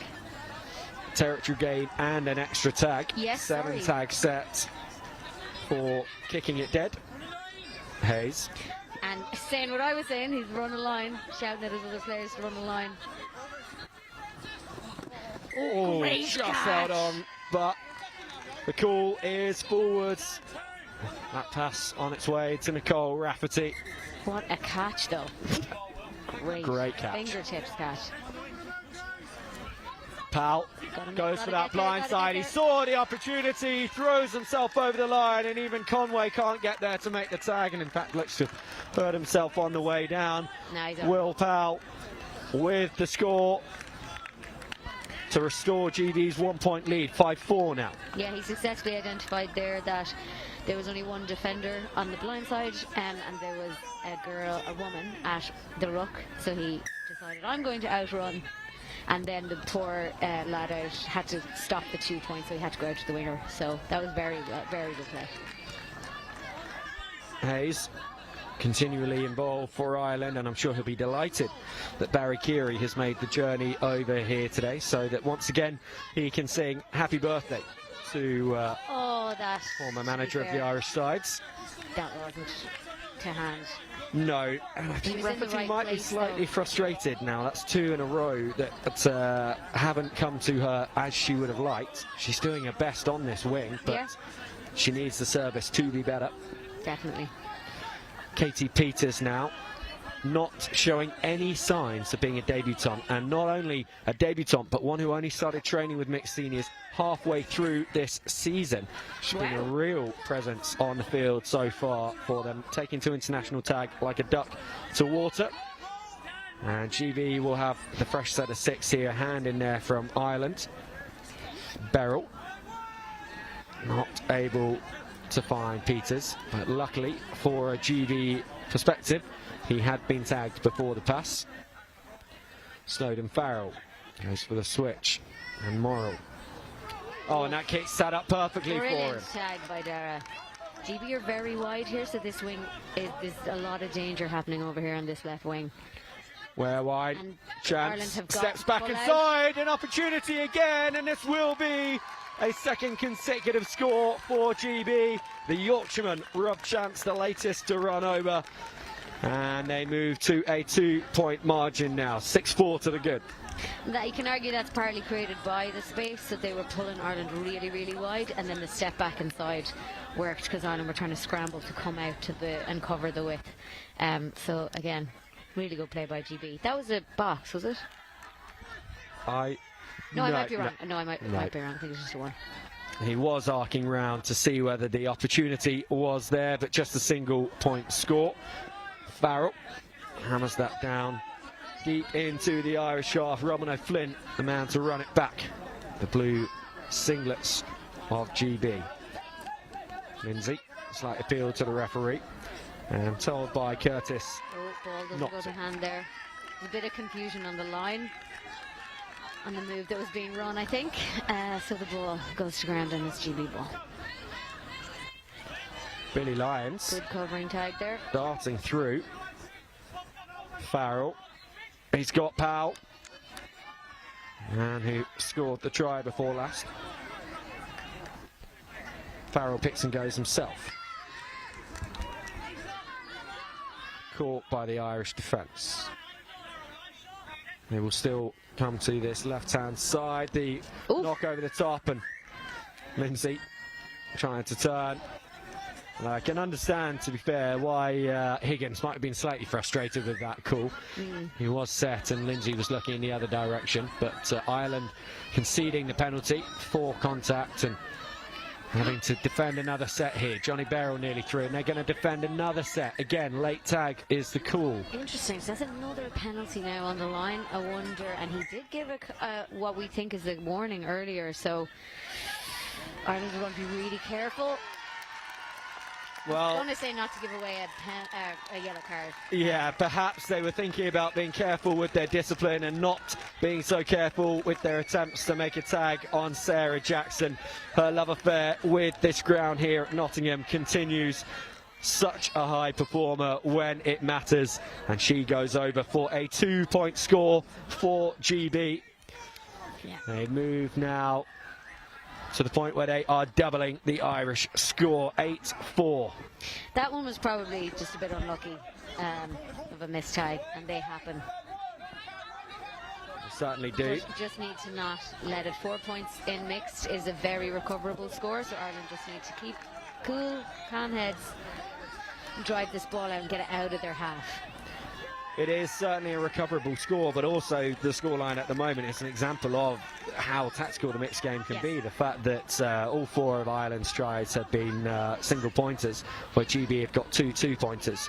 Yeah, that makes such a big difference in the mixed game. It's the scoreline makes it seem like there's a bit of a bigger gulf between the 2 teams than there has been on the pitch. It's been such a good contest, and still 4 games to come between these 2 sides over the rest of the weekend. And so that's a spill there from GB, which means an Ireland ball. Ireland just need to slow down here and listen to the referee.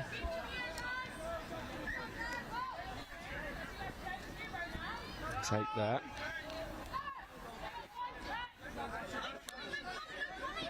Phelan, the vice-captain, offloads it to O'Flynn. He has been involved a lot for Ireland, as has Higgins. I'd send it now, like now, rather than try and run it out of the half. Stand corrected. Well, I was about to say the last time you told them to do that, they did go the length and score in the corner. Higgins. Yeah, fix, give. Oh. Just get to it. Behind Sophie Power, and chance taken.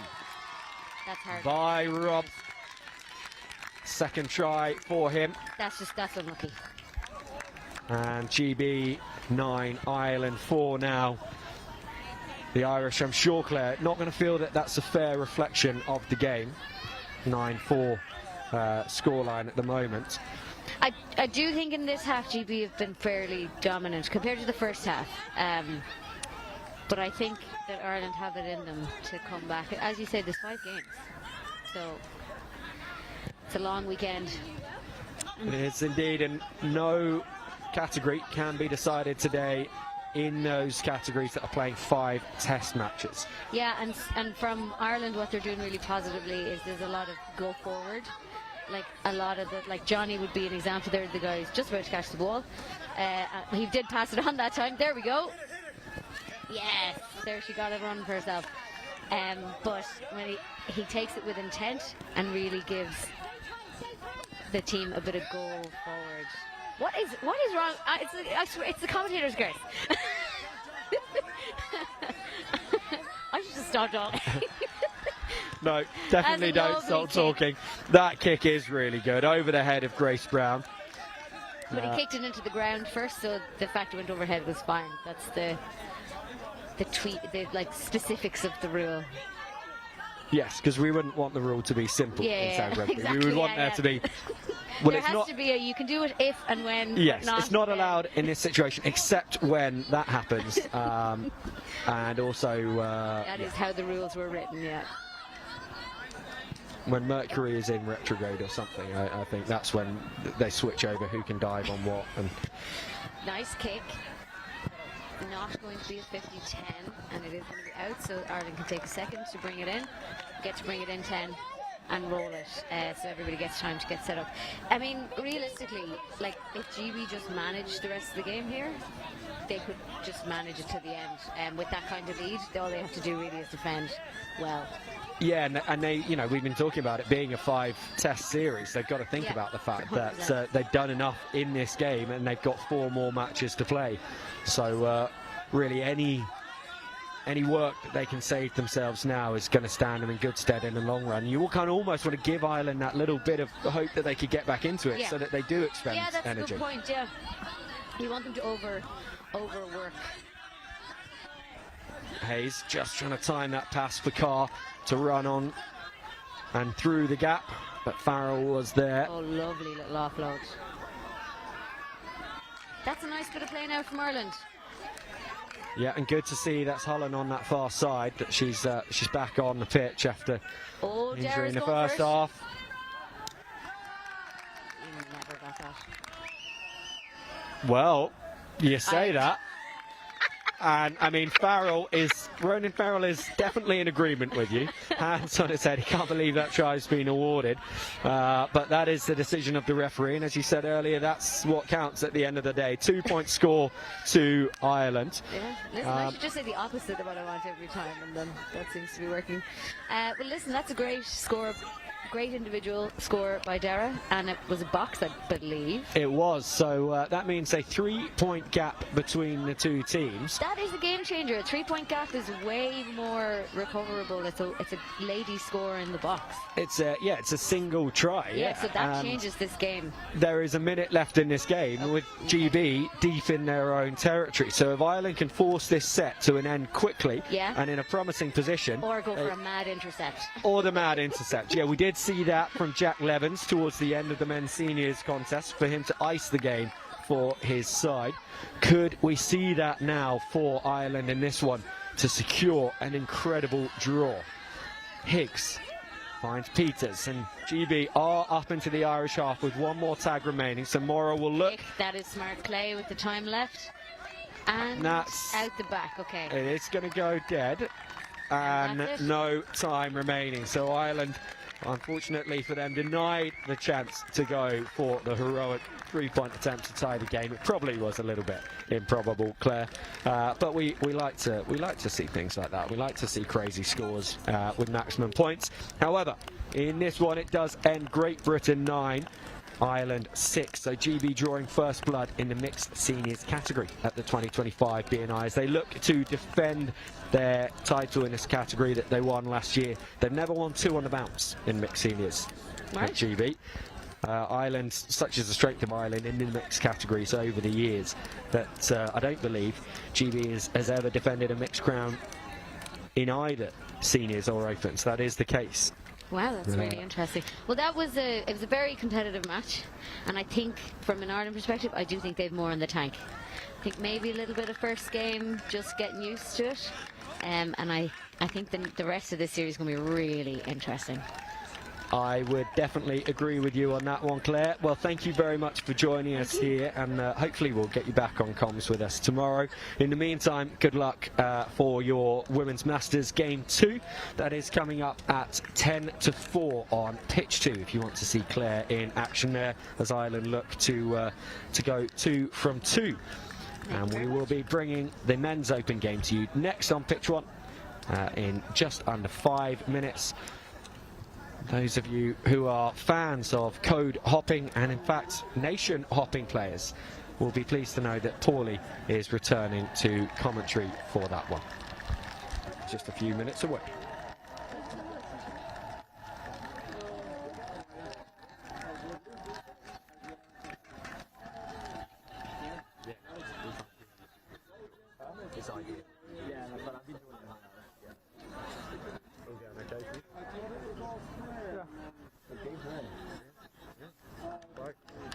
How many Welsh actors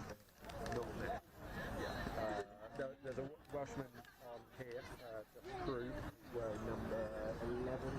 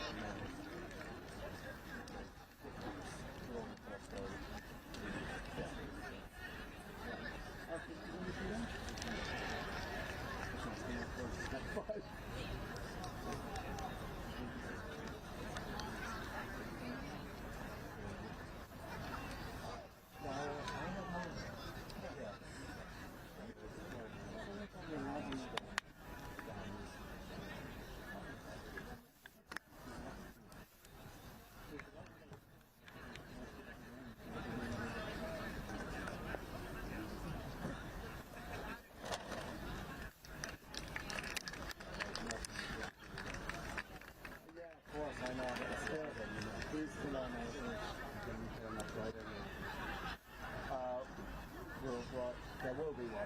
I didn't know if you was a team when you was the team. So it's maybe a bit harsh on you. I got a bouncing on bounce back in. When he's shooting on the line. Gonna stick the league about it. You're the man on the pitch, man. I thought it was on the line and then bounce back into the field again.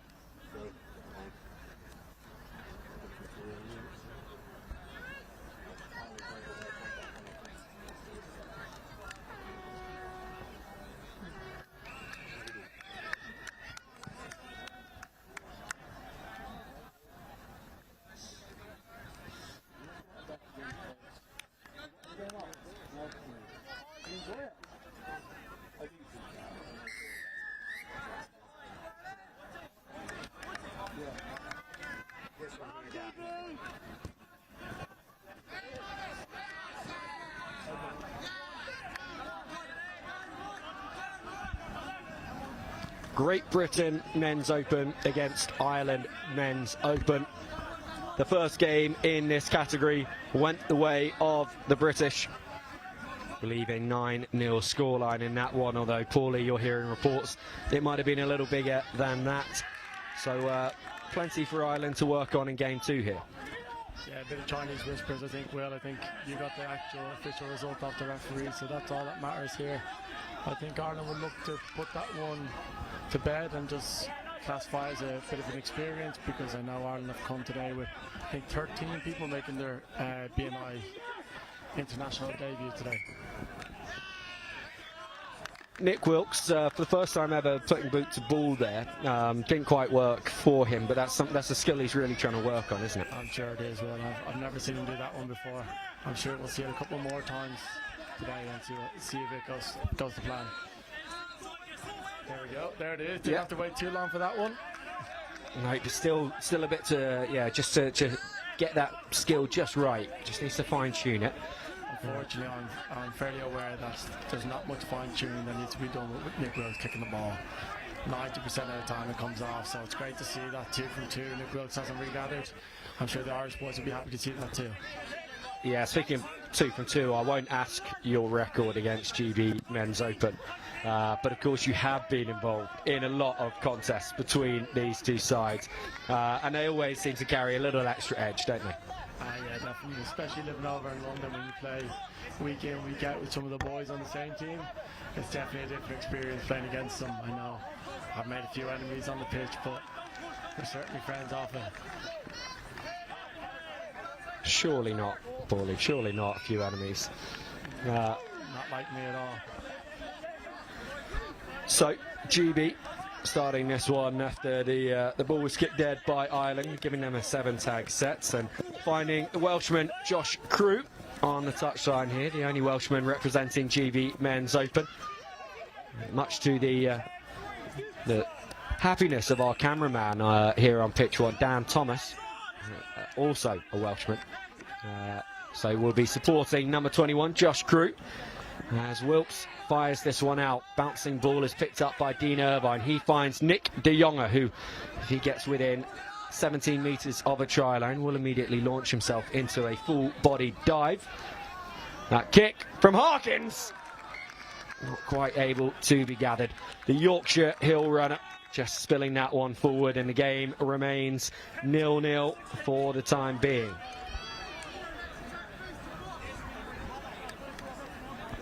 And Paulie, there was some talk with the injury problems that Ireland have had in their Men's Open side of a famous face, a famous name, Mr. Hollywood, potentially answering a late call-up. What do you think that would have added to the occasion? These two sides, you know, we've talked about how it felt for you being involved in them, but for Steve Barry, who has played for both Ireland and GB. That's news to me, Will. I didn't hear anything of the sort.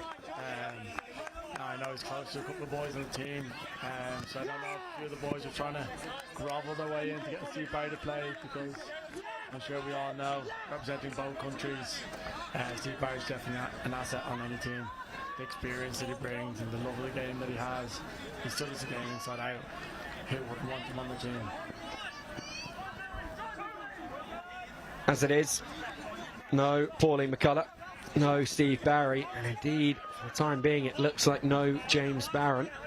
Coach on the sideline in his tracksuit for the time being, as Turner goes through. Turner elevated to the position of vice-captain at this tournament, along with Elliot McDermott.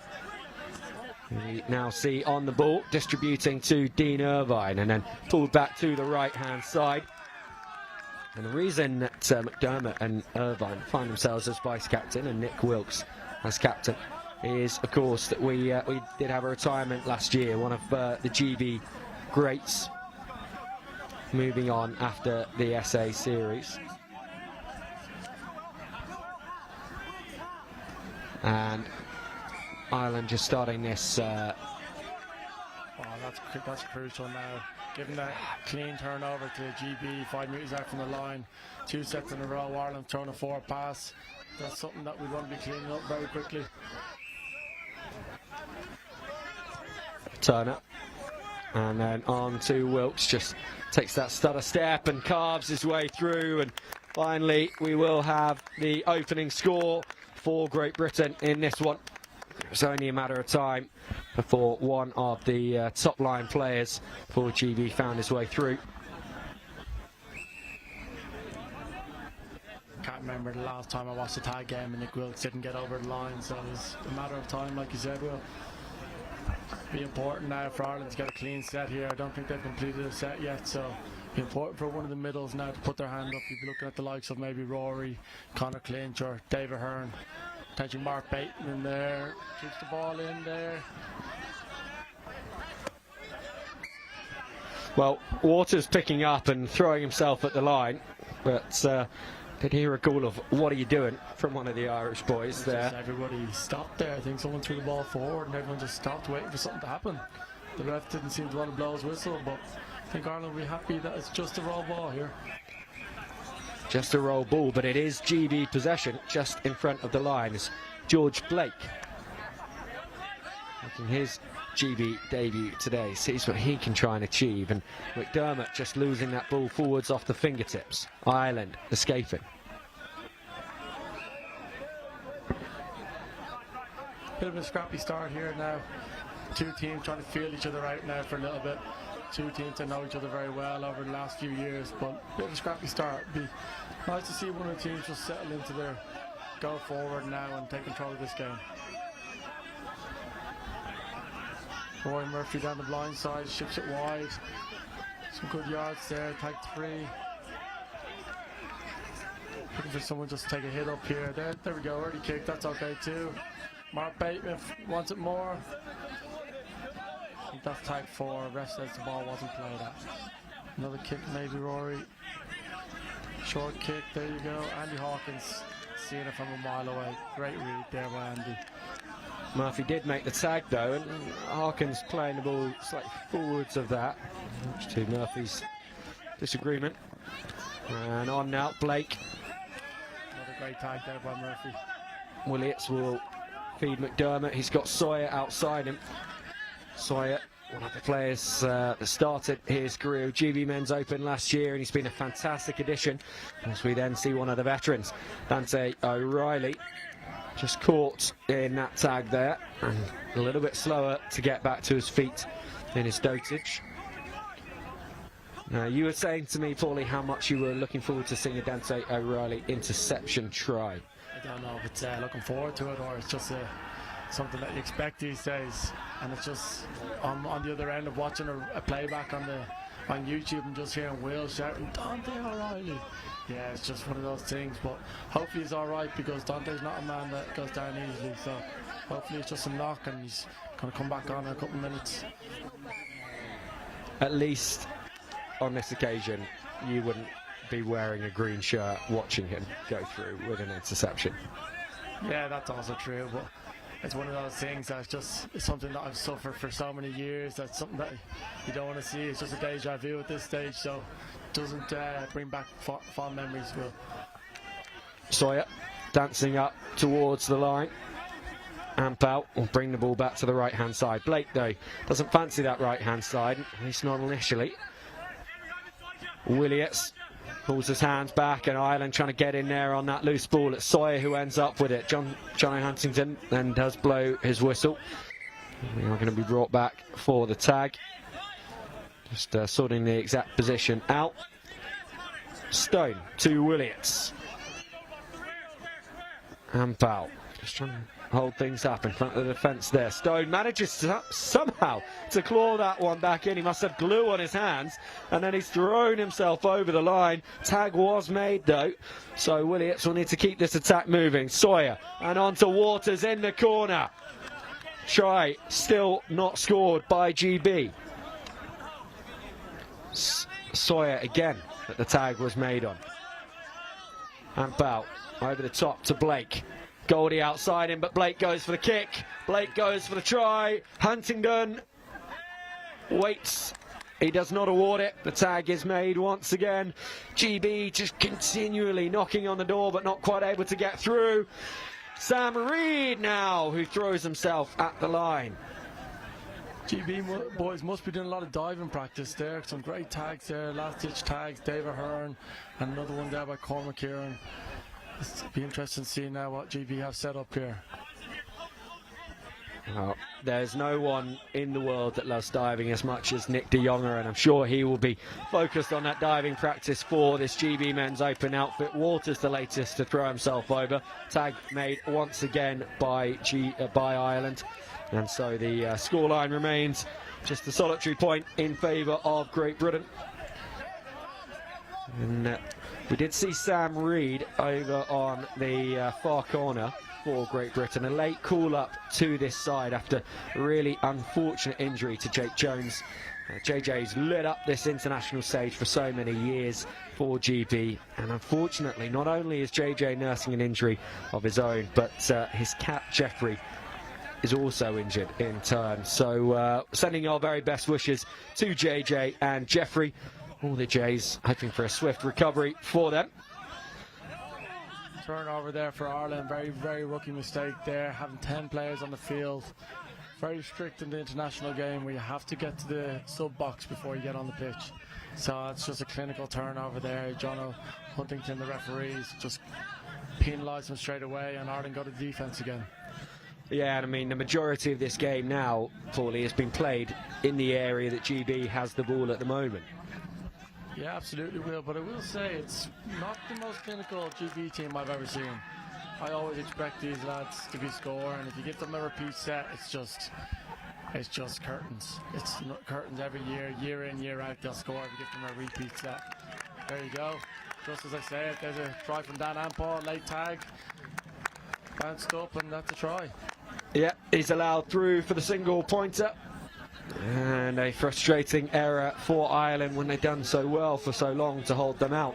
There are, of course, some teams who would be more than happy to consider it a marker of success to play tag in that area of the field for so long, regardless of the score. But it's GB Men's Open outfit. They are so focused on those marginal gains, on always getting the result, always doing the absolute best that they can. They will be frustrated not to have more on the board, just as you are saying you would have expected them to. Yeah, absolutely. I know James Barnes, the coach, he'll be dissecting all those things, and I'm sure he's got a pen and paper over there saying how many sets we haven't completed, how many sets we've been through and we haven't scored. And it's like, if you go through the phases and there's good defence, that's fine, but it's just silly errors at the moment. It'd be nice to see Ireland now take control of the game here. Conor Purcell, little short kick there. There we go. Great free take there by Dean Irvine. Elliott looks to make a few easy yards here. High one. Quick roll the ball. Dean Irvine up there, up to the halfway line. Tag two. Oh, good pass, Elliott McDermott there. Danny Hawkins. Ronnie's tracking back. Great work there by Ronnie. Just admiring Ronnie's choice of headwear this weekend, Will. Yeah, I was wondering, do you know the story behind that one? I'm trying to decide if it's a fine, if it's Ronnie, because Ronnie's a man of his own things, and Ronnie will do his own thing. So I think it's something I'm going to have to ask Ronnie after the game. I mean, I'm a fan of it. I like it. Can't say it would suit myself or yourself, Will, but I think Ronnie's pulling it off all right. Speak for yourself, please, Paulie. Come on. I've got a lovely jacket that would go with that. You should see the pair of boots as well. Ireland breaking down the right-hand side. Rumour has it, Will, that you do lace up in Clapham Common every now and again. Just a word in the street. One to look out for, maybe GB next year. World Cup coming up. Occasionally I have been known to don a pair of boots and play a game of tag rugby.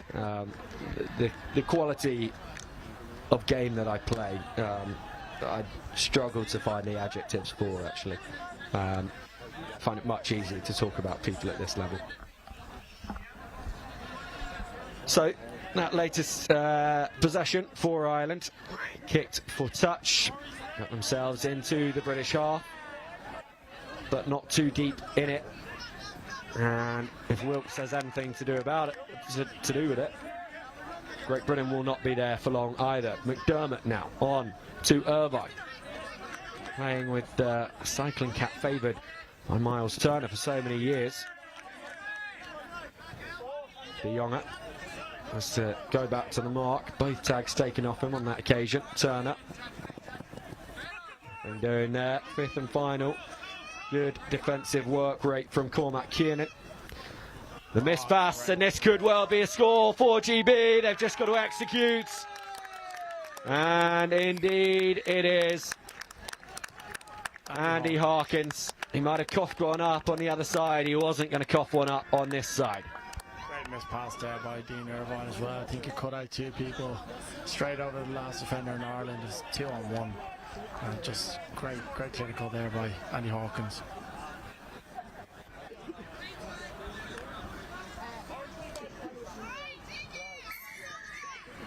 Turner lining up for the restart.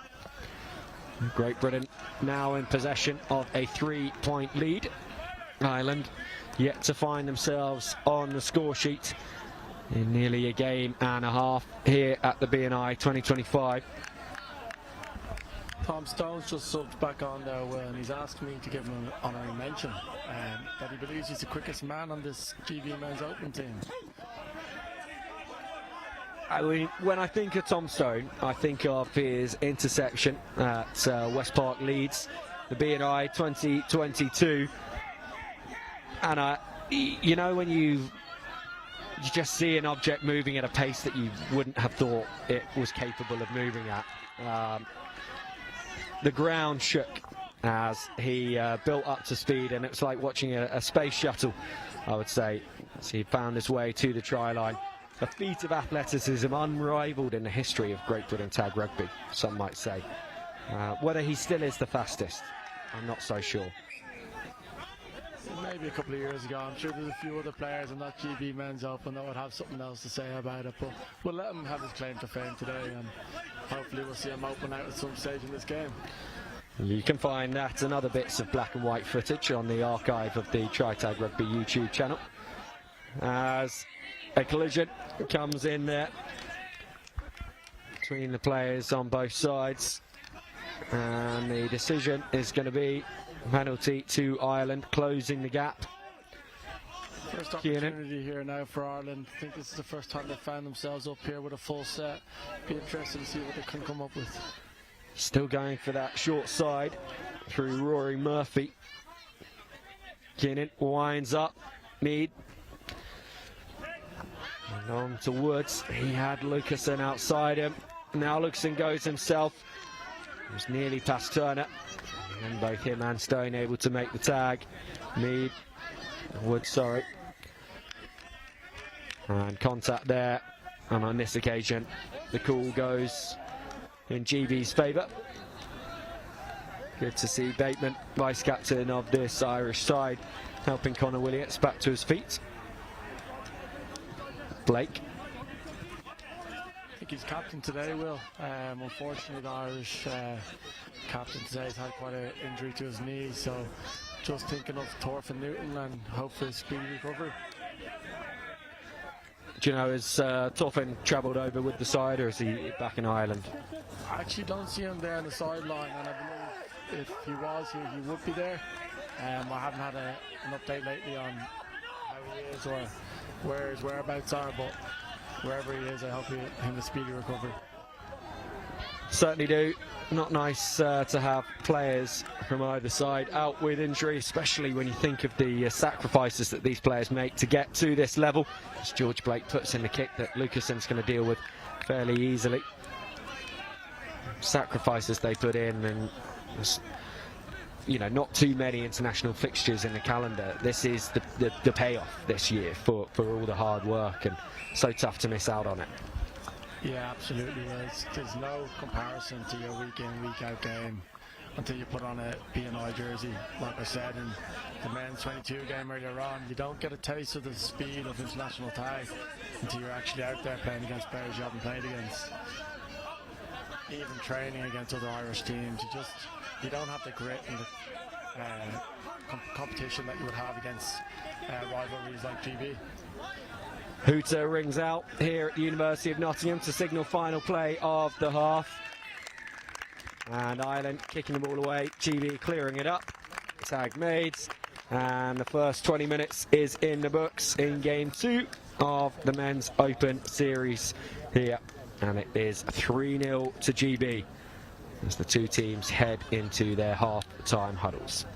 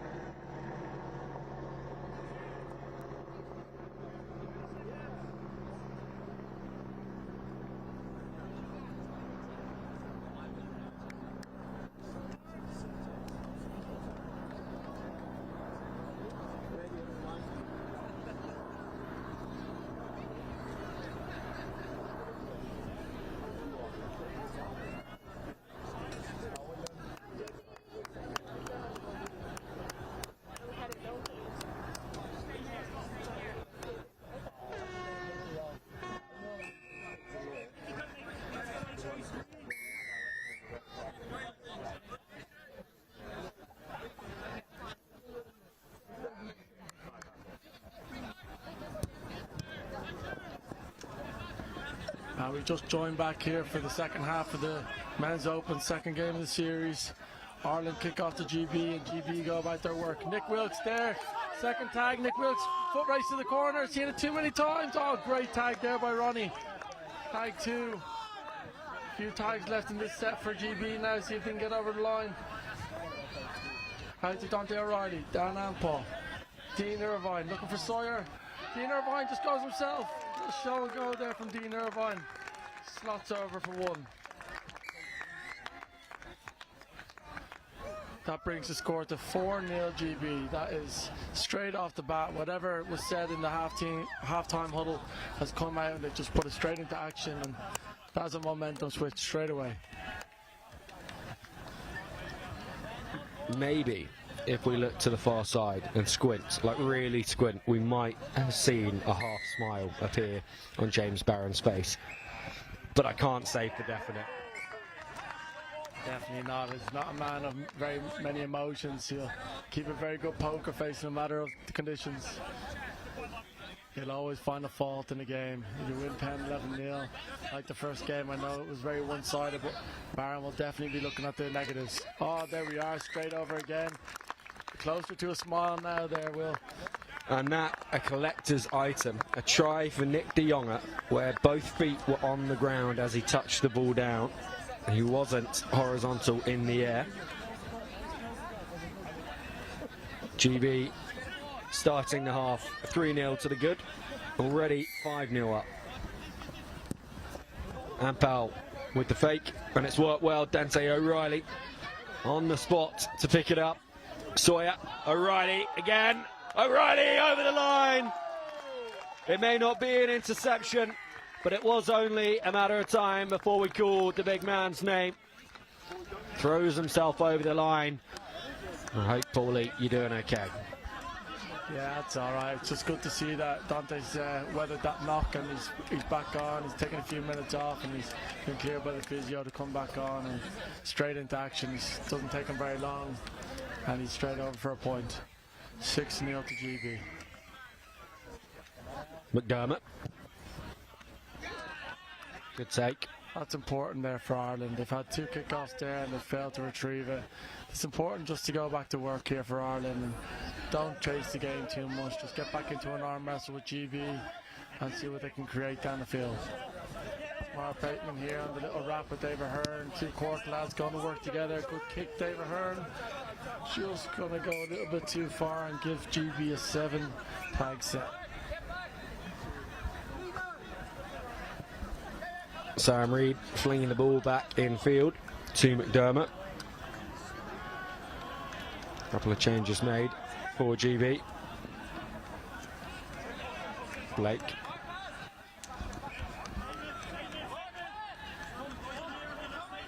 Turner just manages to stutter enough to find the offload to Williams. Blake caught though. Tiernan.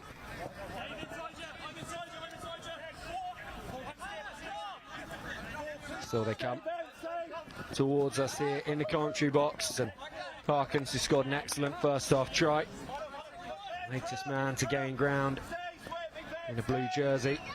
On to Blake and then Turner. Harkins still there again. This attack carrying on with the advantage as well. 6 again for GB. Harkins.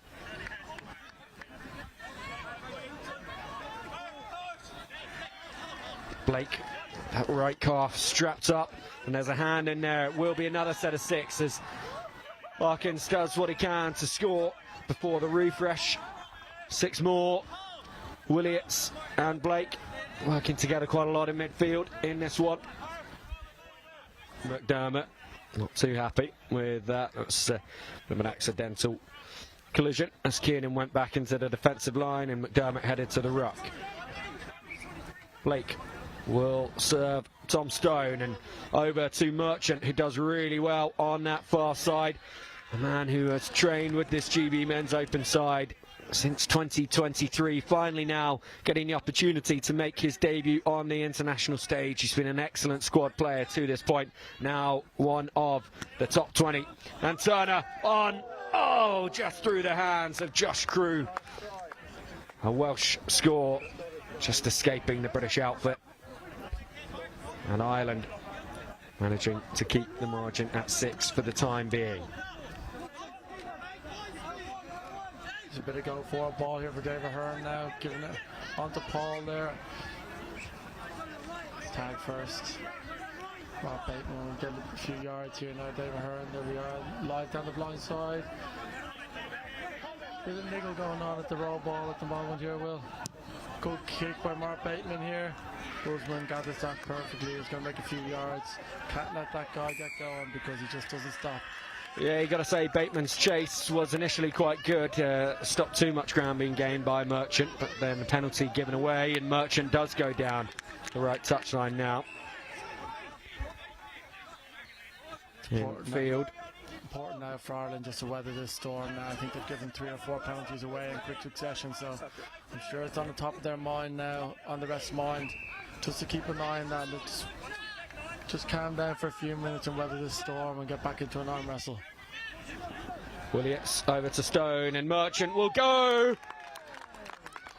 A try for Usman Merchant in GB colours. So well earned, and he will be delighted with that, even if no, it's not. Okay. AR assistance on the sideline there, Will, maybe? Don't know, it looked like he gave the try to me. Yeah, well, the hand signals both looked like he ruled it out and like he'd awarded it. But no try for GB, no try for Merchant on this occasion. Ireland will have to play from their own try line. Through David Woods there. David Woods off Conor Purcell, 2 lads that played together down in Limerick as well.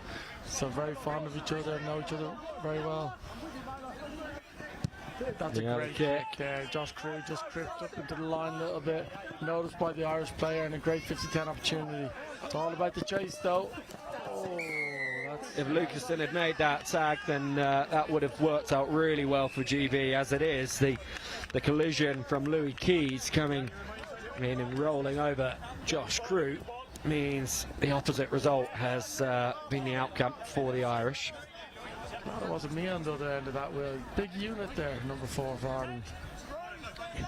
He is, and yeah, Josh Crew, he's dealt with it well. He's back on his feet. Amp out. Does offload to McDermott. Puts in the little kick and goes after it. Nick Wilkes style.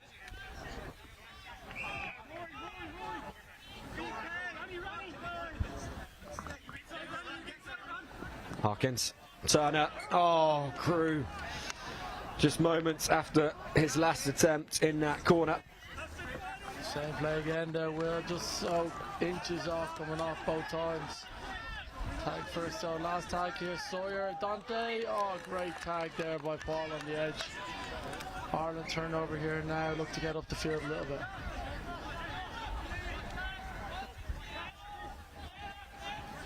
Sean Ahern down the blind side. Couple of yards there, great tag by Usman.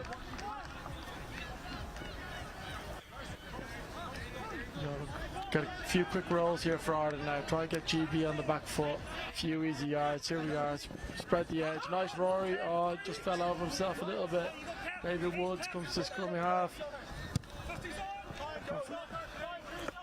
That one's going to go dead as well. Not the best kick in that situation from Murphy. It's quite hard playing against this GB team, Will. I'm always a man fond of going for 50-10s.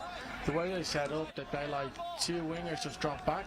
So the professional kick is down the middle, but there's no opportunities to get a 50-10 against this GB team unless you work them one way, get that winger to come up. It's the only opportunity you ever get. And they're too quick to kick down the middle and get the ball as well. It needs to be precision. I mean, I do remember your Irish men's open outfit. Sawyer is going to go all the way here by the looks of it. He's just going to have too much pace, and a nice flary dive at the end as well. Great interlinking around halfway to create that one, and another try in the bank for GB. Yeah, I was going to say, I do remember your Irish men's open outfit celebrating pretty heavy when you did get a 50-10 against GB, because they are it's such a hard-won play against this outfit. So yeah, 50-10s are hard to kick against anyone. Like they're definitely a game winner. If you get someone that can kick 2 or 3 50-10s in a game, just gives you the momentum. Playing the game in the right areas of the pitch, but especially against this GB team, they just mark it off so well. It just forces you to kick down the middle hence the reason why a few of the Ireland boys are kicking out the middle. They're going a little bit long at the moment. Preferably not giving GB a 7 tag set, but there's not much other option here.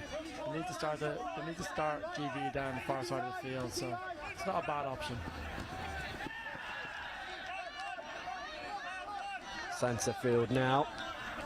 Ahern looks left, step right. The kick goes straight into the shins of Wilkes, and Wilkes just sit up for him to bounce just over the try line. Would have been a try from nothing for GB. One that the Irish would have been very disappointed to concede. Connor Clinch over the ball. Caught by Ampau on the left for Kiernan.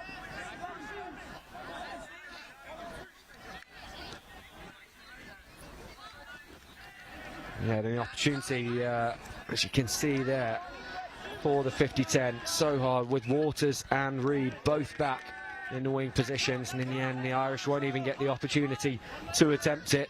The ball lost forwards, and GB wasting no time and roaring forward. Ireland need a calm head now just to settle it down here, get the boys around each other. Their heads are falling off a little bit now, so I'd be looking at the likes of David Ahern here just to get the boys together, get them going again, and cheer the boys up for the last few minutes of this game.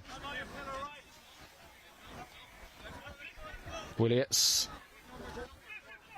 on to Irvine, final tag of this set. As Wilkes tries to see what he can create. The bouncing ball is going to end up with Ireland in possession.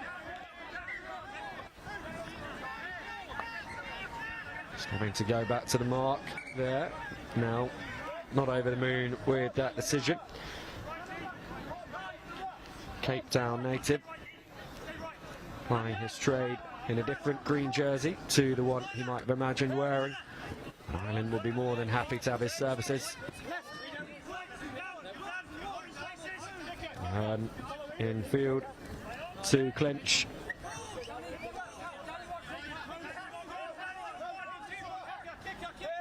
He fakes the kick from dummy half. In the end, offloads to Mead. Connor looked to kick for 50-10 there, made eye contact with that player back there as per. Here we go. David Ahern just tried it there again. Can't get Riley in the way. Yeah, happy to wear that ball. Pick up the bouncing Phil. Waters into Irvine.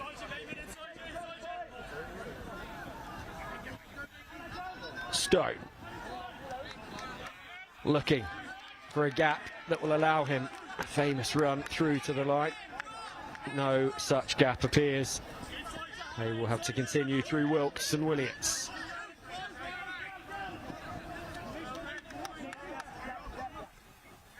And while possession still has been comfortably maintained by GB through their sets, as I say that, the Irish have got to be pleased about the fact that the way they started this half, conceding 3 tries, they've actually managed to stop that rot and find themselves a bit more of a footing in this second half.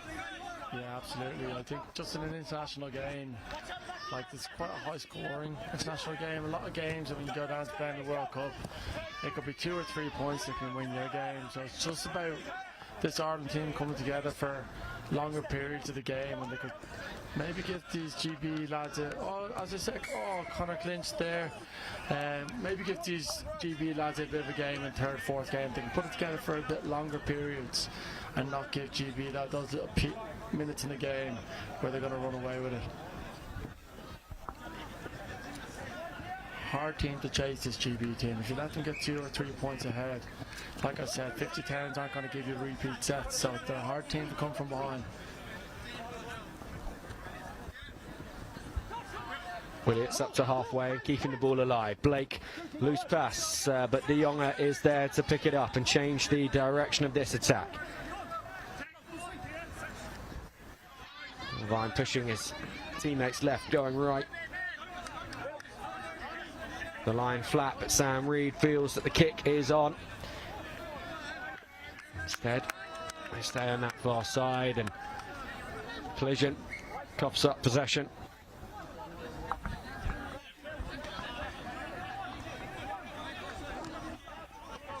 Lucasen tries to spin.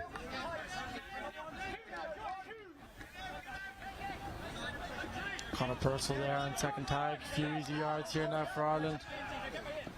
Great an overlap here. Rory. Oh, that could have worked so well for Ireland. Instead, it's Sam Reid with an excellent pickup. Didn't back himself to the corner, wanted to make sure he had support. Took the option to step back inside, and now GB with plenty of numbers to try and create something once again. De Jonge will come left. Will he use Reid? Back inside. Reid again.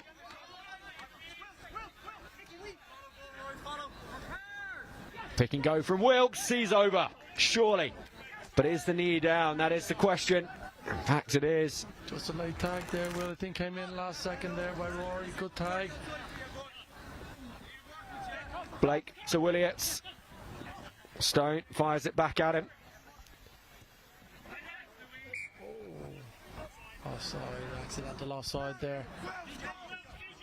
Another repeat set here for GB. Now this is exactly what I was talking about, Will. This is exactly what you don't want to be giving GB the chance to do.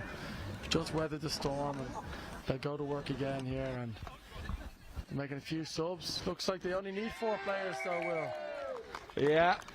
As McDermott launches himself towards the box, we're just waiting for Huntington to confirm the 2-point score. And I was thinking to myself as they set for that attack and the subs were running on and off, that actually for Ireland, in a way it makes it a lot more difficult, because who are you marking in that situation when there's only 4 British players that you're up against? That's almost bound to create some confusion, and it did. Yeah, absolutely. But I think it's one of those things that Ireland, like, the one thing you don't want to be letting them do is score in the box. It's about staying compressed in the middle. If they fling a 2 or 3 missed pass and score in the corner, you just gotta clap them. It's just a great pass. Ireland will be happy there with a turnover. Sean Ahern pounces on it. Tag 0 here now for Ireland. It'll be interesting to see if Ireland can get up the field here and attack the GB line. Good feet there. Great tag there by Blake. Great hands, Conor Purcell. Willits makes a good tag there. Tag 3 here for Ireland. Rory Murphy, little missed pass here to Paul. Oh, he's done incredibly well to stay in field. Jack Crumblish. Wonderful stuff. And still Ireland keeping this attack moving. Possibly a late tag there. Huntington focused on where the ball was, so no advantage for Ireland. Play continues, and that little grubber kick is going to result in a try for Ireland. So nearly the full way through 2 matches, Ireland finally get their opening score in the men's open category, and it is Owen Hallahan, former world under-19 jiu-jitsu champion, who throws himself combat style over the line for that score. Great Britain 9, Ireland 1.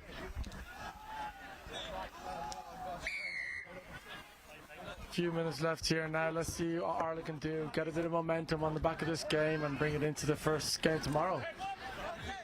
You know, you've been there yourself, Paulie, a game down, a couple of games down to GB Men's Open. But a score like that towards the end, how would you try and harness the belief and the momentum that could give your side? As Dante O'Reilly, before we come to that, does sprint from one end of the pitch to the other. Hat falling off on the dive.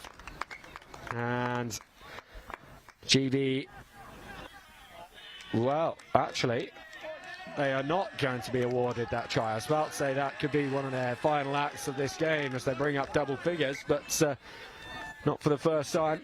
Huntington ruling a try out in that corner, and so Ireland remain just 8 points adrift. Well, like you said, that try could be very big for Ireland. Bit of a boost there. Oh, not that big. He's tried to pick the ball up with his tag in his hand there, a bit confused there. But it'd be a bit of a boost to their confidence, Will, if they can just hold GB out here and they can look at the last 5-6 minutes of this game and say, look, we've won that period of the game, and go into tomorrow. Andy Hawkins 2-on-1 here. Oh, the show and go to Ronnie, and he walks over there. Good try there for GB. I don't think there'll be any reason for John Huntington to disallow that one, Will. No, none whatsoever. Harkins with an absolutely textbook dummy pass, and going over for his second try of the game. That does ultimately bring up double figures for GB. Great Britain 10, Ireland 1, and GB will go to bed tonight with a 2-0 lead in the men's open category here at the 2025 British and Irish Cup. They've done all that can be asked of them. 9-0 in game 1, 10-1 in game 2, and yeah, for you, Paulie, what is it that you would be saying to the Irish boys at the end of this game now to get them ready for tomorrow, when they have to win 3 games on the bounce? Yeah, I think it's just about the lads going to, I think they're going to go for a bit of a cool down session today, and then going to go for a bit of dinner. It's about just like picking moments out of that game and saying, look, we're in the fight, boys. It's just not playing at their pace. A few easy turnovers for the boys, giving them a bit of a compounding errors, just giving them field position. And like I said, Will, you can't do that with this GB team. They're just too clinical. If I was David Hearn now, head coach here today, Cookie over in Australia, I'm sure he's watching from afar, I'd just be picking moments in the game. There's periods of that game where they went set for set with them. It's just not giving early turnovers. Well, 6 games down, 3 to go today, and the next one coming at you in 13 minutes time. That'll be Women's Open Game 2 at 10-4. We'll then have the Men's 50s and the Mixed Open to finish up the day, and Paulie will be back for that Mixed Open game at 5:30. As Men's Open for GB wrap up 2 wins from 2 games with a 10-1 victory in this second match.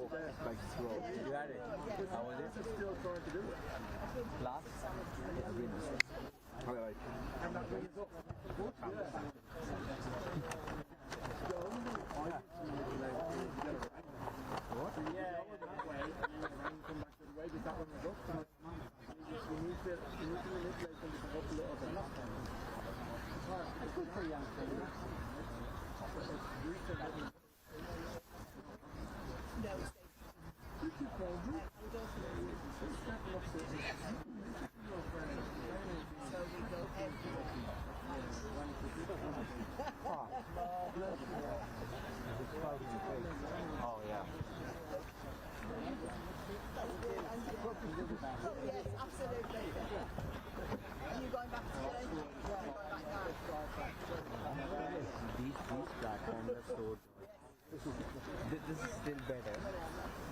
Push to her so dodge. I'm always looking at my behind that I don't fall.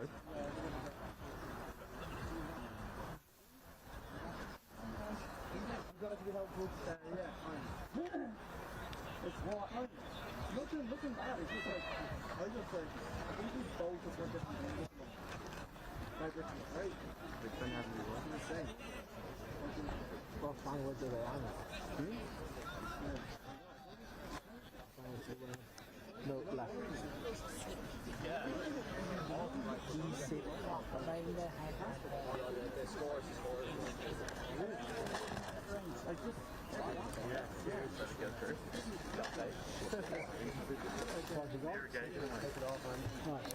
What I had. Cheese savory. This one is better. That's Anna, right? Yeah, that's better as compared to what I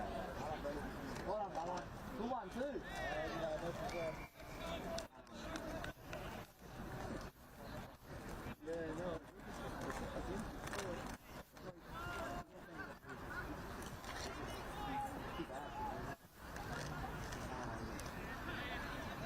Yeah, no, I wonder if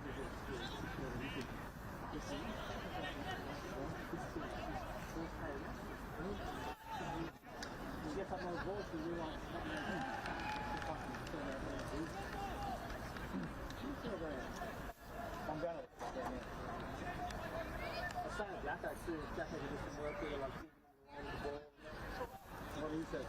Yeah, he's a great officer. I would have loved to play that.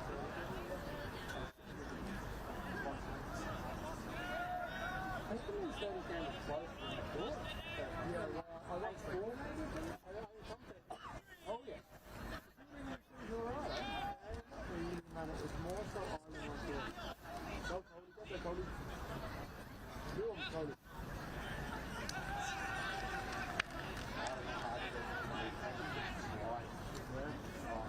I tried to bang it a couple times in that first game.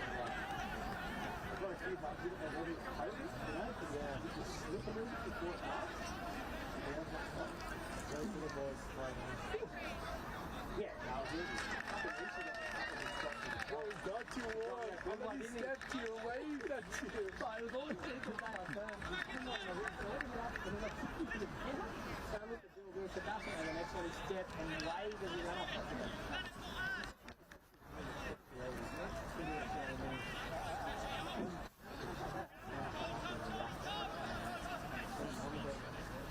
Oh, the fish one. I just tried to do things in my back I don't know, I don't know if you did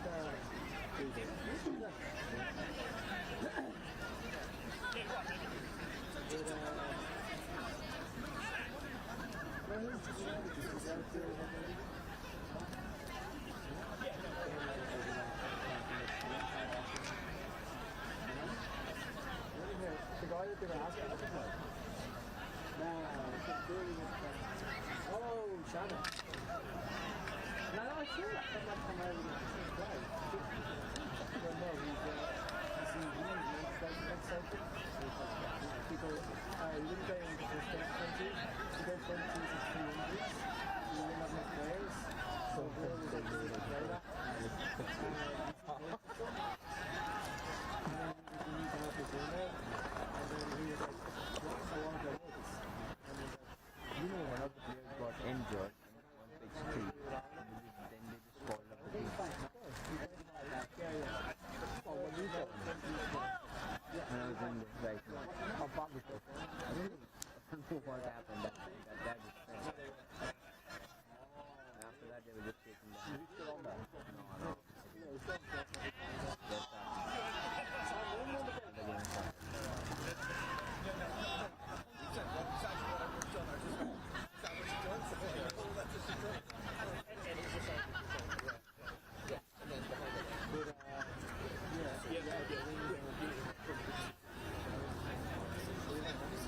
No, I did think that in the last maybe 5 minutes. Yeah. I wasn't. Weird. Then obviously decided to put more left.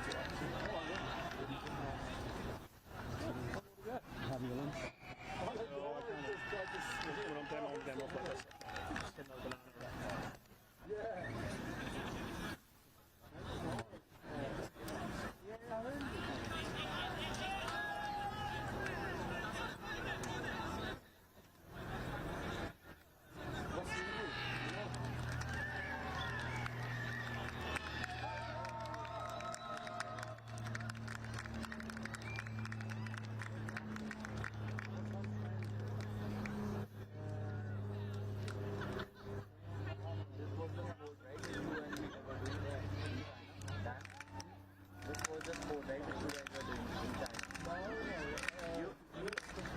Sam was doing?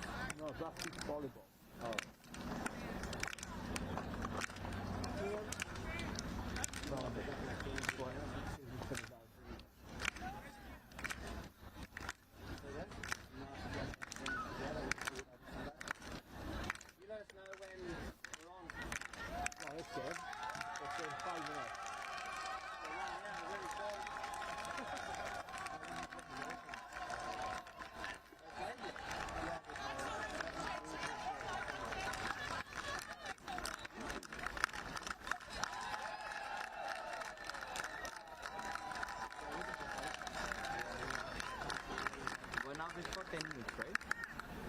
20 minutes for 1/2. That's crazy. This wasn't the case last time. No, we have less goals, more goals.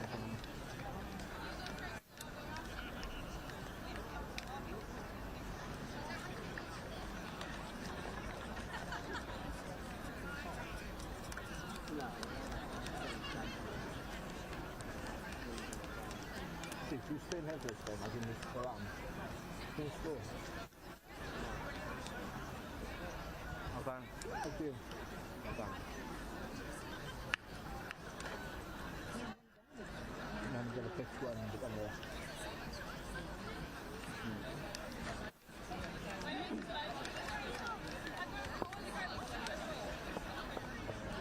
I'm gonna knock the rest out of that one.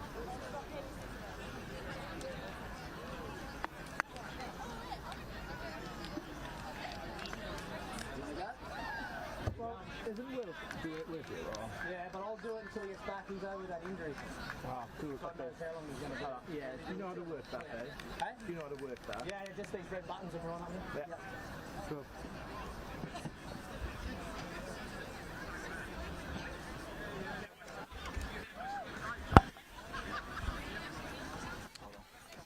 How long we got? 3.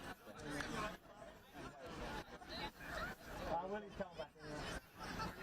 Boy, that was a moment. We're going to do it without you.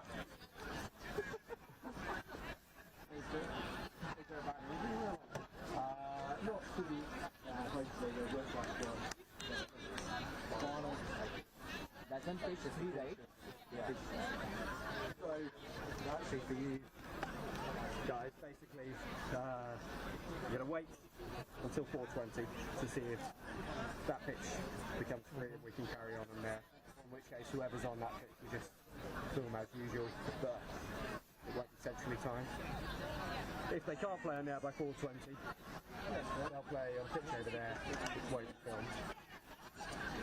But the women's 22s game that's after it could then go on there, so that would be filmed. So yeah, did that make sense?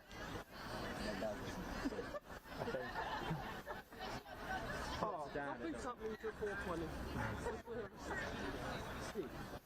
One ribbon. I have the best. The orange ribbon. You had the best one. The orange.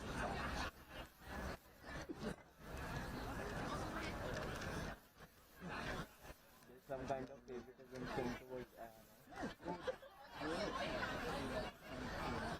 double bed. She's on her feet now. No, yeah. She's on 15. That's a good Honda. We had something on her feet. No.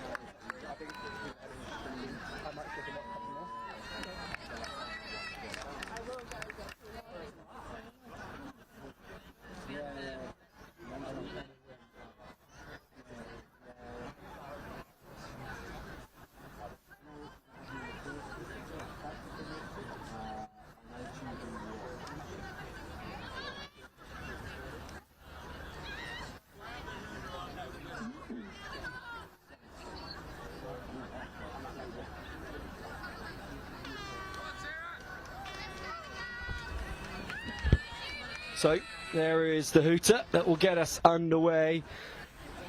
Our 7th game of the day here on the show pitch. It's game 2 of the Women's Open competition.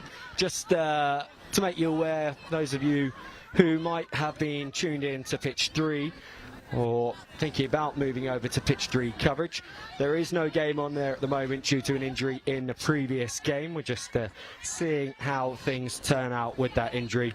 And the women's seniors game that's meant to be kicking off now will follow as soon as possible, as will the women's 22s match after that. But speaking of women's categories, it is Women's Open that our Pitch 1 focus is on. The first game of this category was won 7-2 by GB, one of the strongest categories in GB's history. In fact, it's only been won once by Ireland, back in 2017 in Cork. Every other time it has gone in favour of the Brits. And they do hold the upper hand with a 1-0 scoreline in the series so far.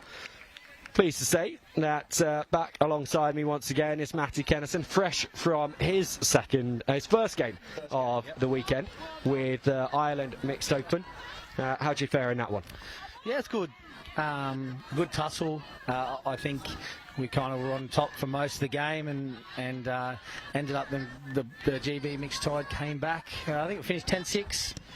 Good notice there by Jay Walker. It was a good game. There's a good bit of niggle there, Rishi Walker and Stan Bisbee and stuff. So I enjoyed it. It's been 2018 was the last time I wore the Mixed Open jumper, so I really enjoyed it. Yeah, it was good. Of course, we will see you in that one in the final game of the day here on Pitch 1. 5:30 is the Mixed Open competition, as Ireland find themselves in possession for the second time in this match. Made slight inroads into the GB half with their opening set. Not much more than that. As Keela Curran-Coleman, it's the latest on the ball for Ireland, but possession slipping away from the women in green, and Freya Entwistle it is who takes the ball up. And through the hands quickly.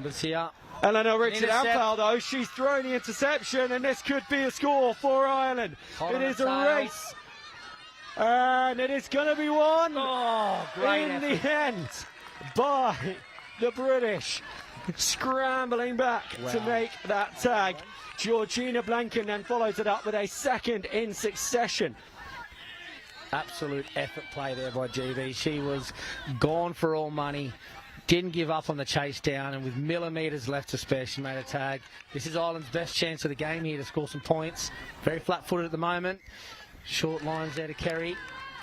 They've got to get a bit deeper here if they're going to spread the footy. Fifth and last. Error. Not like that. And you've got to spare a thought for Anya Bannon. An incredible interception that she managed to claw in. And then she did almost all of the hard work as Blanken, who's run in one direction, is now going to sprint in the other. And a player of the match performance in this opening couple of minutes coming from Georgina Blanken. She's now the one tagged with the try line, bearing down towards her. Richardson-Ampel on this occasion holds on to the pill. And inside to Jade Walker. The architect, no doubt. Walker gone front door. She does a good effort there by Ireland, chasing back to make that tag. Walker set up on the short side. They go to her. Long pill. Good hit. Good tackle to put a touch there. Yeah, well, needed. it's what you called it. That was a hit. But it's gone the opposite way, though. Yeah, it has.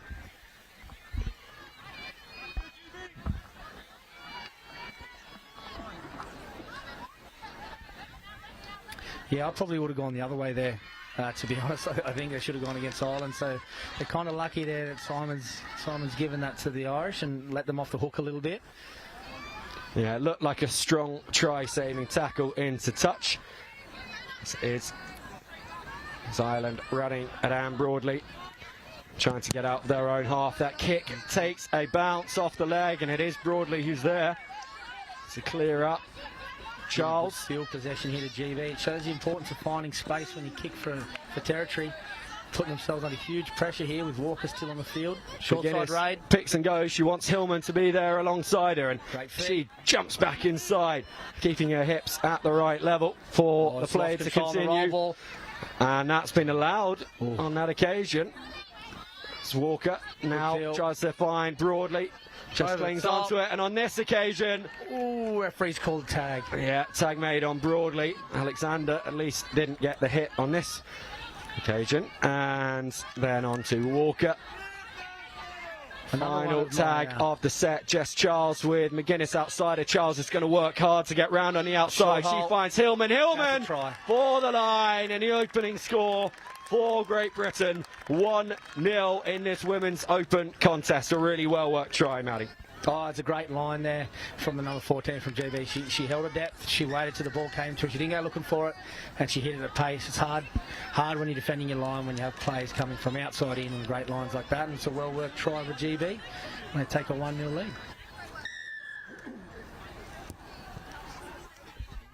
McLaren with the restart.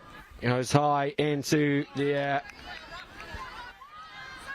In the end, Sifonia Pua takes the ball. Sniffy's actually stepped up to be in the coaching role this year. Has been a player for a long time. She's assisting Sarah Jane this year, and she's a player coach. And apparently hearing great reports out of the team. Sifonia Pua is doing really good work with the young girls coming up. She's one of the senior girls and a leader of this team. Good kicker of the ball, good passer of the ball. So it's good to see her out there with the young girls showing them what she has.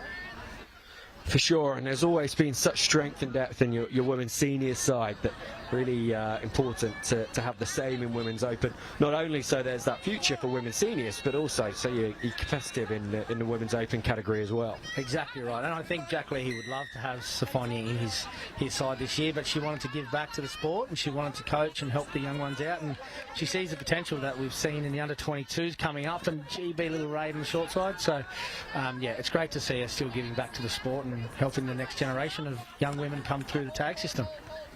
And whistle to Wilson. He just holds it up there. And now to Hudson and out to this left-hand side. And Golvin nearly through. But it is Pua who's there. Have to work hard here to keep him out. GB looking sharp with the ball in hand. Miss pass to McLaren, and they go again to Hillman, and it will be an almost identical score. Ellis Hillman over on the right side of the box again to move GB 2 points to the good. Same thing. It's a copybook move. She's just pulled off exactly the same role. Starts wide, outside in, hits that link hole inside the winger. Really good. Runs really, really fast, backs herself to score, and that's 2 for Hillman, and that's 2 for GB with a solid lead in this Women's Opens game. Jess Charles puts that straight into the hands of Coleman. Really need to get back in the territory game here, Ireland. They've conceded 2, struggled to get out of their half the last couple of minutes. Overrunning the mark doesn't help. They really just got to bang a couple up the middle, look to kick early with a big chase, and then the territory battle. Short side play there. Actually open. Back to, probably not the kick option. Sweepers back and give a good field possession here to GB. Yeah, interesting decision by Jones, especially the way that Broadley can carve a way round. But just what they needed. Just what they needed. Ireland were under a bit of pressure there with a bad decision on the third tag, and here they go. They've got some field possession, and hopefully they can capitalise and bring that scoreline back to 1 point. Yeah, McColeman now pulls it back to the direction. Good ball. You've got to set up here. Just edge to edge isn't going to work against this GB side. They're a very well drilled defensive team. You've got to set up for a mismatch and try and get numbers on either the open side or the short side. Man on here on the short side. Good hole. Ball's gone to ground. They're going to turn the footy over now to GB coming out of their half. I think that's been a struggle of the Women's Opens team for Ireland for the last couple of years, is being potent with the footy when they get down into those attacking halves. They ruck quite well and they work hard defensively. And, you know, there's some really good players there, but the potency to set up to attack with one single move is something they really need to focus on. GB now, first tag, just 9 metres outside halfway. Yeah, Ireland compounding the error of the loose pass by then giving away a penalty for offside. However, I think that they are about to get the ball back. Got another luck of the coin there. I think that came first off Ireland as a knock-on, but here we go. It looked like he was signalling that there was a jump in there. Potentially. So I think that might be the reason for the call. Good metres carry there. This is where we are. This will be 2. They've got to get back to the middle and set up either a short side, open side split. Go direct. She's dropped that. Yeah, the referee didn't miss that one.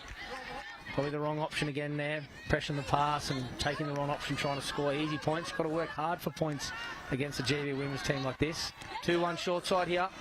Oh, Richardson Ampel goes through the gap that opened in front of her. Lucky. Yeah. Don't think they're going to catch her. I think probably the right call, but very nearly. Breakaway play where Blanca and I would have backed her not to be caught on that occasion. Charles scampering back to the mark. McGuinness with Walker outside her. She's got McLaren as well, so she stabs the kick through, and in the end it's actually going to be Goldman that chases after it, and this bounce could work well for her. Oh, it did so well, but what a tag to save the try. GB though, they are still coming through Walker. McGuinness picks that up off her bootstraps, and then over, and Richardson Ampel sticks out her hand, but she's just not able to bring that one in. The third try for GB is going to have to wait on ice for the moment. Ireland hold out again. Very close here on the far side. It's a great tag by Hannah Moore in there to stop it. It's called here. It's called a late tag. It's going to be a penalty here to Ireland. They're getting a few piggybacks here, Ireland, and they're just not capitalising on it. Refs trying to keep them in the game. They've got to execute some of these sets here. Got to stop going lateral, get up the field, get the ball on the boot and kick for corners, and get in the grind. We can't beat a team like this GB just trying to run around, and we've got to work harder through the middle and play the percentage game. Grace here, early kick, and there it is. Another error off the back of zero momentum. I think that was third tag there, Sheps. Hadn't really moved from that middle third of the 15-metre line. And, you know, anyone knows if you're coming out of your half, the time to kick is on the back of momentum. You don't just put boot to ball when you've got a sweeper at home and the defensive line is in your face. And here we go. Pressure applied with the architect herself, Jade Walker, setting up a big open side. Ireland could be in a bit of trouble here. Charles just hopping around in front of the defence, trying to create a gap. Richardson and Bowen. Walker. And she's back to Walker, I'd say. Just managing to pluck that ball out the air as the risk of the interception came in. Playing on the edges, this GB Women's Open outfit, because they are at such a high level, are able to fling these tricky passes and make it stick. But on that occasion, wanted to touch, it goes over to the left-hand side. Yeah, I think a foot in touch, and so Ireland escaped that latest attack. Another penalty. Got to knuckle down and just carry that footy up. I feel like we've had a lot more whistles in this game than others we've seen on pitch one here, Matty. I agree. And look, whether they're warranted or not, Ireland have to capitalise on these opportunities, you know. These moments, just bite down on the mouth guard, tuck the ball under your arm and carry it. We've spent the last 10 or so minutes, and that's a good kick on the back of momentum there from Sarah. Bounce will help. Good bounce. Oh, great work. Mabel Still's done really well. It looked for a moment like there was a bit too much indecision, and that could have trickled for a 50-10 for Ireland, as it was. Still just got there at the last moment. And now creating a platform for GB, Go Hudson and Richardson Ampel. And on to Walker. Carson outside it, but the tag made. It's an important one by Laura Buggy. Got to shut him down here, get a bit of line speed from Ireland. Hudson's kick here. Off the rebound. Entwistle needs to work hard to get there. It's gone back off her as well. So Mabel Still, not for the first time, chasing back. And this time she gets a little bit of a gap to get away. But Sofonia Pua gets in there to make the tag. Hudson will play this to Carson. Wilson, head coach, back on the field. A few good moments there from Sarah Miller. She's kicked really well, almost got herself a 50-10. And she almost cleaned up there a loose ball. And they've won the field battle here for the last 2 minutes. See if they can hang on and keep GB inside their half as they switch back to the open side. Pick and go from Richardson Ampel, and she's found far more space than Ireland should have allowed her to in that situation. Broadly, and taking the ball on for another couple of yards. Wilson with the kick, and that's a tricky bounce, and it's going to allow Mabel Still to get up there, and it's going to allow Mabel Still almost to go for a try on her debut tournament for GB Women's Open, as it was the final tag and a set was made. And so Pua will lead this Irish set away from the goal line. And that's a better start to this one than we've seen to recent ones for Ireland. Growing into this game, perhaps. Still with the tag on McGrath. Kick from Jones. Not a great connection. Good chase, though. A much better chase from Ireland. I think that's been knocked. That's 6 more there for Ireland. It was touched by GB. And that's it. The kick's only as good as its chase, and that's the best chase Ireland have produced in this half footy. Yeah, Buggy can be really pleased with that effort there. I suppose that you said about it wasn't a great connection. That actually allowed it to hold up a little bit more. Yep. Got Buggy the opportunity to get there. And we'll see a bit of comms here on the Irish side. Oh, it's a great tag. They're starting to talk to each other here on this open side. They might have seen something through their hands. Jones and Coleman linking up and then spilt forwards. Just communication dying at the wrong moment. You know, it's you've seen it here with GB. They get opportunities down on the Irish line. They score. Ireland just aren't taking the chances they've been given. And it's going to cost them in the long run. That's come off Ireland there. I think that's going to be 6 more there for GB. Yeah, that's why you didn't see too much hustle from GB to get that ball. They knew it was always going to come back to them. McGuinness runs the ball up to the line in a good casual, effective style. McLaren now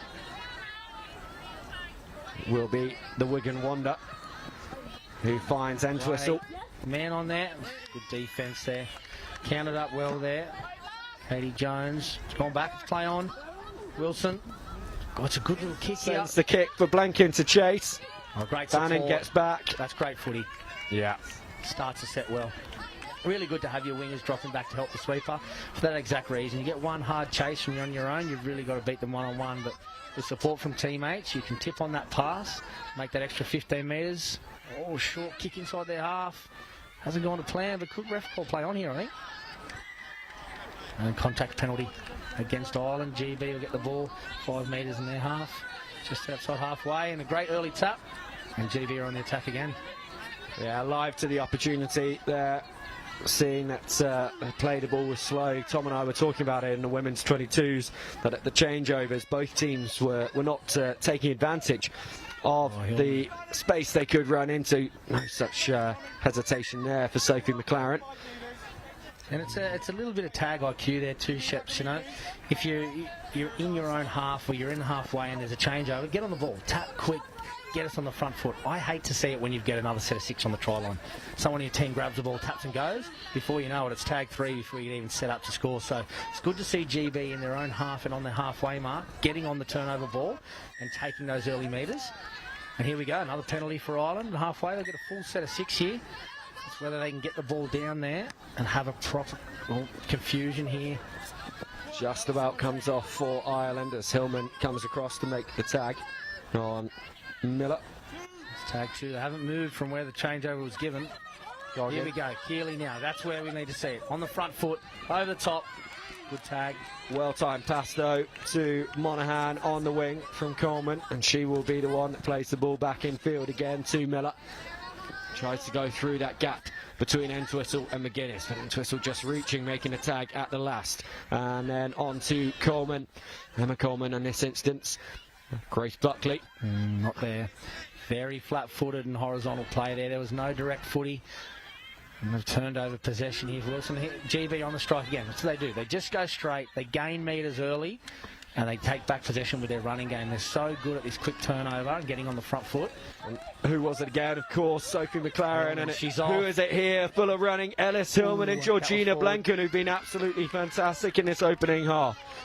No surprise to see them, the two that are taking the ball forwards. But that pass, unfortunately for GB, just 2 forwards, and they're finding themselves now quite often getting into a good position but giving Ireland the ball back, and that is going to start to annoy Hannah Wilson and Riley Lombardo as coaches. Yeah, I think so, and I've touched on it a couple times here. It's tag IQ. Hillman there made great metres. I think she had 15 metres on the foot, and it was only 3rd tag. She didn't need to push that extra pass. She could have cut back inside and taken the sweeper one-on-one. She gets it, she gets a try. She doesn't. GB still have 2 up their sleeve in great field position, so that's probably a good chat to be having at half-time from the coach. Oh, great save. Oh, no, she didn't say. It's going to be a 50-10. That come off the boot of Sophia Pua there. And here we go. This could be the momentum swing that Ireland need. And let's see, just like things we've touched on here, touch on tag IQ. Can we keep the ball down this end and have some potent attacks with the footy and not just throw it away? Well, it is final play of the half, so it's all or nothing on this play. And in the end, Hillman gets across to make the tag. And Ireland will go into the half-time huddle without adding to their score. GB 2, Ireland 0. Very dominant performance there by GB in the first half. They controlled the footy well, controlled the field possession very well, and the momentum, I think, was in GB's hand for 90% of that first half. Now, there is a little bit of slant here on field one, and GB had it in the first half. I think my chat would be at half-time if I was Ireland, is go back to basics, look at the 1%ers, let's get out of our half and start playing footy down there. Let's not try and overcomplicate the play and play direct footy and see if we can take players one-on-one and you know, miss tags lead to tries, and that'd be my game plan. Just go direct and hard and see if we can go head-to-head with the GB girls in half two. Yeah, it is only a 2-point margin between these two sides as they go into the break. So everything to play for Ireland as they run out in the second 20, which we will be bringing you in just a few moments' time.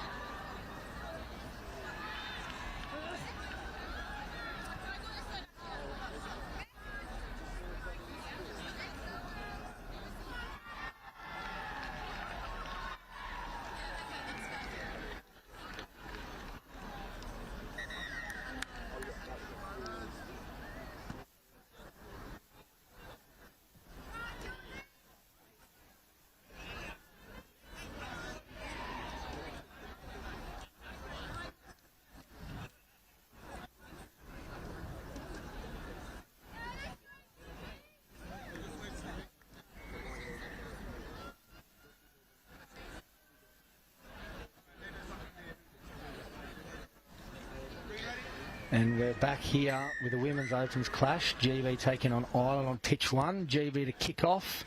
Played up by Ireland and knocked on by Ireland. GB will have first crack here in the second half. It was a 2-0 lead at half time. GB really dominated field possession and momentum. Hopefully Ireland can break this here with good field possession here by GB. It's a push short side, good tag. GB with a few tags up their sleeve. Shady Walker, number 2, is probably the architect they'll go to for their strike play here on the left edge. A lot of movement of the footy, switching back and forth around the roll ball. Here they're taking a settle to the middle of the pitch and they'll have a crack here. They're looking at Walker.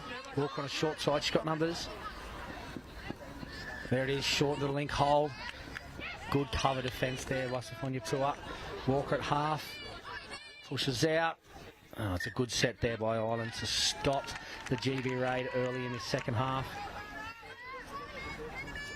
Ireland just banging a couple up the middle here. It's be important here, and I know SJ Gavin there, the coach of the Ireland Women's Opens team, would have had the chat. Get us on the front foot, bang a few up the middle and get them on the back foot. Try and win the field possession and momentum before we kick. We can't be kicking off the back foot, and we're looking to be kicking here. It's a short kick and wingers back. Probably not the right option there for Ireland. I would have looked to go long and start the game by winning the field possession, and GB, here they are again. There's 6 tags inside the Ireland half. Short side again, they've got numbers. And one-on-one now, you're doing a good tag. Walker still in the field, ball in possession now. The big switch back, going open side, 3-on-2, play on. That's good cover defence there by the Irish fullback, but the referee Songline is going to give a penalty. It's been called a late tag back in the middle of the field there on Rosie Hudson. Walker, double switch. There's going to be another penalty there. Been a late tag on Hudson again, and 6 more tags for GB attacking the Irish line. Walker with the ball. Little show and go on a dummy. Slips over there. Hudson there spread a big open side here. Settle to the middle. Walker's pointing, take 2 left. Ireland got to get off the line here. Great covering tag there by Keeley. Really, really important tag to make there. Another one by Katie Jones. GB peppering this Irish defensive line. The spread comes here through Walker. Walker goes direct. And good tag made. Penalty, that's 3 in a row. I'll have to be careful here. They give away 2 more penalties. Could someone be sitting down with a yellow card? Walker with a switch back, and it's been knocked on. And just what Ireland needed after a 3-set raid by GB, and Sheps is joining me back in the box. And 3 sets GB just had on the Irish line, and very well defended. I think SJ, the coach, would be very happy with that. And they just got to get out of their half.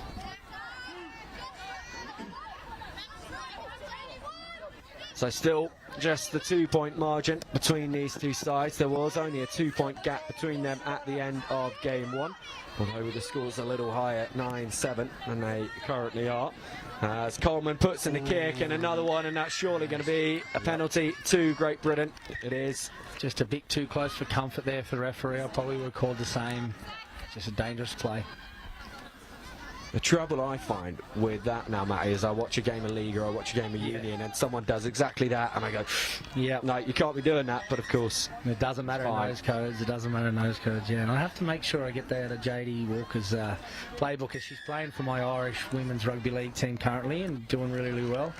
I think a lot of the little tag synchronicities sink in, and that's one of them. You see her not putting the foot in because it is, you know, it's such a dangerous play to do in tag. But in rugby league or rugby, yeah, there's more than boots flying towards your head and hands, so they let it go. And there's Hillman there with another run. She's been great, by the way, for the GB Women's Opens. Really, really good player. Great speed and agility around the line. Come across, leaps and bounds. How's Hillman? It's McGuinness trying to call broadly, and Alexander up into the action a little bit faster than they were. Carson now on, and the GB players letting themselves get set again for the ball to come back. And it's Wilson who streaks through and finds Hillman. Hat-trick, Hillman. 3 tries for GB. 3 tries for Hillman, all in the same part of the field.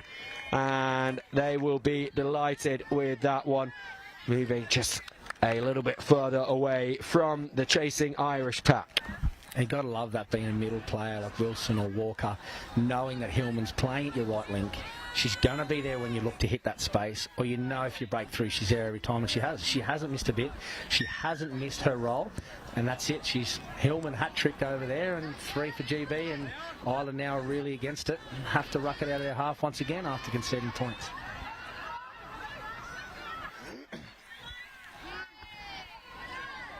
And that's Buckley, who is the latest to take it up for Ireland, and then Pua there, leading from the front, the assistant coach. Early kick once again. It's Buckley who's going to have to chase back and pick up her own one after bounces off GB body. And Ireland find themselves a few metres further back than they were before that kick. Towards one over shoulder height. And really not the place on the park that the Irish would want to give up possession when they're only a few moments after having conceded a third try. The one positive for them, Alice Hillman is not on the pitch right now, so she can't score against them. But Walker is, and JD was looking very, very sharp in that last set of 6. She was pulling the strings and telling everyone where to go. Looks like she's doing the same here. And so is Georgina Blanken, who of course got that fantastic try-saving tag on the interception. Walker finds Entwistle right on cue into the box. A 2-point score for Great Britain. She had a lot of work to do, did Walker, chasing back after that loose ball. Turned and burned, and Entwistle was there on her shoulder. Yeah, right on cue. JD Walker, she's such a talented player. And look, a loose ball from dummy half, really nothing on. Sometimes a bounce pass, just like the second kick, could be more dangerous than the first. She saw an opportunity with an Irish player rushing up, stepped through, hung onto the footy just enough to put her player in for a 2-pointer. And GB take a commanding lead here in the second half of this second game.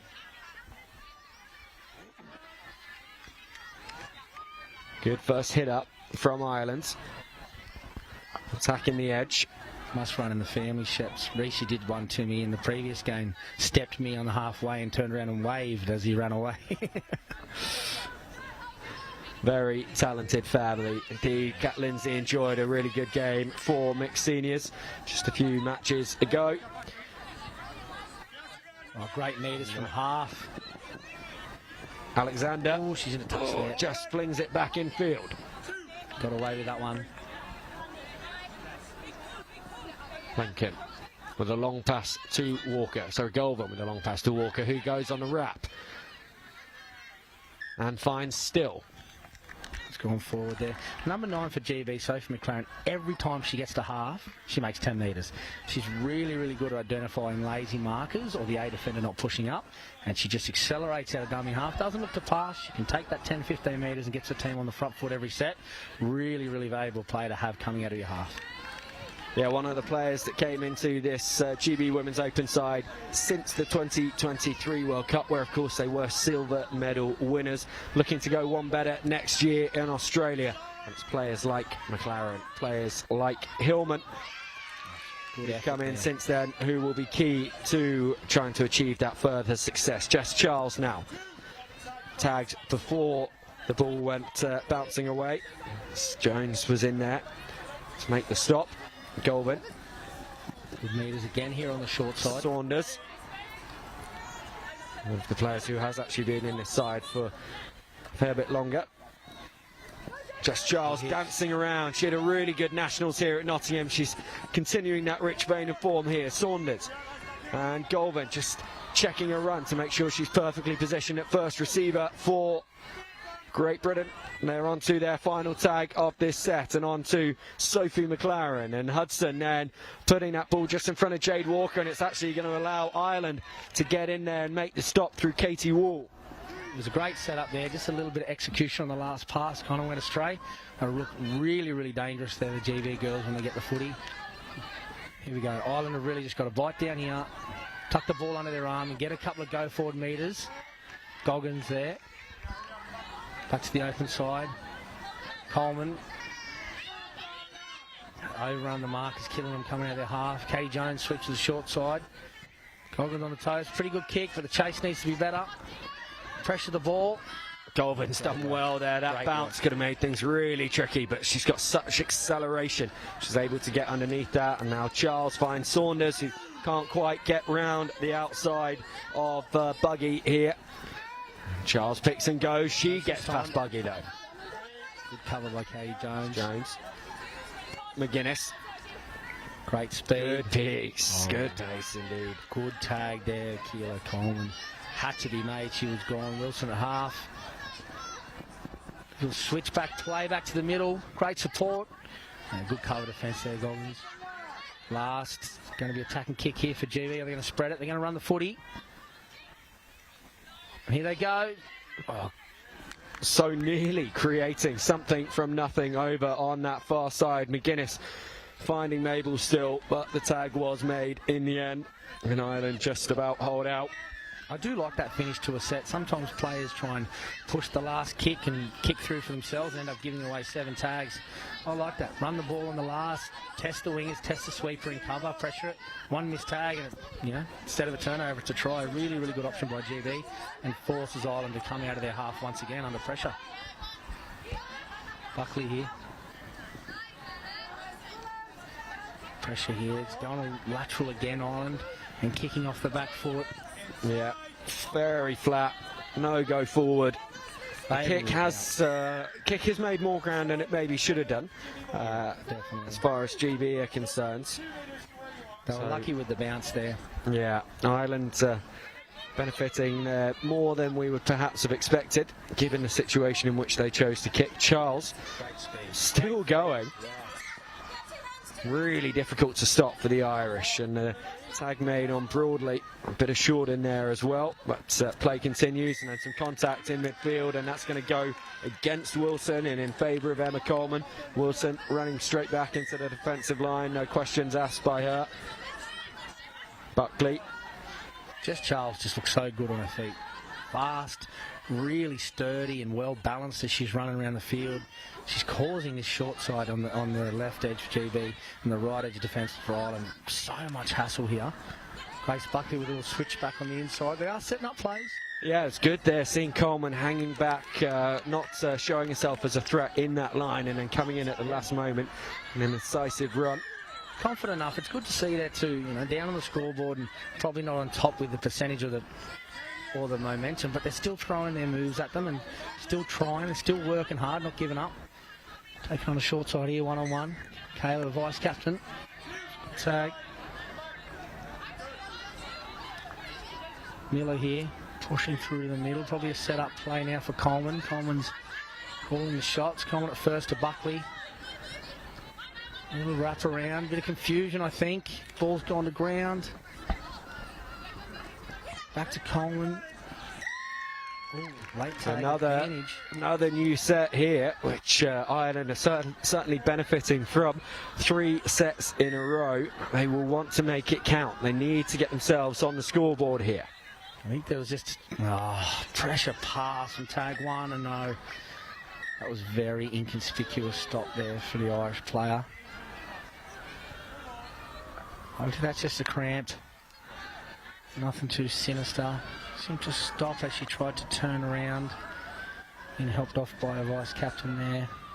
Hopefully everything's okay. And look, I think the Irish team, they're panicking now. They haven't had much ball down on the GB line, and they've had 2 sets there and both of them panicked. The first one, everyone looked confused, maybe too many Chiefs, not enough Indians, and then that last one there, they just weren't on the same page as each other, and they've thrown away a golden opportunity.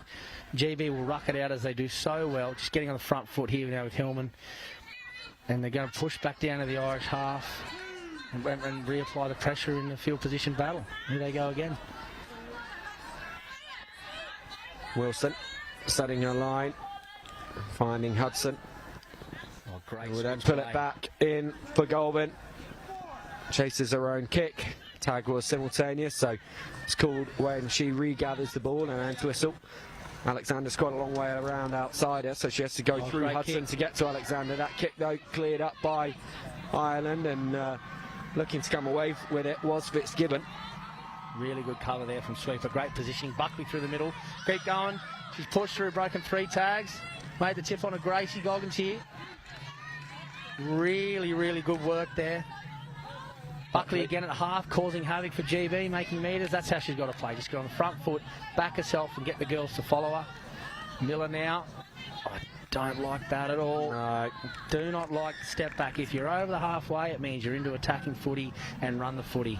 Stepping back just takes away all momentum and puts yourself under pressure there. It's really hard to make a kick stepping backwards away from where you're going to kick the ball. And look, GB get tag 1, 10 out from halfway, tag 2 over halfway, and the pressure's back on Ireland. That goes back to what we said in the first half, Sheps, is it's tag IQ.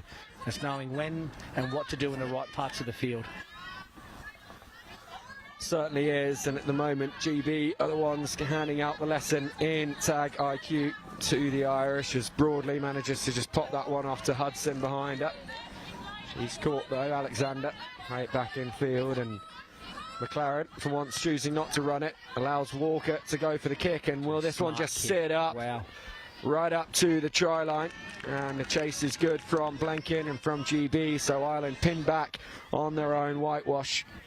Really, really clever footy there by Walker. Probably nothing on with the ball, but she saw she had two faster players on the outside, trusted them, put it on the toe, and now Ireland are coming out from their try line again, and kicking off the back of zero momentum. That's a good kick there by Meg, but still, the field possession battle has been heavily won here by GB. Either inside or just over halfway, they get possession every set of 6, and the pressure begins to build again for Ireland. Blanken picks and goes on the short side. This is a scary open side here with Walker, McLaren stacked out here to the left edge. Something up the sleeve. Walker with ball in hand now. Oh, lovely switch back into McLaren. End twizzle and contact there between McLaren and Taylor. Ireland get away with one there. They're in a bit of trouble and stripped for numbers, but a contact penalty against McLaren has probably saved the day for Ireland. Yeah, not afraid of the conflict. Beth Taylor, a former Commonwealth Games bronze medalist in fencing. He's someone who is up for the challenge. Very impressive. Always wanted to try fencing. Yeah, me looks too. Like a bit of me fun, too. actually, yeah. I don't think I'd be very good at it, but it looks great. Well, here up and out. That's who you need to speak to. Yeah. Katie Jones at half to Coleman. Kick, I would say. Oh, that one almost on working really well. Almost came off. Right idea. Winger was dropping back. Sweeper was not at home. Good option. It's a good tackle there by the 7. Claire Goggin. A great tackle. Walker pushing up the midfield. Big dummy. Tagged by Coleman. They say, old saying there, Shep, they can't run without legs, mate. Well, I enjoyed the call of not a surrender. No, she stopped because she was tackled. Yeah, she couldn't go anywhere. She was all wrapped up, and here they go again. Oh, great movement of the hips. That was Charles there again. She has been electric every time she's touched the footy in this half. In this game, the thanks she gets from Carson is a ball thrown at her head back to the ruck, and then the early kick from GB cleared up comfortably by Ireland. No options to the right hand side, everyone stacked left, and so a simple stop for Walker in defence. Coleman does bring it now back to this near side. Just waits to deliver the pass, but by that point there wasn't much space for anyone to run into, so Katie McGrath was easily caught. Coleman, once again, she's just a real workhorse for this Irish side at the moment. Jones putting in the kick, and a collision with her and Walker. Walker didn't look best pleased by that. Carson up there to make the tag, and Ireland have lost ground off that one. Coleman just thinks about the kick and then goes through the hands again to McGrath. Final tag of this set. A big kick here. Straight down the middle. Great positioning there by GB. Better kick chase. Good tag there by Goggins. And they've got to work hard here, and you've got to get up off their line, pressure GB to make an error or keep them down in the half. They cannot sit back and wait for them. A little bit of tussle there between Charles and Jones. Again, pushing up through the middle. Walker now on the ball. Bad ball from half. They recover. Spread the ball. She is a danger woman. And right on cue. Oof. Oh, nearly through. Still, we'll pick this one up and feed in field to McGuinness, who puts in a big kick. Had it come off the boot, and it's just going to sit up dangerously. That's allowed Carson to get right up there, and tag made on Goggin. Great place to force Ireland to start their set, and then under all that pressure they knock the ball on in front of the box. Jess Charles picks it up. She's going to roll, and Walker wants her involved in this play and does use her. Nearly through, but Coleman with the tag. Who's it going to be? Charles or Walker? The big guns are on here for GB. The wrap. McGuinness to Walker. And over to Hillman. Hillman. Oh, and she's gone down. She was looking for 4. She hit that line at pace, just couldn't hang on to the footy. I didn't even see Hillman out there. She must have been blending in with the crowd because she came from nowhere. A really, really exciting play there. I mean, I don't personally expect to see the things that Jade Walker and Ellen McGuinness are able to see. They have vision that is absolutely at another level. The hooter has gone in this one, so we're expecting Simon Owens to call a halt to proceedings, and he does, as GB managed to keep a clean sheet in game 2, winning this one 5-0 and taking a 2-0 lead in the Women's Open category, just like the men did in the game before. And so they are just a game away from taking this category. But taking the category is not their main aim. They won this one 5-0 last year. They'll be wanting a repeat this time. They are already fully focused on their road to the World Cup in 2026. And a big scoreline in this series is a key stepping stone on that road. But Maddie, what can the Irish do? You know, they were clearly much more in it in that first game, just 2 points behind and managing to get 7 points on the board. What are they going to go home now at the end of day one and say to one another to give themselves the best chance of competing in the 3 tests they've got tomorrow? Yeah, I'd be having the same conversation, you know, I would have had in the first half. Is simple footy. It's complete your sets, you know, focus on your 1%ers, get out of your half, stop trying to play ball inside your halfway. And look, GV is such a talented side, there's no point in trying to play them end to end. You've just got to work hard, graft as hard as you can, kick down for field possession, hopefully they make errors and capitalise. You know, sometimes simple footy is the best footy. I mean, I think they need to park the moves for a little bit, win the field possession, stay on top with momentum, and try and take the singles when it comes their way. And, you know, tomorrow's another day, and I know SJ will be having a chat to them tonight, and they're up against a juggernaut like the GV Women's Opens, but I look forward to seeing how they bounce back tomorrow for day 2. Well, 2 more games to come for you today. Men's 50s game 3 is coming up next. We've got just 3 minutes until that one is due to kick off. GB leading 1-0 after 2 games in that 3-test series. An opportunity for them to tie up that category, tie up that point for GB in the B&I, and then 1 game after that. Mixed Open, second round of that, and we will see Matty Kennison on the pitch himself after 2 appearances in the commentary box. So stay with us for the final 2 games of day 1.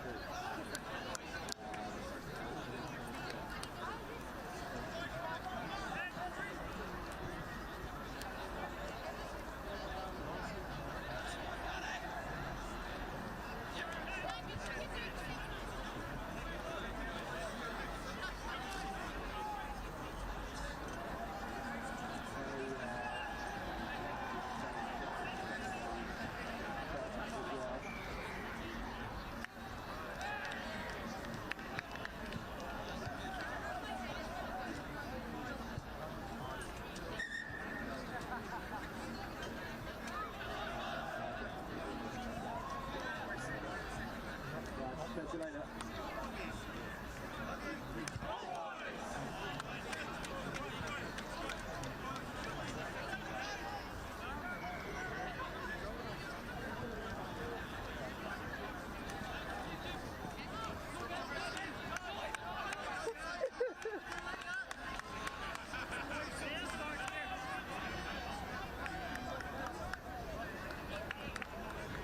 Wait, I'm gonna come here and have to adjust the sound.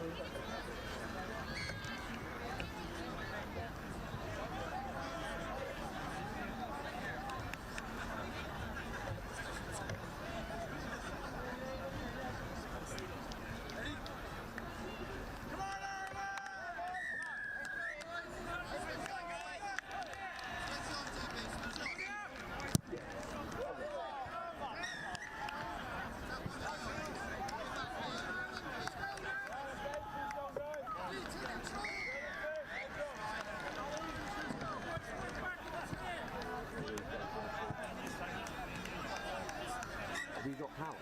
Yeah, yeah.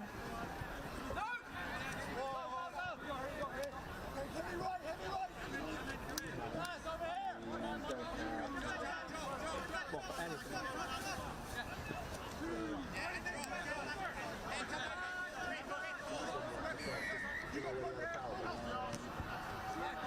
Is that true?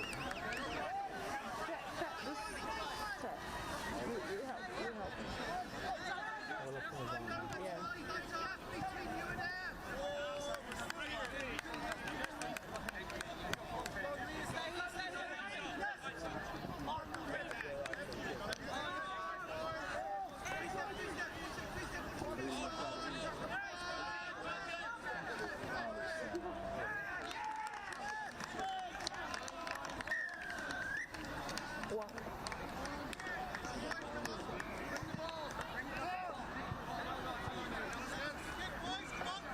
You still not getting anything?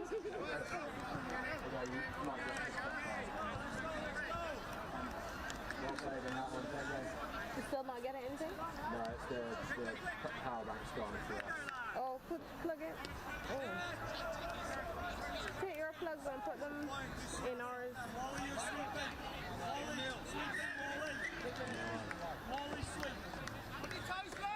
Yeah. So we're at the front here.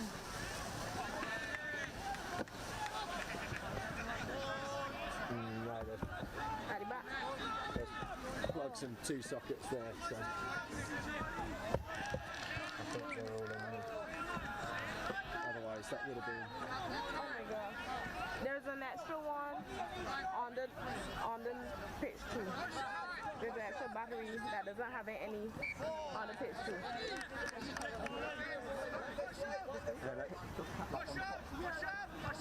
Okay. I will.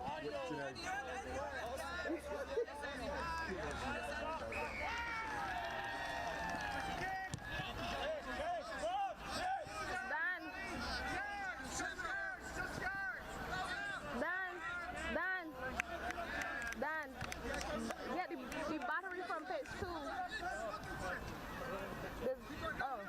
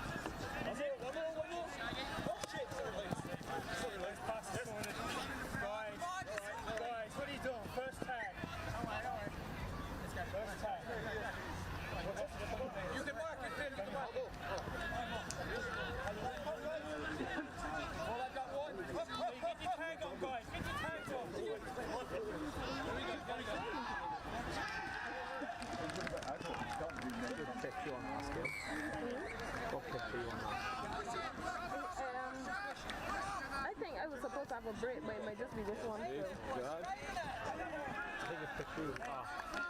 Yeah. If you're is that on pitch 2? Right, so I think picture is on. think that's what it is.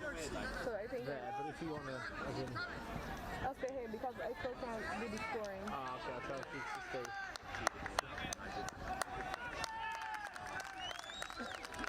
Yeah, because I was supposed to be down there for. Oh yeah, I was supposed to be out there for defense.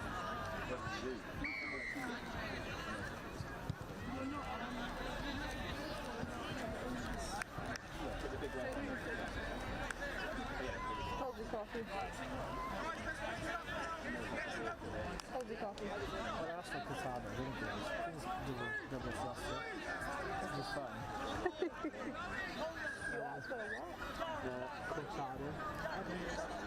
I don't drink coffee. It's not what you asked for.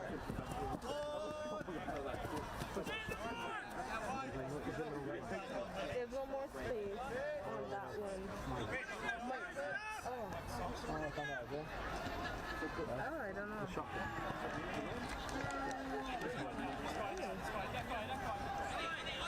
It's not attached here.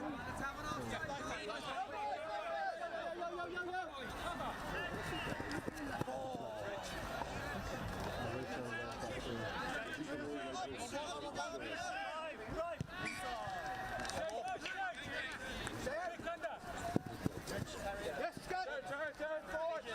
So what you did? Your one was in the kitchen. So pitch two does only had one as well.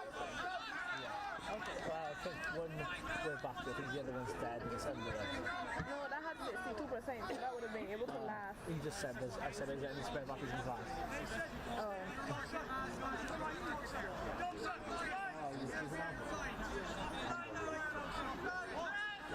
What's a two?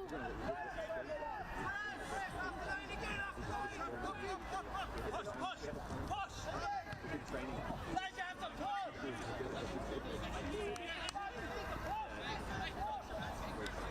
Face up! Tony! Numbers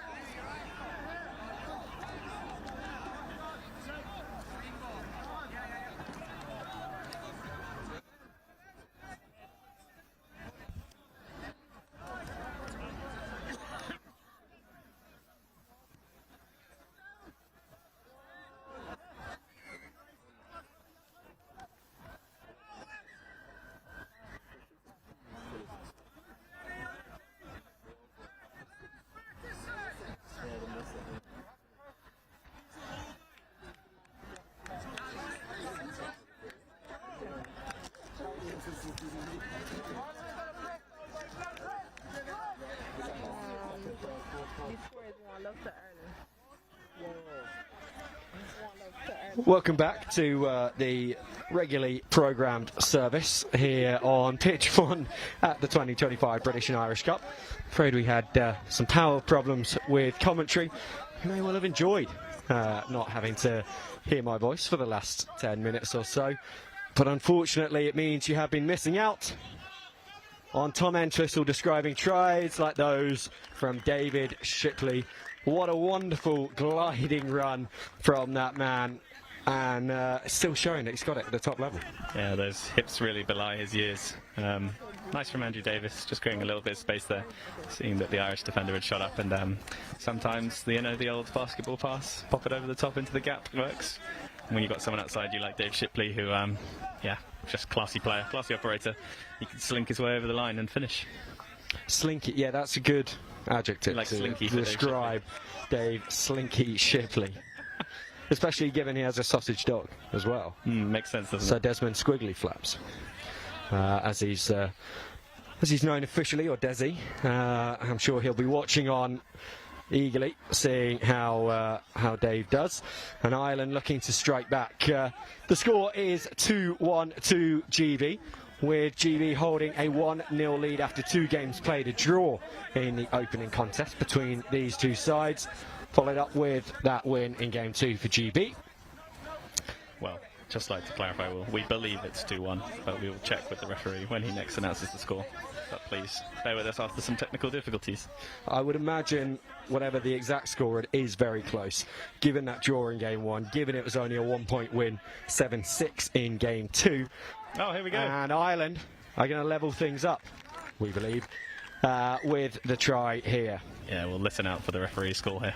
You assured me you were watching out, Tom, and that you had seen one score apiece. I was distracted by a man rapidly running past me with a power pack to get commentary back online. Never let it be said that I don't try. So, 2-2, and Ireland to take the restart through David Wallace, and he's given that a real run up.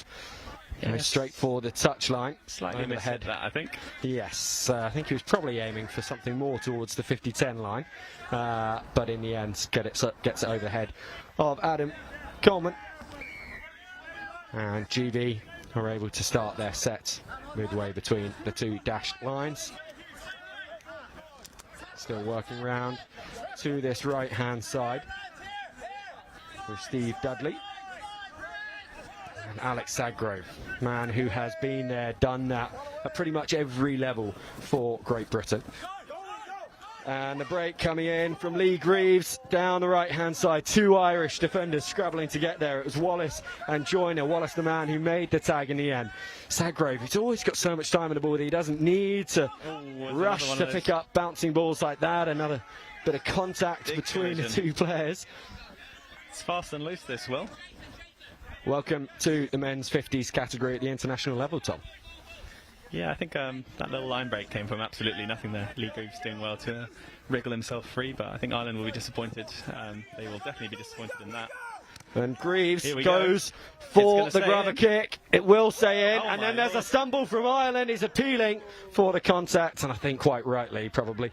So David Wallace gets the call, and there's a good bit of volume out there for the ref. There's a lot going on. Yes. There certainly is quite a lot of conversation. Now a little more action. As Wallace runs that one up and staying tight to the ruck. Is it either Tony Hall or John O'Donovan? Both of them have been given number 10s on the sheet that we've been given. I've just seen that Richard Pittman's been named the captain. That's a great thing for him. He's consistently a good player. That's really pleasing to see. Is indeed a well-deserved honour in this men's over 50 side for Great Britain. Like the under-22s, they played an exhibition 3-test category at the BNI last year. Broken field here, broken field numbers, pick them off. 2-on-1, and he's going to go through the middle himself, and Greaves, who we've seen so much from in attack, is the man to get back there and make the tag. And in fact, a halt is going to be called to proceedings here. Yeah, possibly a little bit too much chat coming in. Ireland appealing for the shirt ball. I think there's quite a lot going on there, but he definitely got the tag first. I think you have to let a fair amount go to keep this game flowing. Yes. There's another one of those big collisions. The old boys, they don't take care of their bodies.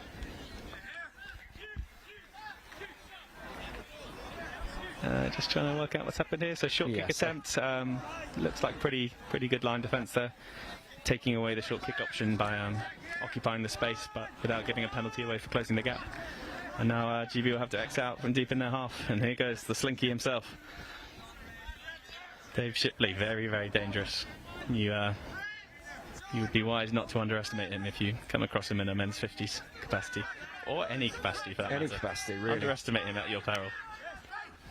That's a lovely Over ball. now to this near side, and Jason Yedau making his debut in this tournament for GB men's 50s. With pace to burn. Final tag of the set. Team manager Paul Levitt is on the field now, and he's going to send it to two coaches, Sadgrove and Davis, and Yedau chasing after this. And if this sits up, this will be a try for GB. In the end, it's Ireland who take it, and that man appears to have been assassinated. I haven't seen. Interested to see which way this call goes. I thought that was fair competition. They're both flying across at speed and airborne in attempting to gather the ball. I'm not sure who the sniper was. Could have been a divot in the ground, in fairness. But there were more rolls in that than Daniel Craig in Casino Royale when he crashed the Aston Martin, and that was a world record at the time, I believe. So, seen something quite special here. Good niche James Bond knowledge, always nice to hear. So, did he judge that was just a roll ball there? Play on. Yes, no foul, yes. No play. This is again the 50s. Welcome to the 50s, Tom. I'm enjoying it a lot. Simon Bewley on the field now. The head of ITRA, the head of Irish Tag Rugby. Fantastic to see him on the pitch in the green. Number 33. Certainly lucky for some, and we hope lucky for Simon Bewley as well. I think they got away with one there. Well, there is that luck immediately. It's Bewley. Runs it up towards Evatt. I mean, that's brilliant, in fairness. Good short, sharp hit up. Generates quick ball. Numbers on the left edge. Just missing the execution. And there's a bit of feedback, player to player, on both sides. There's quite a lot going on. Steve Dudley now taking this ball in field. Bit of confusion for GB as to who's going to play dummy half. And in the end, Saggy goes, well, look, if no one else is going to be there, I will do it. This casual, consistent, nonchalant charm. There is a lot of player feedback in the referee's direction. Also, Stephen Dudley, I obviously play in my team in GB Men's 30s with his son Johnny. I only discovered that father-son link up very recently. It's really great to see them both playing together. Yeah, I mean, that's one of the beautiful things about tag rugby, isn't it? With so many age categories now in the representative game, but also, although we've maybe not seen it here, the lower amount of contact compared to union or league that does allow players to continue their career longer and therefore have the opportunity to play with their daughters, play with their sons. Yeah, absolutely. It's great to see, and it's a real point, especially down under. You kind of tend to see a lot more of that because the kids are coming into the game at a younger point when the parents are still playing at a slightly more competitive level. Whereas obviously the link up here is men's 50s and a man in 30s. I'm not sure how old Stephen is, but I'd imagine he's a veteran in the men's 50s. We saw Nick Flynn just making a tag near our commentary position a few moments ago. He's another GB dad, his son Henry in the men's 22s, as Andy Davis, never afraid of a conversation with the referee, goes and has another little chat here. Yeah, GB have got three arch chat back to the ref types in the middle, next to each other there. Andy Davis, Paul Levitt and Alex Sadgrove. They'll certainly be doing their own commentary of the game live. I had this referee, Bill, ref our first game earlier. I thought he was fantastic. Yeah, I was impressed with him when I saw him on pitch one earlier on as well. This will be interesting. Bewley pulls this one back to the short side, and they've got a 2-on-1, and Yedau needs to do well, and in the end it is Ireland who come up with the score, and that score coming quite a few minutes after the hooter went, but it is ultimately a try for Ireland, which will see them into a half-time lead. We think. We will check try and confirm that with you before the second half returns. So appreciate you staying with us through the absence of commentary in the opening part of the game.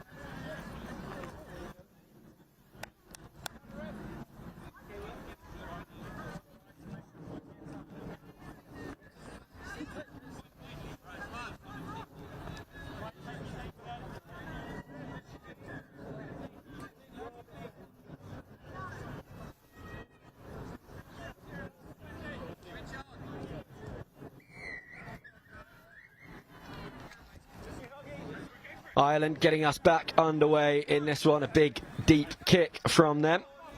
And GB managing to make some yards on the first one. Oh, I think he's missed a fumble at the right time. Yeah, the roll ball, but play allowed to continue. Oncle into Davis. Back to Oncle.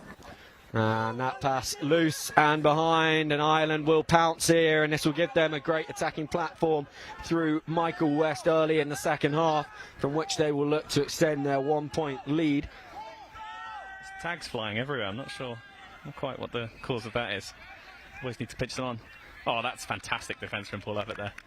He was comfortably beaten on the outside there, and put in a great little acceleration and last-ditch tag to save that. sterling work, and a bit of a collision there once again. No penalty called for closing the gap on Greg Dresser. Good recovery. They're in good shape here, actually, the GB boys in defence. Holding out to final tag of the set. Can they close it out completely? Davis trying to get there, and he's absolutely furious with that one. Not quite. Try scored and a 2-pointer. Oh, I think he's talking about the phase before. I thought that was actually good defence there. He had to chase out hard and accelerate there, and he there's his inside help, as we would call it, has to connect and close that gap, and he's not quite got there on time. But I think he is probably rightly giving them a dressing down for turning the ball over the set before to put them in that position to concede. So GB starting the half a point down. Now find themselves 3 points down after that bonus box score. 3 points is an absolute chasm at this level. Force field in effect as well. So Brett Milligan may have taken the ball off the bounce, but over the try line. He's got some good rugby pedigree here, Hugh. I imagine he's got a decent dropout on him. Straight down the middle, not necessarily the best option.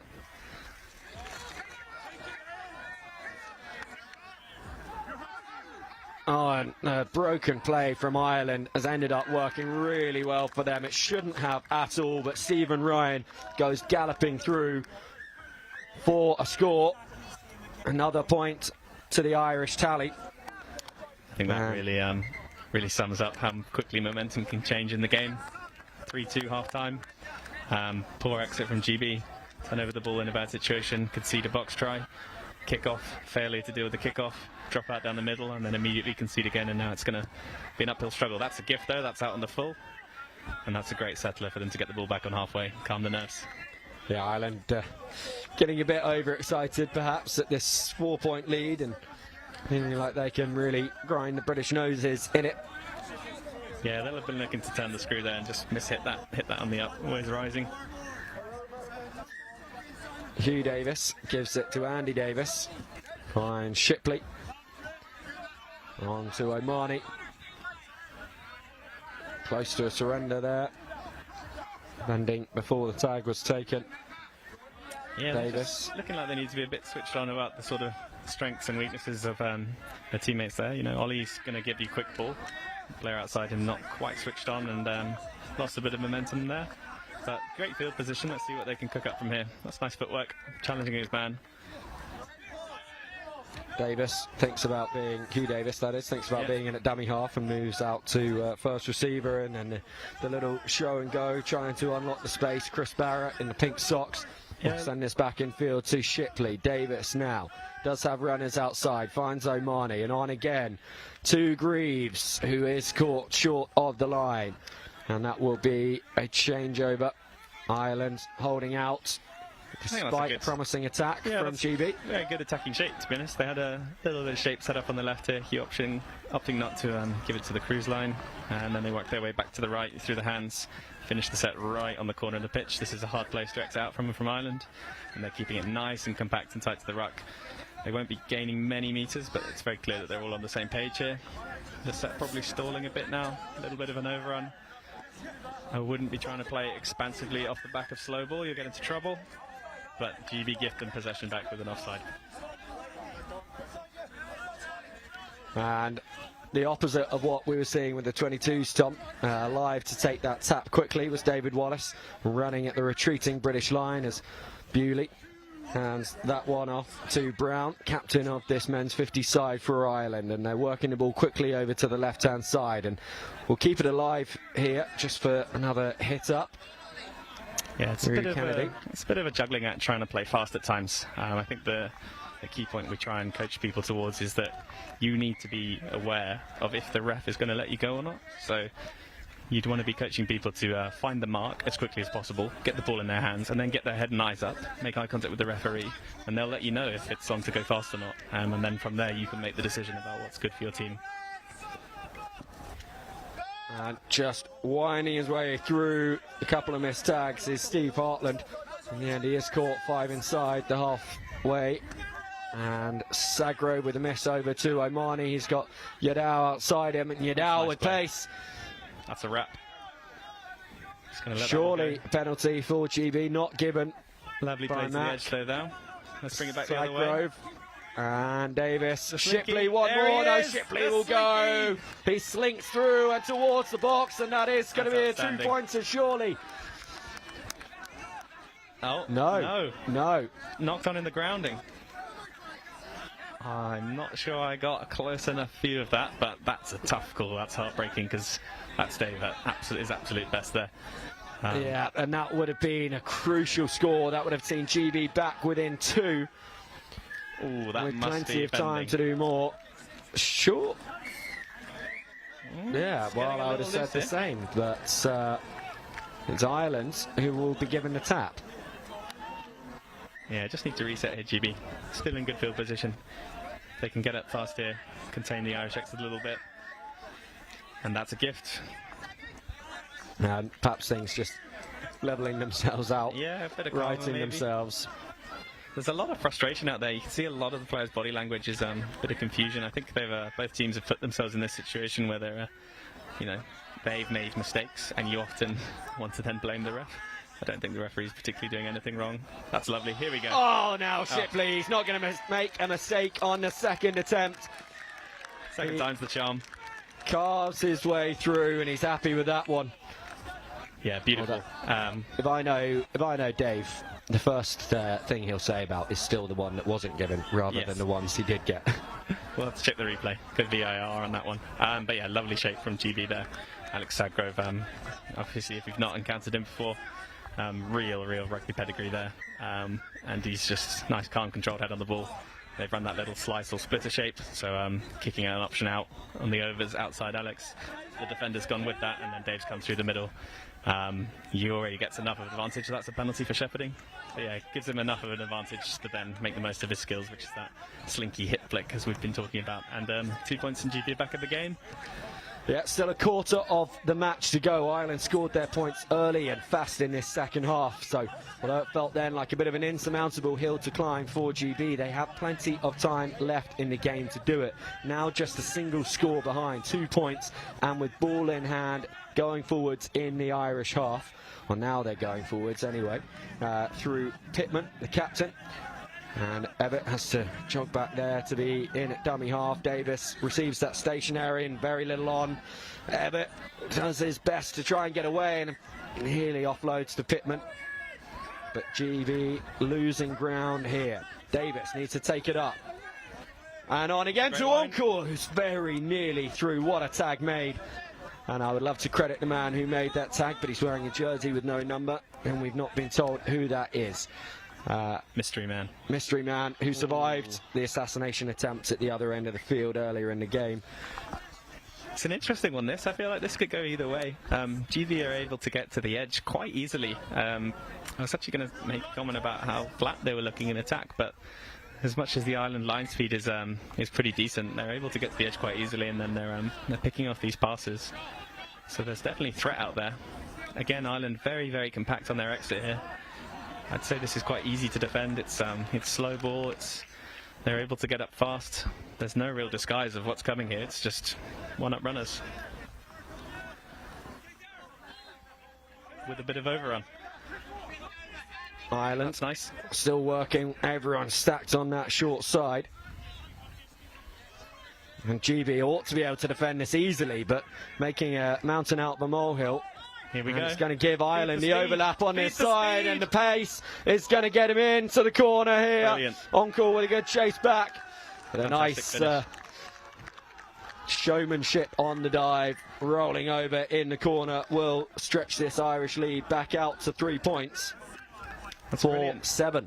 Really conjured something from not very much there. They looked like they were stalled in their exit a bit. I didn't quite catch his number. I think it was 54. Well, he's 54. But little scoop, pick and go, bit of indecision from the GB defenders, and then it's open play and he's loose and frantic, and they just pick some good passing options. GB collapsed a little bit, I'd say, over to that right side, and then they fed it out wide right, feed the speed, and let him go to work. It was a great try. Jonathan Huggett, the man you were wanting to credit there with the scoop. Again, Shame we don't have the name of the man with no number on his back, because that was an excellently taken try with a great run in there. GB bringing their only scorer back onto the pitch, Dave Shipley. Hands on head, he's given it his all, and he's going to be asked to give a little bit more for GB if they're going to get back into this one. But it's Ollie O'Mahony doing lovely. Really well over on that right side. Quick ball here now, boys. They've got to go. Milligan was there in support of O'Mahony. He's now got Davis. Just Sagrove outside him. You got numbers. And Sagrove decides not to go with the numbers. He goes back to Milligan, back to O'Mahony. One more. Lee into the corner. Greaves. That's a fantastic go. Greaves will get the score, the opposite corner to where Ireland scored just moments ago.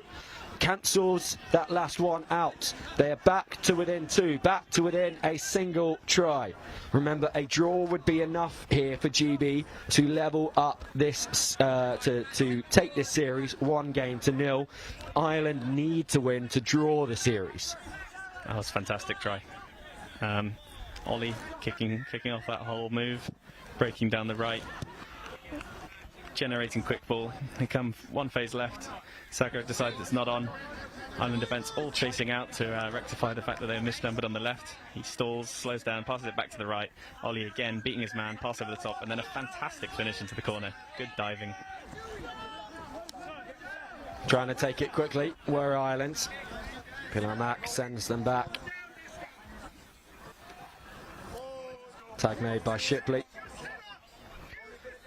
on Will Keating. How long have we got to go here? Because the next sort of big win of a set is probably going to dictate who gets a shot, and if it's Ireland, they could get another shot to win it, but they've made a turnover there. I make it 6 minutes, and then they did play on a little bit in the first half, so whether that will happen again in a second. So yeah, just the latest to go spinning, losing his footing. Just need a bit of control here, get through their set. If they can get into decent field position, they should be looking to play. That's lovely. Here he goes again, the slinky. On his left, numbers. Oh, he's still going. Fun.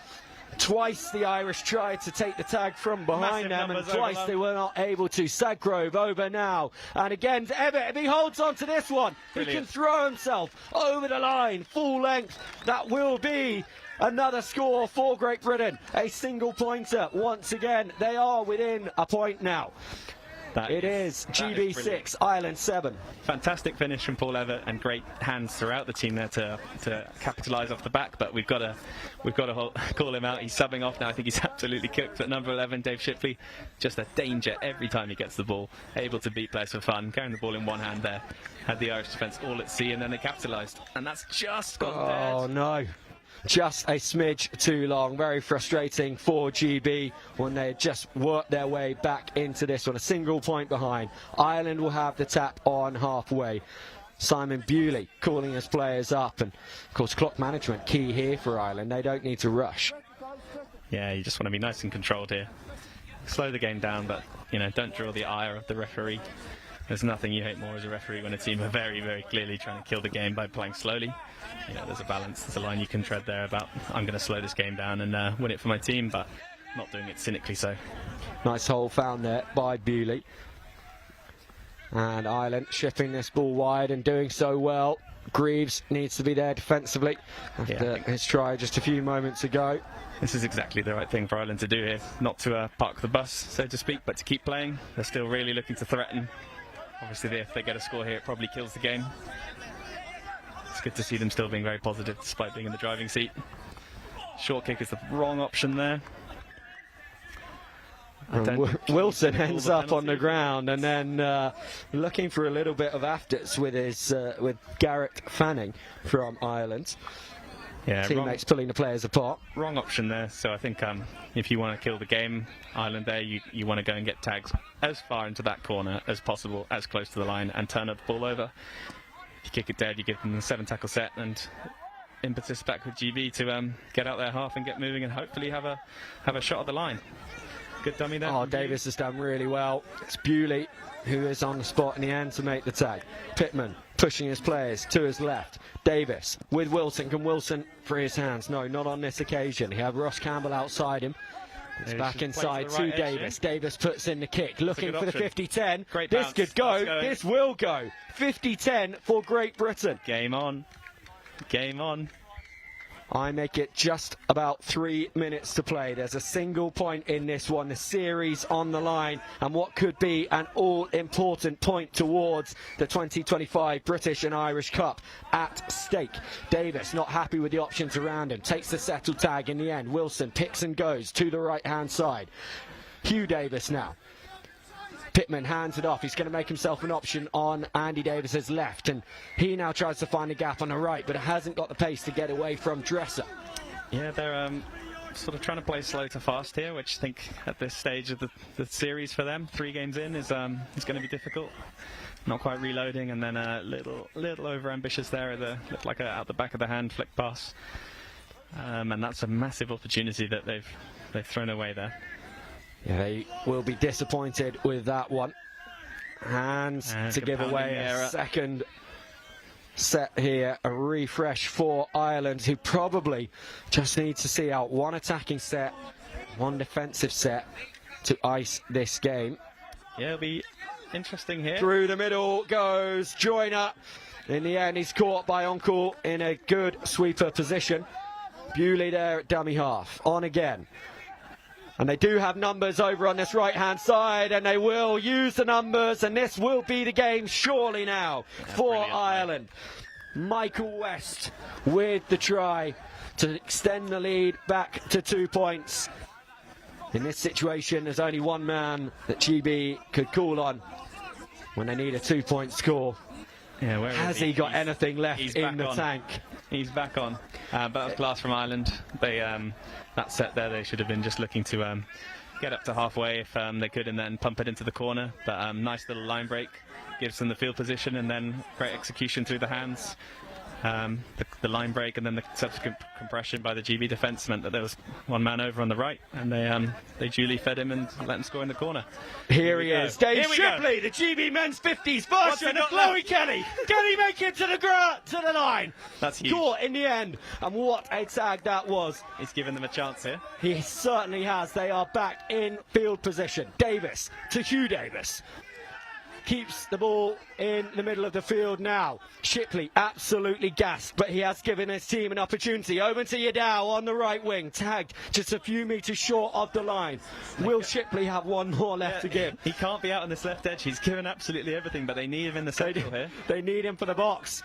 Andy Davis on that same play. On to Barrett. Barrett goes now. Tag just short. One last effort, Shipley. Davis. Numbers. And again they go. Milligan throwing himself over the line. That will be the 1 point score. Run it back. No, not given. Not given. So they need to attack that box. They are not going to have time to score here and go again. It's all or nothing on this set. They need a 2-pointer to draw the game, to win the series. Jason Yadao picks it up. What can he do? Carving his way through towards the box. Final tag of this set. It is all or nothing for GB. Oh no. And whistle goes from Bilal Mack. It's a yellow card. I believe that's the back chat. That looks to be Jason. No, that's Hugh Davis who's been sent. That's the only and he's thing. going in the wrong direction. He needs to turn around and walk behind the Irish sin bin. We were about to see GB's last roll of the dice for the box, and in the end it is a penalty to Ireland, and they will see out this game. The hooter sounds at the very same time, and with one play left in the game, that will be that. The Irish choice language on the sidelines, and Ireland close out the game. Apologies to any of these players' kids watching on board, watching online. Your dad doesn't use that language frequently, just when they need to win a tag game to level the series. So 1 win apiece for GB and for Ireland in this men's 50s category. The points will be shared, half a point either way, which means at the end of the day, the points in the bank for both sides are going to be 1 point 0.5 each to the BNI, toward the BNI, with GB having won women's 22s, Ireland having won men's 22s, and honours even here in the men's 50s. And that just gives us an indication of how tight this British and Irish Cup is. It's always such a contest between the two nations, and we've seen the same here with the men's 50s, ending with Ireland winning this game 3 by 8 points to 6.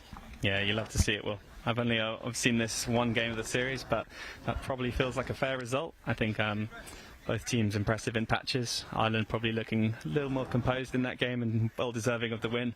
But we'll have to shout out one last time in a losing cause. That's absolute monumental effort from Shipley to get his team back within striking distance there. Fantastic to see.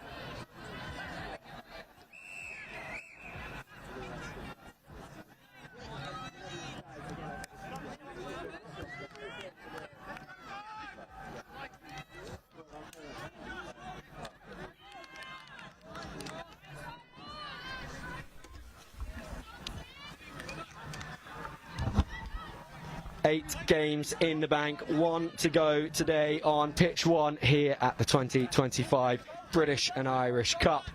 And it is the mixed open category that we will see, with part-time commentator Maddie Kennison kicking for a 50-10 on that occasion, and he gets it as well. So a really strong start from Ireland in this category that Ireland's absolutely dominated over the years, Paulie.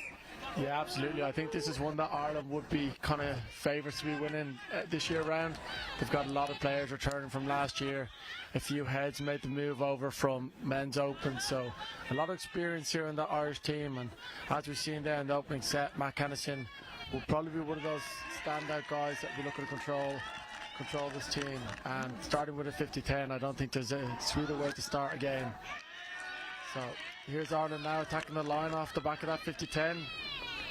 Keegan Bradley out to Conor Burke. Conor Burke steps, dummies, looking for a runner. Tag maybe, play on, sets the ref. Rebecca Conway for the corner. Great tag there by Josh Eade. Eamon Mooney out to Keegan Bradley. Little no look pass to Leo Wire. Leo Wire's in there for a point. Great start to the game there by Ireland. That's straight off the back of Matt Kennison, that 50-10. Be looking for GB now to regain this ball off kickoff, get up the field and get a bit of momentum into this game. Yeah, such a huge play, isn't it, that 50-10? And Ireland, of course, coming into this full of confidence after a win in the first game, but plenty of positives for GB to have taken from that one. They found themselves 8-2 down at half-time and ended the game 10-6. So winning the second half, and that's how they need to start off here. And they did they'd end the BNI last year really positively, winning game 5. And it's a long time to wait to get your next shot at your opposition when the BNI comes around just once a year. Marcus Lampkin now on the ball and injecting some pace into this GB attack. They're going to go to that left-hand side. Already going through the tags in this set, so Reese Walker shapes for the kick, and that one is going to angle absolutely beautifully for the 50-10. Matty Kennison, when he was last on comms, Paulie, he said, if you have to stop short of halfway, don't kick the ball, because you've got no momentum, you're not going to get the 50-10. And when you got the skills that Reese Walker's got. Yeah, certainly. I think it was a little bit of an error there from Morgan Coughlin. Might have knocked it into touch a little bit, help Reese out. But yeah, on the front foot ball, I was saying, I think a few players were asking me about this Irish team and how they need to neutralise them. I'm saying as soon as you let Matt Kennison on the front foot, you're in trouble. You need to get him on the back foot, you need to get in his face and shut him down. If you have him on front foot ball, you're not stopping him. And with Reese Walker on the kick there on the back foot, it's not ideal, but Reese can manoeuvre anything. Got Marcus Lampkin here shaping up. Oh, good tag there by Louise Madigan in the middle. Yeah, he's trying to get round to the left-hand side of Courtney Robinson and provide her with an option. She went herself in the end. This time Lampkin is used and he offloads to Josh Eade. Just short of the line as Willow Ingleton plays it to Robinson. Robinson trying to twist and turn over the line. We go to tag 5 already. 5th and final in this set. Reese Walker once again stationary as he receives that ball, trying to draw the Irish defenders off the line and create a hole.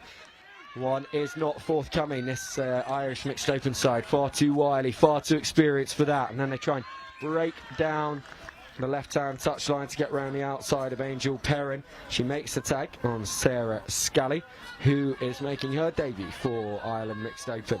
So despite there being so many experienced heads in the side, still room for some new blood.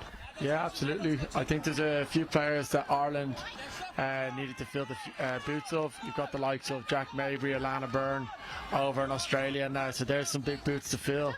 But it looks like Ireland have found a few players to do that. The likes of Sarah Scally, there's a couple of more debutants there. Marie's on the bench there. I'm just looking over at the touchline. But there's definitely some bold heads there just to control them, gives them a bit of taste of international tag. Great kick there by Matt Kennison. Morgan Coughlin waiting for the bounce. It's very patient there by Morgan Coughlin. Great knowledge of the game and knew where he was on the pitch. Great try.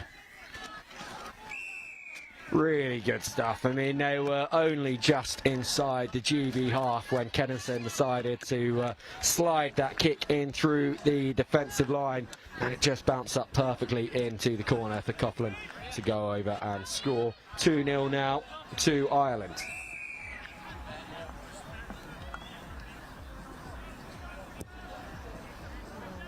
That's a challenging kick down into the corner. Shannon Thompson not able to get to it, which means it's going to be a 50-10 to Ireland.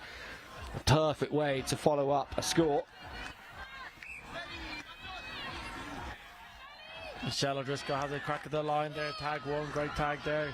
Keegan Bradley steps into dummy half to Conor Burke. Out to Leo Wire. Derry O'Donovan on the wrap, and the Conor Burke comes back. Little stutter step. Oh, good feet there. Nice play there by Conor Burke. Too easy there from GB. Can't be given this 50-10 straight off kick off there.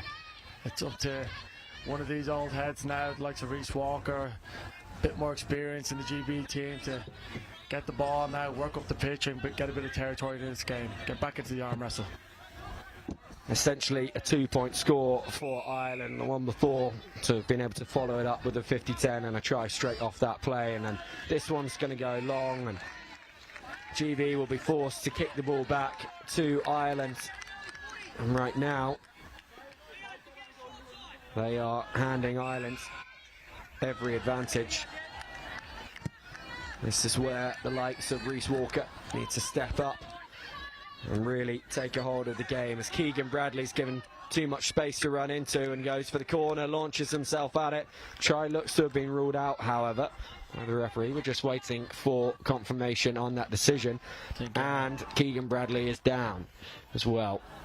Hopefully just a case of having winded himself in the dive there.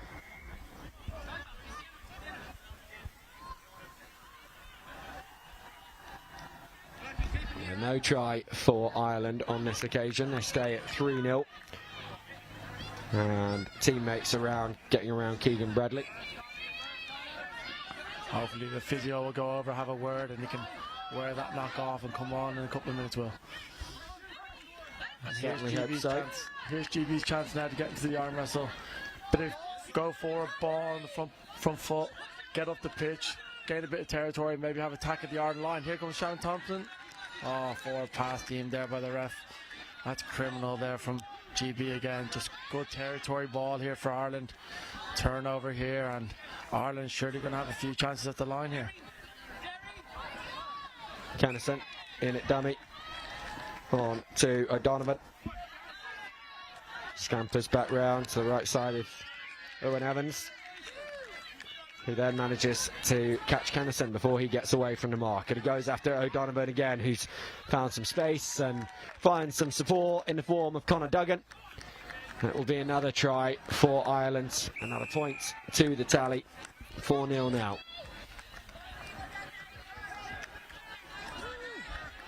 Just as we wait for the game to get back underway, Kennison, with ball under his arm, walking back to take this restart. He's become, by captaining this mixed open side, or well actually he's captained other Irish tag sides, but he is the only person, by his account, to have captained Ireland in Rugby League, Tag Rugby and Touch Rugby. That's a pretty impressive honour for anyone, let alone a man who came from beyond the waves to lead the Irish nation. Owen Evans breaks through up to halfway.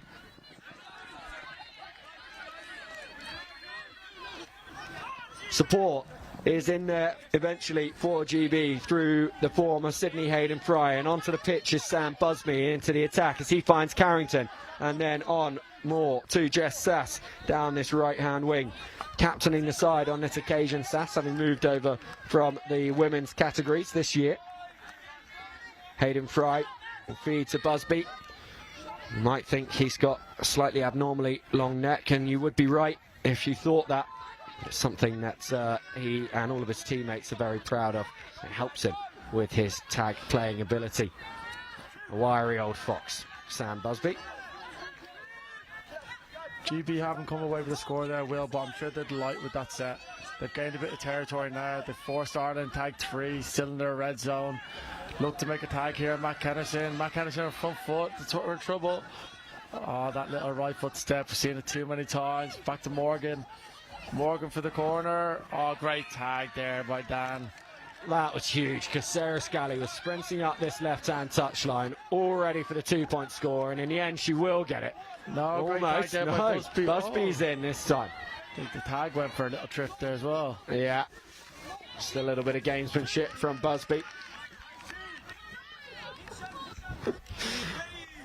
enjoying himself out there on GB debut. He's worked so hard to get to this level and to get to this point. It's a really well-deserved honour for him to be wearing the GB singlet.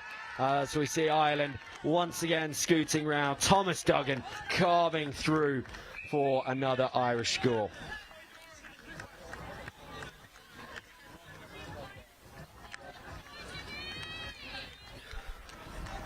Simple as you like that one, really, Paulie, in the end. Yeah, it's just that knowledge, that experience in the middle. You can see that these boys have been playing for each other for a while. The girls are all in sync with the lads. It's not their first rodeo. The problem is with GB now, not much of a problem, but it's a building stage for this GB team now. They need to take as much lessons from this as possible. Like, the first thing I'd be trying to sort out on the sideline or half time is those kickoffs. It's just after a score, the last thing you want to be doing is giving the ball back to this Irish team. Very clinical here at the moment, Will. Not for the first time. Goal line dropout. Having to be taken by GB. Busby just slices that one. That will hand the advantage to Ireland. Just so many runners, every single one of them desperate to get their hands on the ball. Michelle O'Driscoll, the latest there, to take it up to the British line, and then Maria Carnes, and on. And what an incision. Morgan Coughlin. He's played in every B&I since 2021. So experienced in this side. And the beneficiary of a beautiful pass to put him over. Two men there that came over from Men's Open this year, Will, showing that they've played together for a while now. Both on the same page there. Conor Burke with the no-look pass. We'll be hearing about that later on.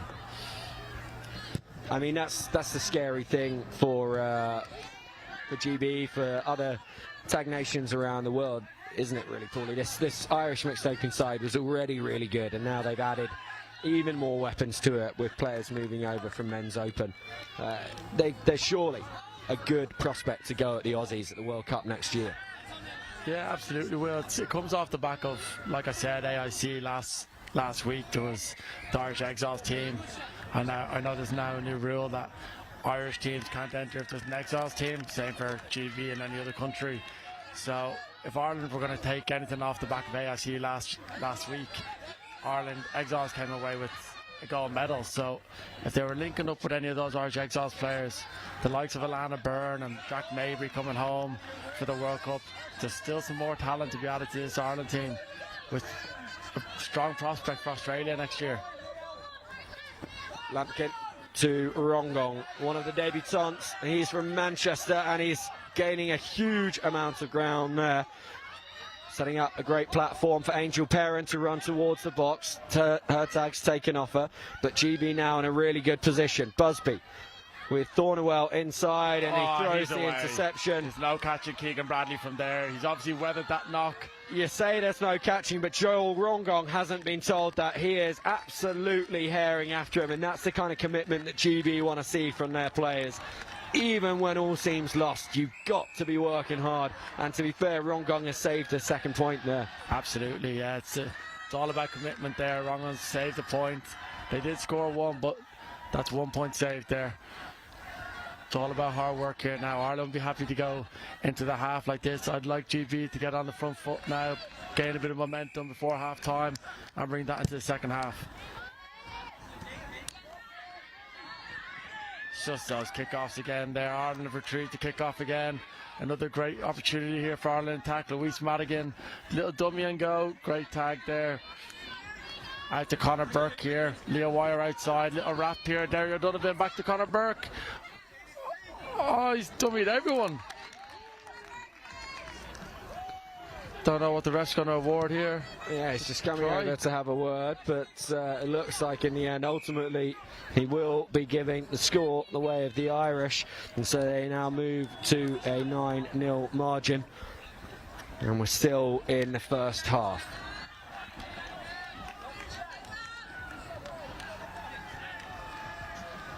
Of course, this GB side, you'll notice that like mixed seniors before them on this pitch, but unlike the other GB sides, are proudly wearing the logo of Maya Brown on their singlets and their jerseys.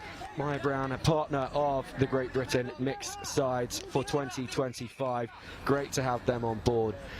Tag rugby is an amateur sport. All of these players funding their own journey, funding their own training, kit costs, accommodation, travel. So any support that can be provided by sponsors is gratefully received. And so we really are appreciative of Maya Brown being a part of the journey for GB Mixed Open and Mixed Seniors. And if you think that tag rugby is a sport you would like to get your company, your organisation involved in a bit of sponsorship, then do reach out. And we look forward to working with you as Ireland continue to head towards the line. Cornwell with the tag. Kennison. It was a tough pass there for Campbell to take, but she did well.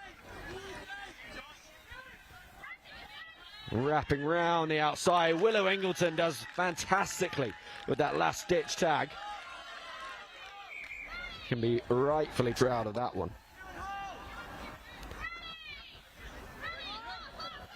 Matt Kennison taking control here now. Tag 3, dummy. Little spin into the box. Can't give Matt Kennison full football. Need to be shutting him down now in the second half. Otherwise this score could get a bit ugly. Ireland move to 11. And got to say at this point, Paulie, it is a shame not to see you out there for the GB Mixed Open side. Was very much looking forward the whole season to seeing you in the blue and red of GB after you made your trip across the Irish Sea official. You've been training with the side this year. This performance right now, it's tough for GB looking at the scoreline, but they've made a lot of progress through the year. Yeah, absolutely. Well, I think this GB Mixed Open team, I know there's a lot of new players from the get-go, but they've been riddled with setbacks really. Like their main man, Jack Payne, and captain of the team, had awful news that he'd done his ACL playing tag, just a freak injury. That's just a massive setback to any team losing someone like that. And unfortunately, just boots like that you can't fill in a couple of months' time. Just hoping Jack to get a speedy recovery and be back in with the GB Mixed Open team for Australia next year. Has GB attack Ireland line here. Nice little wrap around there. Reese Walker, dummy half. Oh, a few hips there. Owen Evans finding space with the power of his hips, and then on to Jess Sass, very nearly scoring in the corner. Carrington will fire it back in field. Evans, Walker, best chance for quite a while for GB. That bouncing ball is caught by Ingleton, and she will look to go from here. Josh Eade on the ground and not happy. I think we may well see a penalty to GB. Or is the ref just checking that he's okay? No, penalty is awarded, set of 6. So this definitely is GB's best opportunity for a while, and Josh Eade duly delivers their opening score of this game. They're back within 10. That's important there for GB.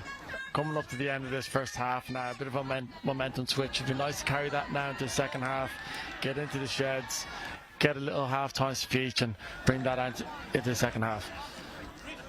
Reese Walker with the kick-off now. Let's see if he can wander up some magic here and get the ball back like Ireland have been.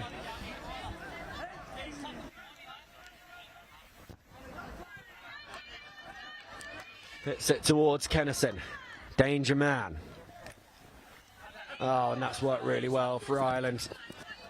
The kick down the touchline is just going to beat both of them to the line, and that means it is going to secure a 50-10 for Ireland.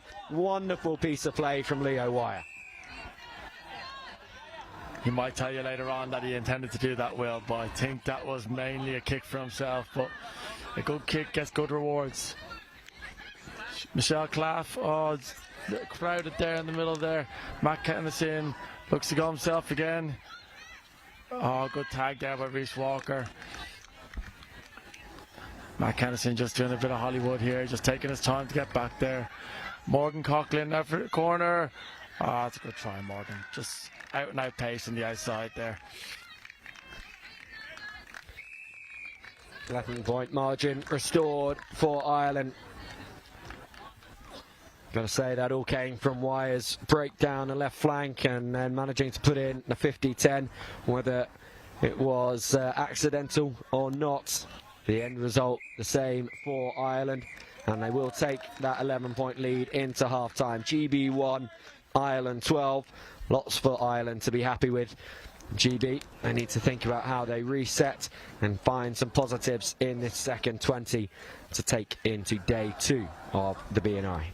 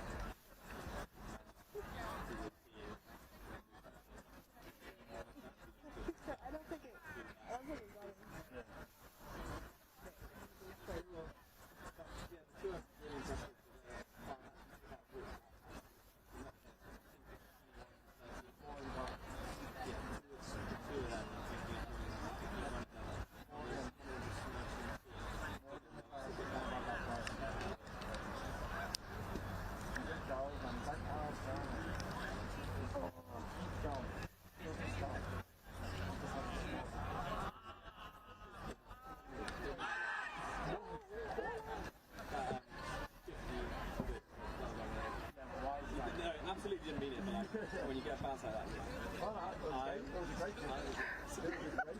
Good option,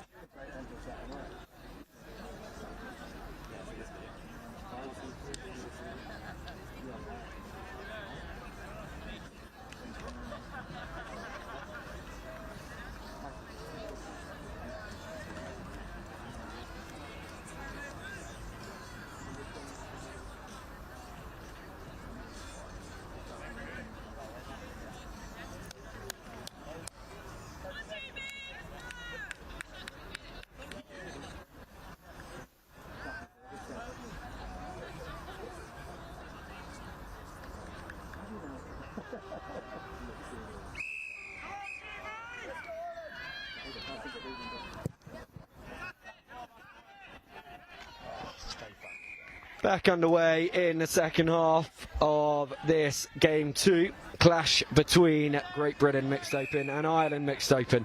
And Ireland starting as they left off in the first half. A restart forcing GB into the dropout.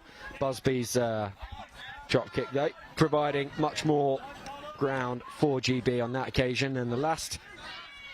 And so Ireland just with a little bit further to go on this latest set.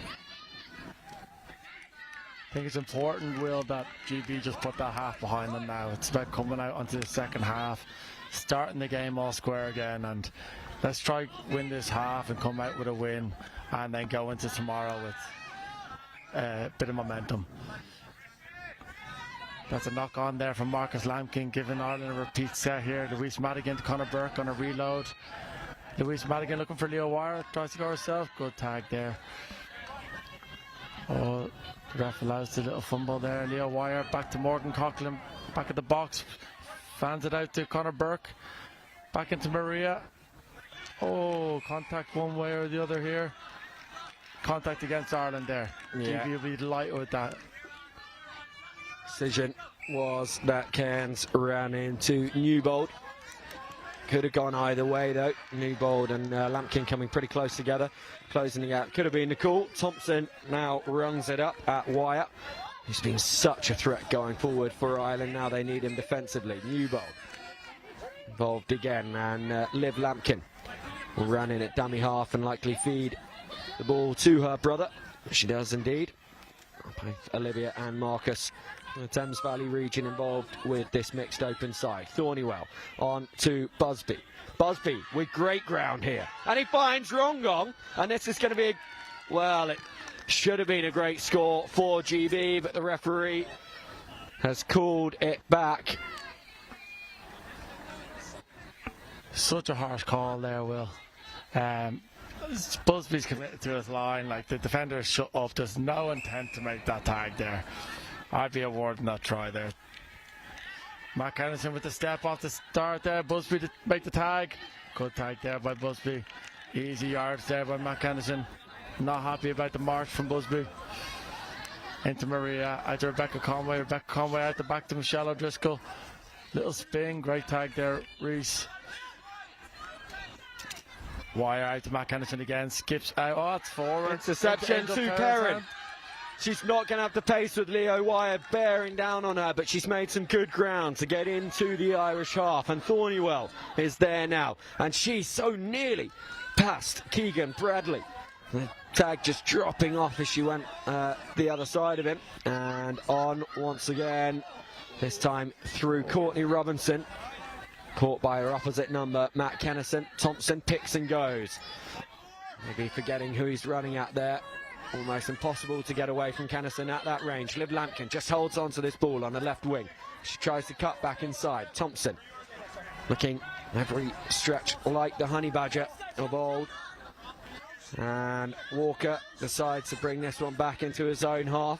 Last time he did this, he did get 50-10 as the ball ended up just trickling out, and he does on this occasion as well. So we'll have to bring that up with Kennison when he comes back on comms. That coaching point that he said absolutely never to do has worked out twice for Walker. Kids, look away. Don't try that unless you've got the skills of Walker. What a great Brian. Busby now, numbers to this left-hand side. Thompson cuts back in, still he goes. Maybe not the option that GB needed at that moment. Pick and go from Robinson towards the box, right on the corner of it now. Busby will play this to the right. He's got Walker with him. Walker, again, slow. Just the body language of someone disinterested in the game. The 50-10s have worked out for him, but GB need him to be putting the go forward in. He drops the ball to his boot, and in the end, the nonchalance pays off once again for Reese Walker. A try for GB. Great try there, Will. Moment of brilliance there twice from Reese. Quite a grey area in the game of tag at the moment. They tried to change that rule where players couldn't retreat purposely. They're saying just to increase the speed of the game, and without the antics you couldn't retreat with the ball. You'd have to go forward. So I don't know. I think the ref is just happy with the way the game's being played now, and he's just letting Reese do what he wants. Unfortunately, Walker follows it up with a kick that's gone long, and I'm afraid we don't have Coach's Corner mic'd up, but in Coach's Corner, Tom Entwistle, give us a thumbs up or a thumbs down. How do you feel about players retreating? Thumbs down. It's a thumbs down from Tom Entwistle. What about yourself, Paulie? I've always been a fan of it, Will. I try to do it as much as possible. So it's a bit of a biased opinion here. So we'll go 1-1 here. We'll get a deciding vote. Yeah, will come in. If it comes from Reece Walker, it's only going in one direction. But Ireland already up to the British line now, looking to strike back after Walker's score. That's not the way they would want to be doing it. It's, Tom Duggan having to pick himself back up off the floor. Just not able to find the purchase he needed, but he will find the support runner he needs. Contact in that far corner. We're just waiting for the referee to explain his decision. In fact, he's explaining it to the GB players. You'd imagine, well, I thought that was a giveaway that he was going to award the try. Thought it was a penalty try there, Will. He gives the penalty to Ireland, no penalty try. Threshold for a penalty try in tag, generally a little bit higher than rugby union, but that seemed like a good candidate. Oh, well taken. Spinning around and juggling the ball goes O'Driscoll. And now Ireland looking to stack the right-hand side. Deciding against it in the end, Conor Burke. Eade scoring late in the first half, making a try-saving tag here in the second. Crossing looks like the tag called. Conor Burke showing go, little short kick here. Oh, simultaneous, I believe. That's got to be simultaneous there. See what the ref awards here. I'd say so. He does indeed. Another try for Ireland. And this time it's Conor Burke with a nice kick. And Gather throwing himself over the line. Simultaneous tag called, as you said, Paulie. And Ireland 13-2 to the good.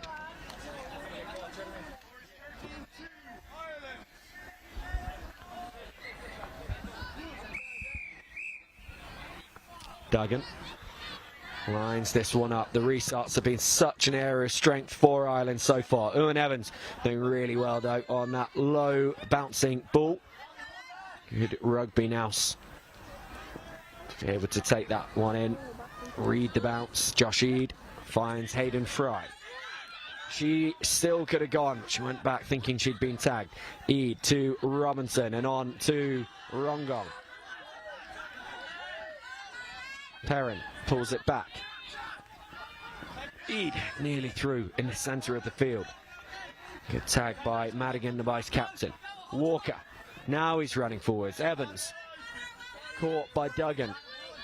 Of the Connor variety on this occasion. Final tag of the set, so Walker will walk this one casually, and then the netball pass on to Eade. Evans with Robinson outside him. He's got caught, and GB would have wanted more than that at the end of the set.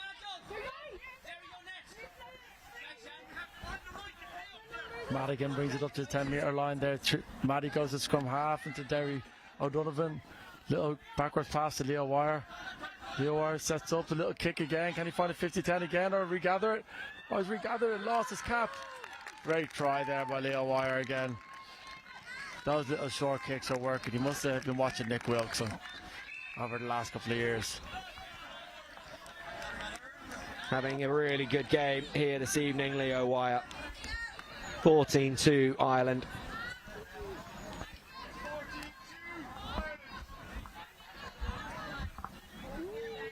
It's Keegan Bradley, who will be the latest to try and aim to pin GB right back on their try line.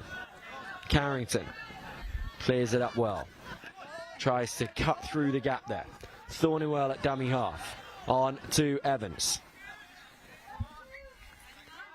Thornywell involved once again. I'm just going to be self-indulgent for a moment and give Thornywell a shout out. She made her debut for my side, the Thunder Buddies, a few years ago. She breaks now into the Irish half and showing exactly why she's gone from playing social tag on a Friday with Thunder Buddies to then getting picked for various different women's sides in Super League, joining the Deirdre's Angels and working her way up to West London at Nationals and now Great Britain Mixed Open. She's had an incredible journey as a tag player, deserves every clawed it coming her way as that ball was going to beat Bradley to the try line. And yeah, great to see Thornywell and her Thunder Buddies and Deirdre's Angels teammates. Takeshi's Angels as well, I think Thornywell plays for. Great to see the two of them on the pitch together for GB Mixed Open. Robinson. 7 tag set here for GB. Let's see if they can capitalise here on the 7 tag set given to them by Keegan Bradley. Need to be spreading that ball away from the ruck. That's too easy there for the defender of Leo Wire. Pass out to Thornywell here again. Always beats the first defender. The hips. Reese Walker shapes the kick. Little go to Marcus Lampkin out to Dan. He's got Angel outside him. Kicks himself. Whistle goes. Is this going to come back GB's way? Nope. Just a turnover there for Ireland, I think. But we're seeing more pace, we're seeing more impetus, and in fact, actually, it is going to be GB ball. Referee just positioning himself on the wrong side initially. Lampkin with that trademark swoop of the ball. You see when he tries to set himself off, when he does set himself off, and Thornywell looking to go around the outside of Conway. She's been really dangerous this last few minutes, as Thornywell. Walker off to Lampkin. Two of them combining so often for GB Mixed Open over the years. The dive in the far corner. Not quite coming up with the goods on this occasion for GB, but they've got lots of space back over to this left-hand side to work the ball into as Thornywell runs for the box. Walker, options either side, takes a look both ways, decides that Lampkin is the man he wants to go with. Conway with a wonderful tag. It saves the try because Lampkin has made a huge amount of ground in that dive. Walker walking once again to Paulie's delight, to Tom Entwistle's frustration. Shorts pulled on Reese Walker, but the tag was made as well. So Ireland will see out the set. Conway must have made 2 or 3 tags in that set there. Her defence is just exceptional. Not an easy player to get past. And here she goes in attack now. Good hips, great tag there. Michelle O'Driscoll comes under. Leo Wire, first receiver. Derry O'Donovan, it's a foot race here. Leo Wire inside. Leo Wire goes for the box. Oh, I think 4 pass maybe. The Irish are celebrating down at the far end. 1 tag when you regather the ball there, Leo Wire. Ref deemed a simultaneous tag at first, and he's regathered the ball with 1 tag, so it's just a tag back here. Tag 3 here for Ireland. Donovan trying to twist his way through that small gap between Lampkin and Eade. They do manage to shut him down. Burke. Conway onto that left-hand side. Bradley just leaves the ball behind.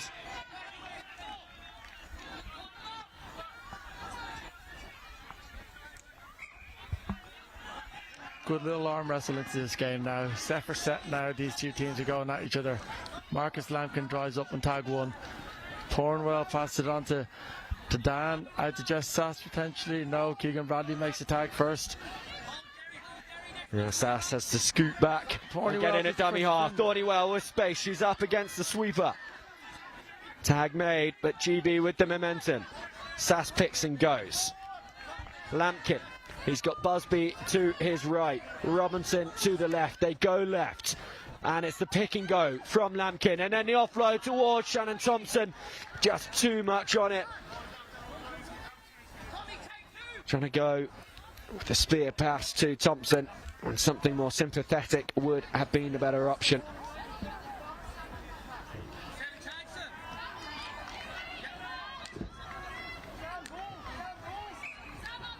I think the refs awarded a 7 tag set here for Ireland. Thought it would only be 6 because it's a knock on first, but 7 tags awarded here now. Matt Kennison on tag 1. Busby and Kennison having a good little contest. Matty mentioned when he came over for his last commentary shift that the two of them had exchanged some friendly conversation on the pitch in game 1 of the mixed open contest. 2 players that will not back down and love the niggle. And Lampkin, that one just going through her hands. It's Ireland who will be the beneficiaries. Ema Mooney going for the corner. Kennison,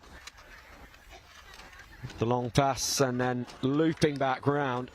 Great work rate from Kennison. Nearly results in a score for Tom Duggan.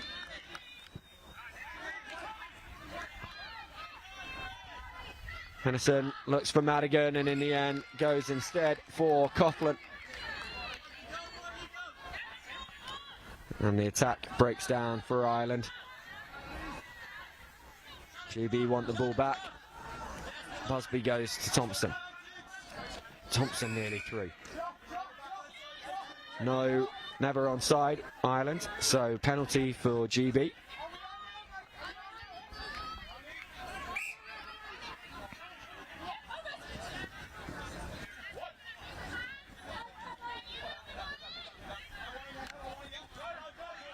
Oh, good break there for the first time. Matt Henderson gets back there. Tag 2 here for GB. Good field position. Evans into Hayden Fry. Ball just loose again from GB. Frustrating for the attack to break down at that point. It looks like it is going to be GB ball still.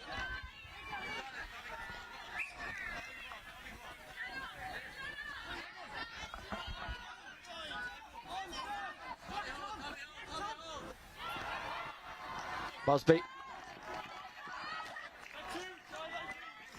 Thompson. Drops to the ground. Oh, great try. Robinson with the score. GB working so hard to get that result, and they will be really pleased with it. Big score. It's a good little period here for GB. Now they're going set for set with Ireland. Kept them out for a few minutes. They've got on the scoreboard themselves now. Definitely a bit of momentum here now for GB to take into tomorrow. Reece Walker back on the pitch now.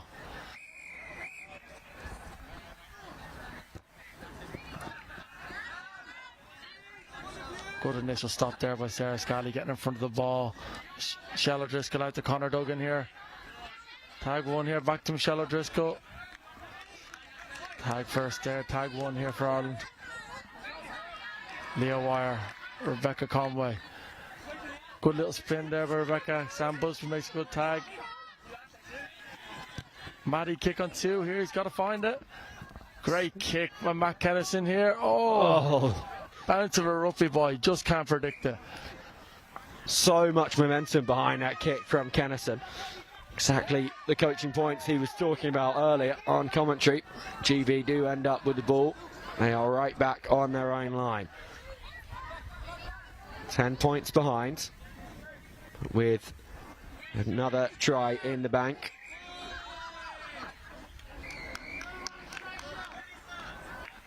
Hayden Fry is the one that needs to take the roll ball. That's the cause of the delay to play there. And Busby tagged.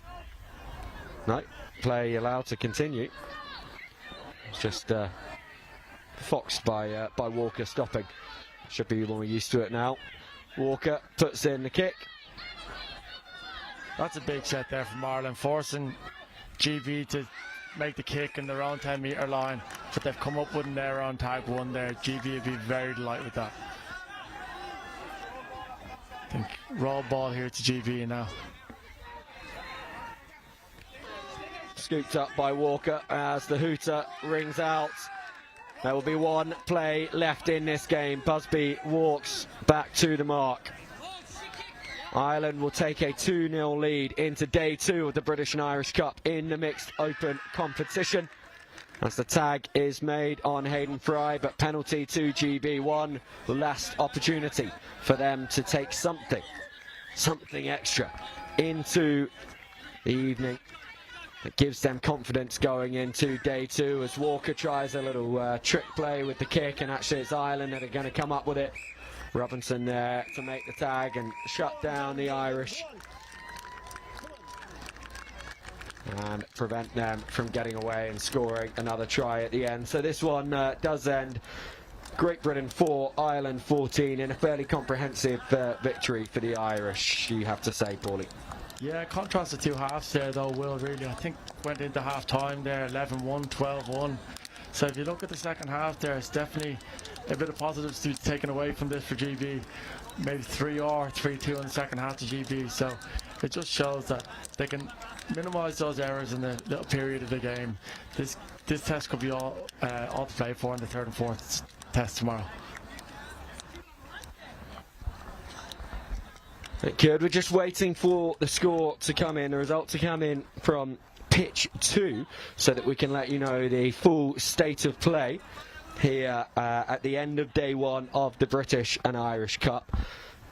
If we take that result out of the equation, mixed seniors, where GB had won game 1 and we're waiting for the result of game 2, by my calculations, Paulie, with the point system in place this year, we know in terms of points in the bank, it's 1.5 each, because GB won the women's 22s, Ireland won the men's 22s, and then the points were split in men's 50s.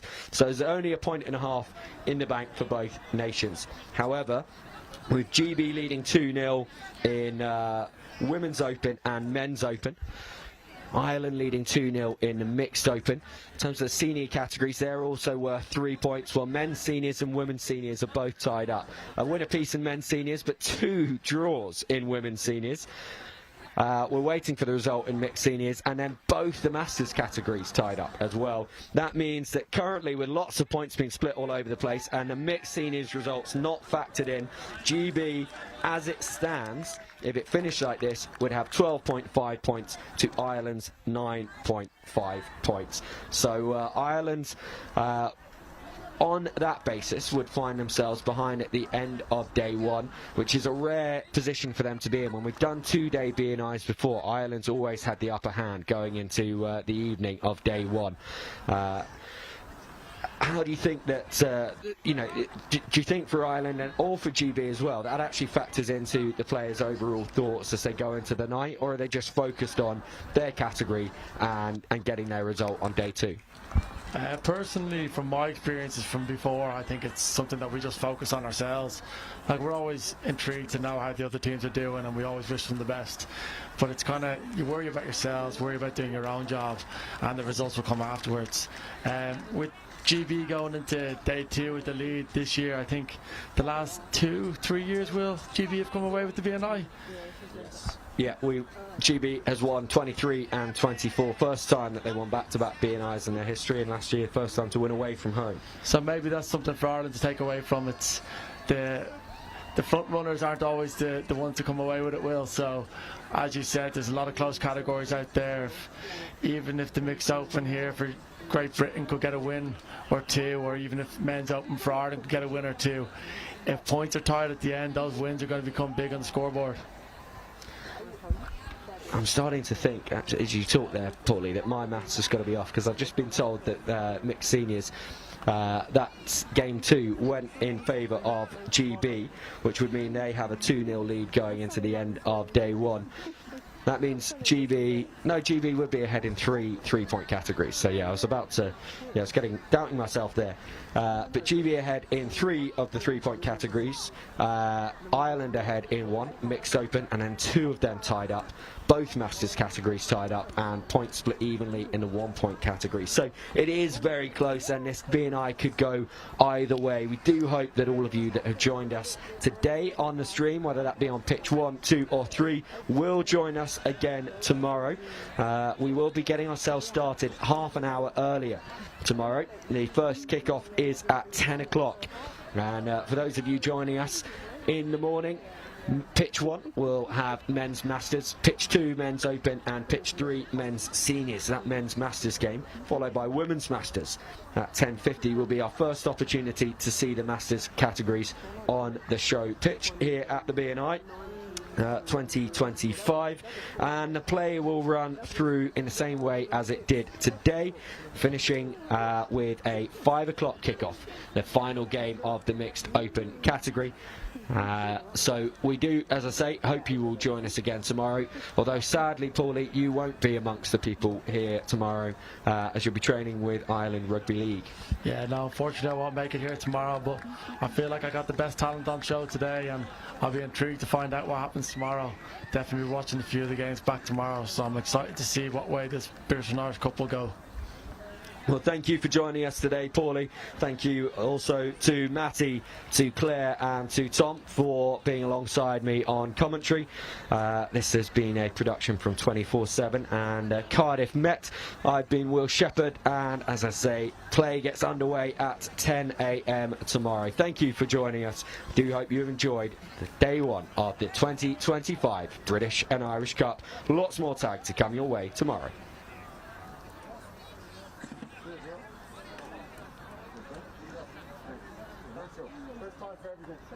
First and last time, Will. Can't remember who it was. There you go.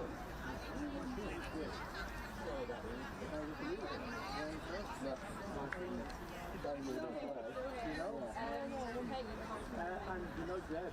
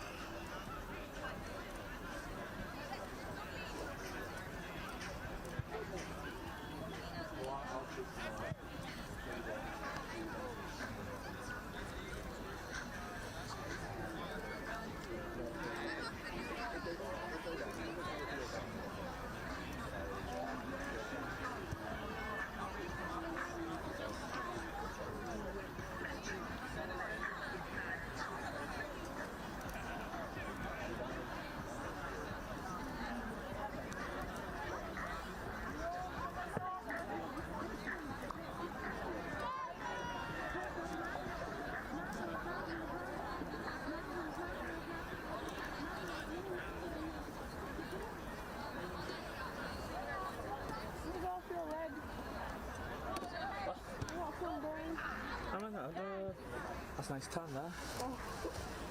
If you want to eat your sandwich, I'll start the regular thing. Okay.